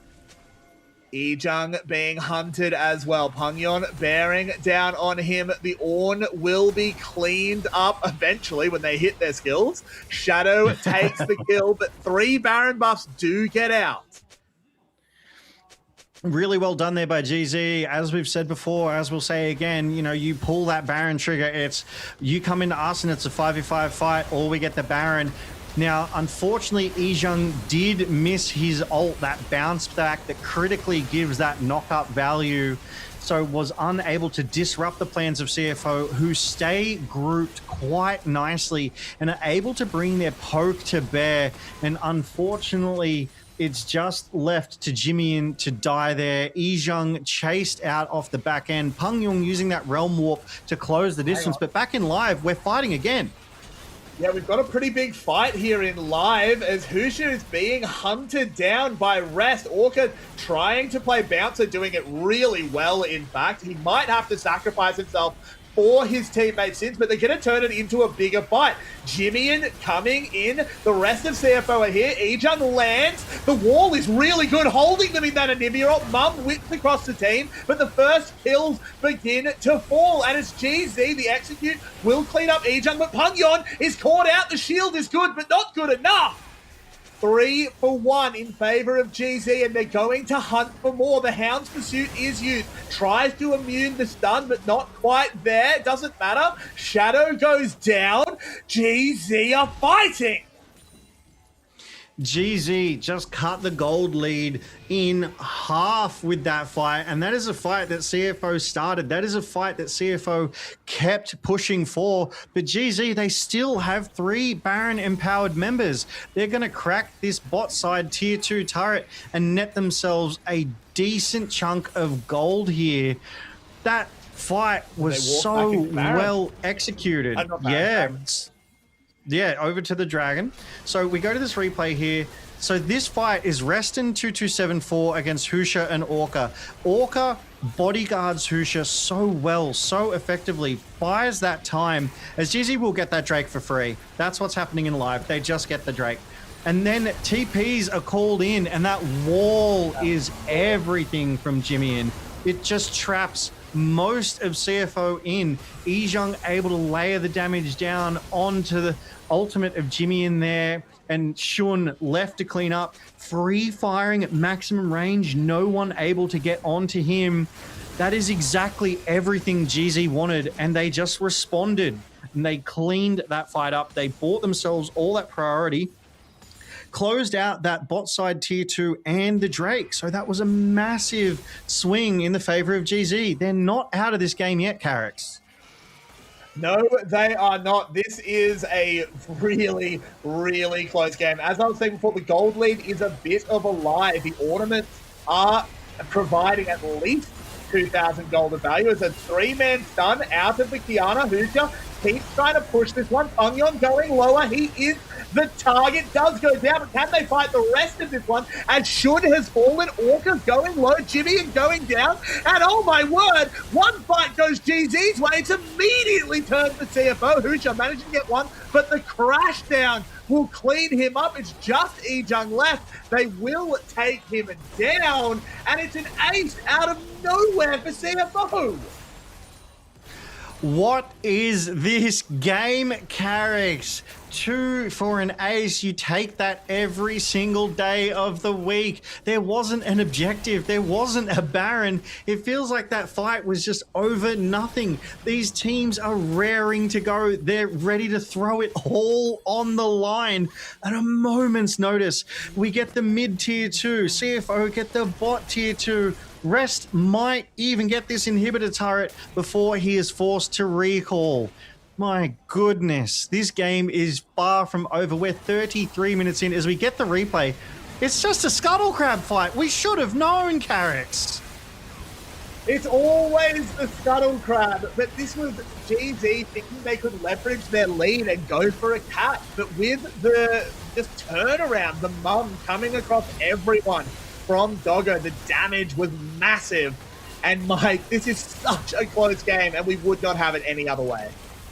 Absolutely. That Jimmy wall almost proving less than helpful. It actually kept Doggo quite safe in that back line. No one was able to engage on him, so he was just able to free poke. Admittedly, it was onto Ejung, not the optimal target if you're looking to be an AD and win the fight, but it still protected Doggo long enough that he was able to get that damage down, and CFO took that fight 2-5, getting themselves that ace. We do see Shun able to get so much damage down there, though. He is a 5-item complete Varus, so serious threat if you're not able to get him down, if you're not able to play around that, as Baron is back up in 5 seconds. We see CFO, they're already there. They have the priority. Rest maybe going for a flank here or just pushing out that mid wave, but he's going to have to get to this Baron soon because a fight is inevitable with these two teams here, Carrix, as they just push that mid wave out. They want that priority so they can have as much pushing power after this Baron fight. And it's just going to depend which skills land first. A little bit of catch on to the realm. That's not the target you want to use everything on. They don't. 2274 will go down. Rest and Jimmy and fighting on the side. Husha blows him up, and they're fighting in the exact same spot. They're kicking their own corpses out of the way to win the second round. GZ dominate the fight, take 3 and get Baron.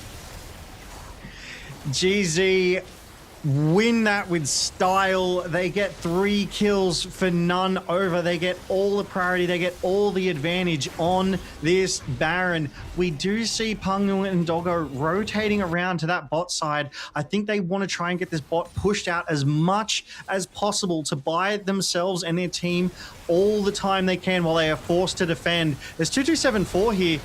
Is caught. Ejung goes in, gets the knock up. 2274 unable to do anything. Doggo is free firing over the backline, but he's just not getting onto the targets he needs to. And GZ, they've brought 5 to bear. Rest never really got involved with this one. as we go back to live, and GZ, they're pushing those Baron empowered waves into the base of CFO. There's a deep TP here, though.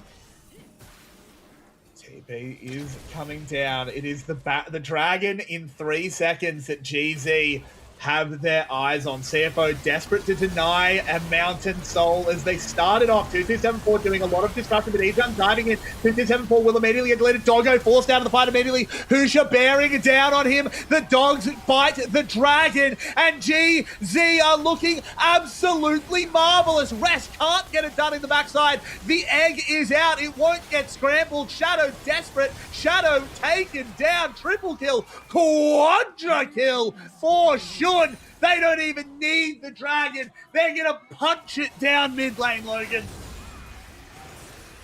Punch it at light speed. They're going to take this tier 2. They're going to take the inhibitor turret. They're going to take this Nexus right here, right now. Surely, Carrix, as there's still 30 plus seconds on 3 members of CFO. They don't even have the wave right now. They're just going for it, Carrix. The wave arrives. 2274 does his best, but it's not going to be good enough. GZ, they were written off early in the split. They came back, they made playoffs, and they have knocked CFO out. GZ take it 3-1.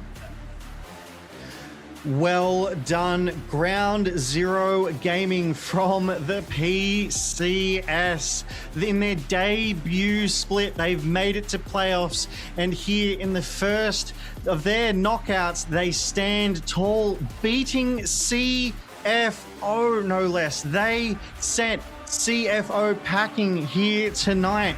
Our previous champions of 2025 who went to every single major international, GZ, they were the better team tonight. They were the better team late in this split. They played cleaner, they fought better, and they have deserved and earned this 3-1 win in tonight's best of 5 series against CTBC Flying Oysters. Take a bow. This is the last time we will see the Oysters here in the LCP split 1, Carrix. And they put up a damn good fight. Game 3, they looked absolutely marvelous. We saw glimpses of what this team is going to be as they get further and further into the year. This is only split 1. They'll be back in split 2. But how can we not talk about the boys on your screen? Ground Zero, the new org coming into the LCP this split and doing such a magnificent job. That's right. Yeah, we're Anivia, more than... Yeah, Anivia proved to be the undoing of Rise there. I do love how we get those player cams who do like the dances, who do the signs, or, you know, the respectful hearts, and you just love to see it. And the crowd, you heard them going absolutely crazy there at the end. And rightfully so. You know, welcome to the LCP Ground Zero Gaming. You've clearly proven that you belong here. You can go toe to toe with the best of them. And Shun did so much damage, Carrix. My goodness. He really did. He was constantly finding angles to poke, and this is sort of what we set up early on, is that it was a bit of a poke war. Rest versus Shun, but so much of Rest's damage was going into an Ornn. Ejon just doesn't really care about getting poked. Meanwhile, every piercing arrow was flying across CFO and just chunking them out. They were never taking fair fights, and it really let Husha on that Neferi just run wild. You're so right. But as we take a look at these series highlights and we start with Husha, let's continue with that. Him on this Jin Zhao was a force to be reckoned with. Husha, it felt like he hit his stride here in tonight's series. It felt like he was the jungler as he gets player of the match, and rightfully so. That Pantheon, that Aatrox, that Neferi and Jin Zhao, he was making plays. He was disrupting team fights. He was who they needed him to be tonight, Carrix, and a well-deserved player of the match. 100%. Look, the Aatrox game is a little bit rough, but that was rough for the entire team. He was not really set up to succeed. But looking at the other three picks, particularly the Xin Zhao and the Nefiri, he was just the linchpin of GZ in those two games. His Xin Zhao performance just was fantastic. He was constantly up in the face of CFO. The Crescent Guard was almost impossible for them to deal with. Husha just lights out stuff from him. Could not agree more with that assessment. His damage was high, but his positioning was better. His team fight engagement, his team fight disruption was just better. Tonight, he was definitely the jungler on the Rift who made the changes, who brought that X factor over. And this Nefiri, first time in the LCP, we've seen it here in this split, proved its value. Husha piloting it to success time and time again. He really applied that pressure. And speaking of pressure, and someone who did not crack under that pressure is Yizheng. 3 solid performances out of him, not to detract with the fourth, obviously, but winning those 3 because your top laner is so reliable, is so steady, and gets involved in those team fights is so important to recognize here as well tonight, Carrix. And I think realistically, all 5 members of GZ had some real highlight moments.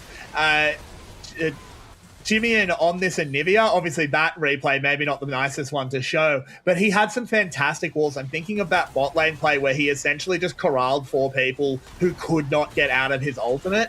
Jimian had a fantastic series. Shun, as we've been talking about, was brilliant. Orca in this play plays it basically to perfection, sets up the turnaround that came through. This was actually the wall I was talking about with Jimian as well, if it shows.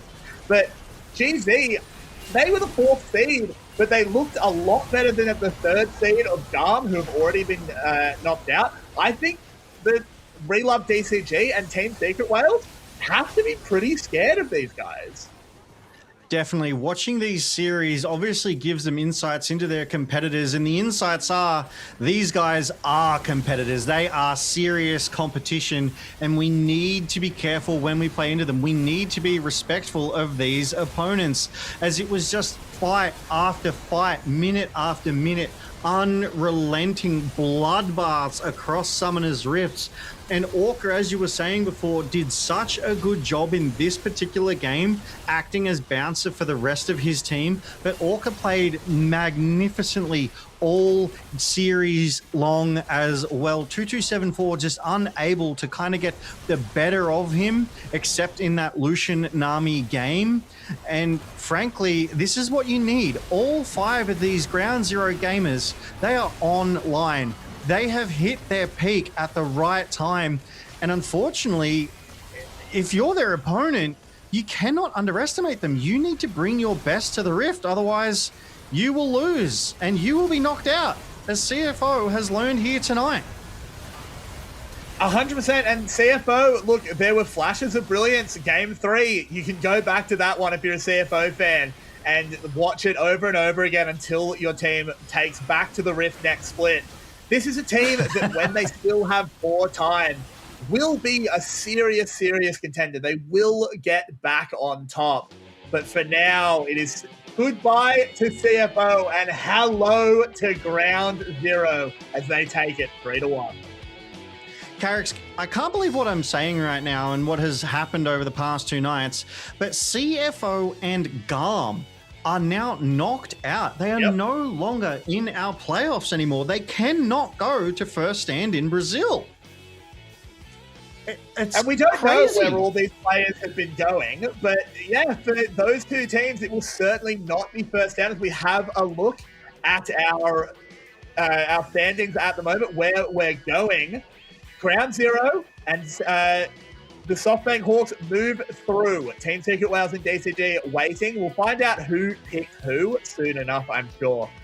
But I'm so excited, and I guess Team Secret Whales get to pick because they came first, and I am not picking Ground Zero. I'm not Yeah, going they're definitely- near ground zero. Not after that performance, but I mean, SHG, they 3-0 swept GARM, and GARM was the higher seed, so I dare suggest neither of these teams is a good pick as we see I Team agree. Secret Whales. Yeah, Team Secret Whales, the number 1 seed, get to pick who they verse. Either Ground Zero Gaming in 4th seed or SHG, SoftBank Hawks Gaming in 6th seed. So that is tomorrow night's match. It is the knockout stages here, but it will start the double elim from tomorrow night. So make sure you are around for that one, because last night delivered, tonight delivered, and if I'm going to make any promises, I'm going to promise this one, Carrots. Tomorrow night will deliver as well. It is absolutely spectacular gaming that we are seeing here in the LCP, Carrots. I'm flabbergasted. And the really exciting thing is sometimes you do see these top seeds that get the week off, they come in a little bit slow. So I'm so keen for tomorrow.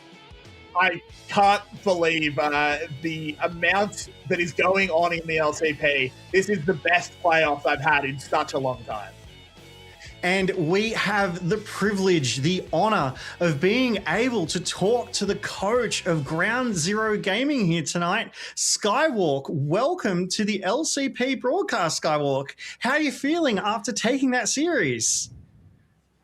Well, of course, I'm very happy because it's a very dreadful series, I would say. After game 2, like the game 3, we didn't play really well, and like on the last game that they have smolder, so it's a bit danger for us if we stall too long. So I'm very relieved after we won that. Yeah, the Game 4 draft seemed an inspired decision, but did you expect that smolder to come through late in that draft lock, or did you have that sort of answered, prepared in advance? To be honest, no. I thought there is going to be misfortune for them, and frankly, he picked Smolder because I think Smolder is actually more suitable for us to win, and it's not a very doggo champion, I would say. Yeah, fair enough. And I'll throw to my colleague Carrix, who has some more questions for you, Skywalk. It's interesting you say that, because I thought the back half of your draft was really intelligently done to block the MF out. I was trying to figure out where he was going to go, because I just don't think he could play into it. But looking forward, Team Secret Whales and Relove DCG wait for you in the next bracket. How do we feel about that one? Who do we want to match up with? I think my team can match both of them. Yeah, I have faith in them. And to be honest, although we lost to Secret Rails in the first game day, right? But I think the next time we're going to beat them. I think you guys are looking really, really hot. The momentum behind your team is just absolutely electric at the moment. You guys, of course, are the honorary Australian team. So we're very, very happy to see you guys succeed. And I just want to wish you so much luck for the rest of playoffs. Thank you. Now, Skywalk, before we let you go, do you have anything that you would like to say to the fans of Ground Zero Gaming? This is your debut split, and you are here in playoffs. Yeah. So, of course, first of all, I want to shout out to all the fans that support us and especially support me for a long time since my long career in PCS. And after that, of course, a shout out to the Ground Zero boss, okay, Bao, and of course, Ja and Matt also help a lot. So I will also thank them to give me this chance. And yeah, I think that's it. It definitely feels like you've proven yourself, Skywalk. Thank you so much for your time here tonight. And we hope to see Ground Zero Gaming continue to put up such excellent performances here in the LCP. Enjoy it and go celebrate with your teammate. Thank you so much. We'll do our best. Thank you. Bye-bye. Terrific. And that was Skywalk, the coach of Ground Zero Gaming. Carrix, any last thoughts before we end tonight? My only thought is how far Ground Zero can go. I think, as Skywalk said there, they played Team Secret Wales in like week 1. I just don't want to read a huge amount into that result. I think this is a really, really good lineup. As you said, they're hitting their peak exactly when they need to do it. And regardless of if it's Relove DCG or Team Secret Wales, as Skywalk said, he thinks they can take it to either of them. And I agree with him. I think they're going to put these teams on notice. You are so correct there, Carrick. They started out a little slow, but they've definitely hit that 6th gear. But that is enough from us here in the LCP tonight. The knockouts have landed. Garm gone, CFO gone. Stick around for tomorrow night. Team Secret Wales versus to be determined team here in the LCP, because Carrick, we're made for this. Good night.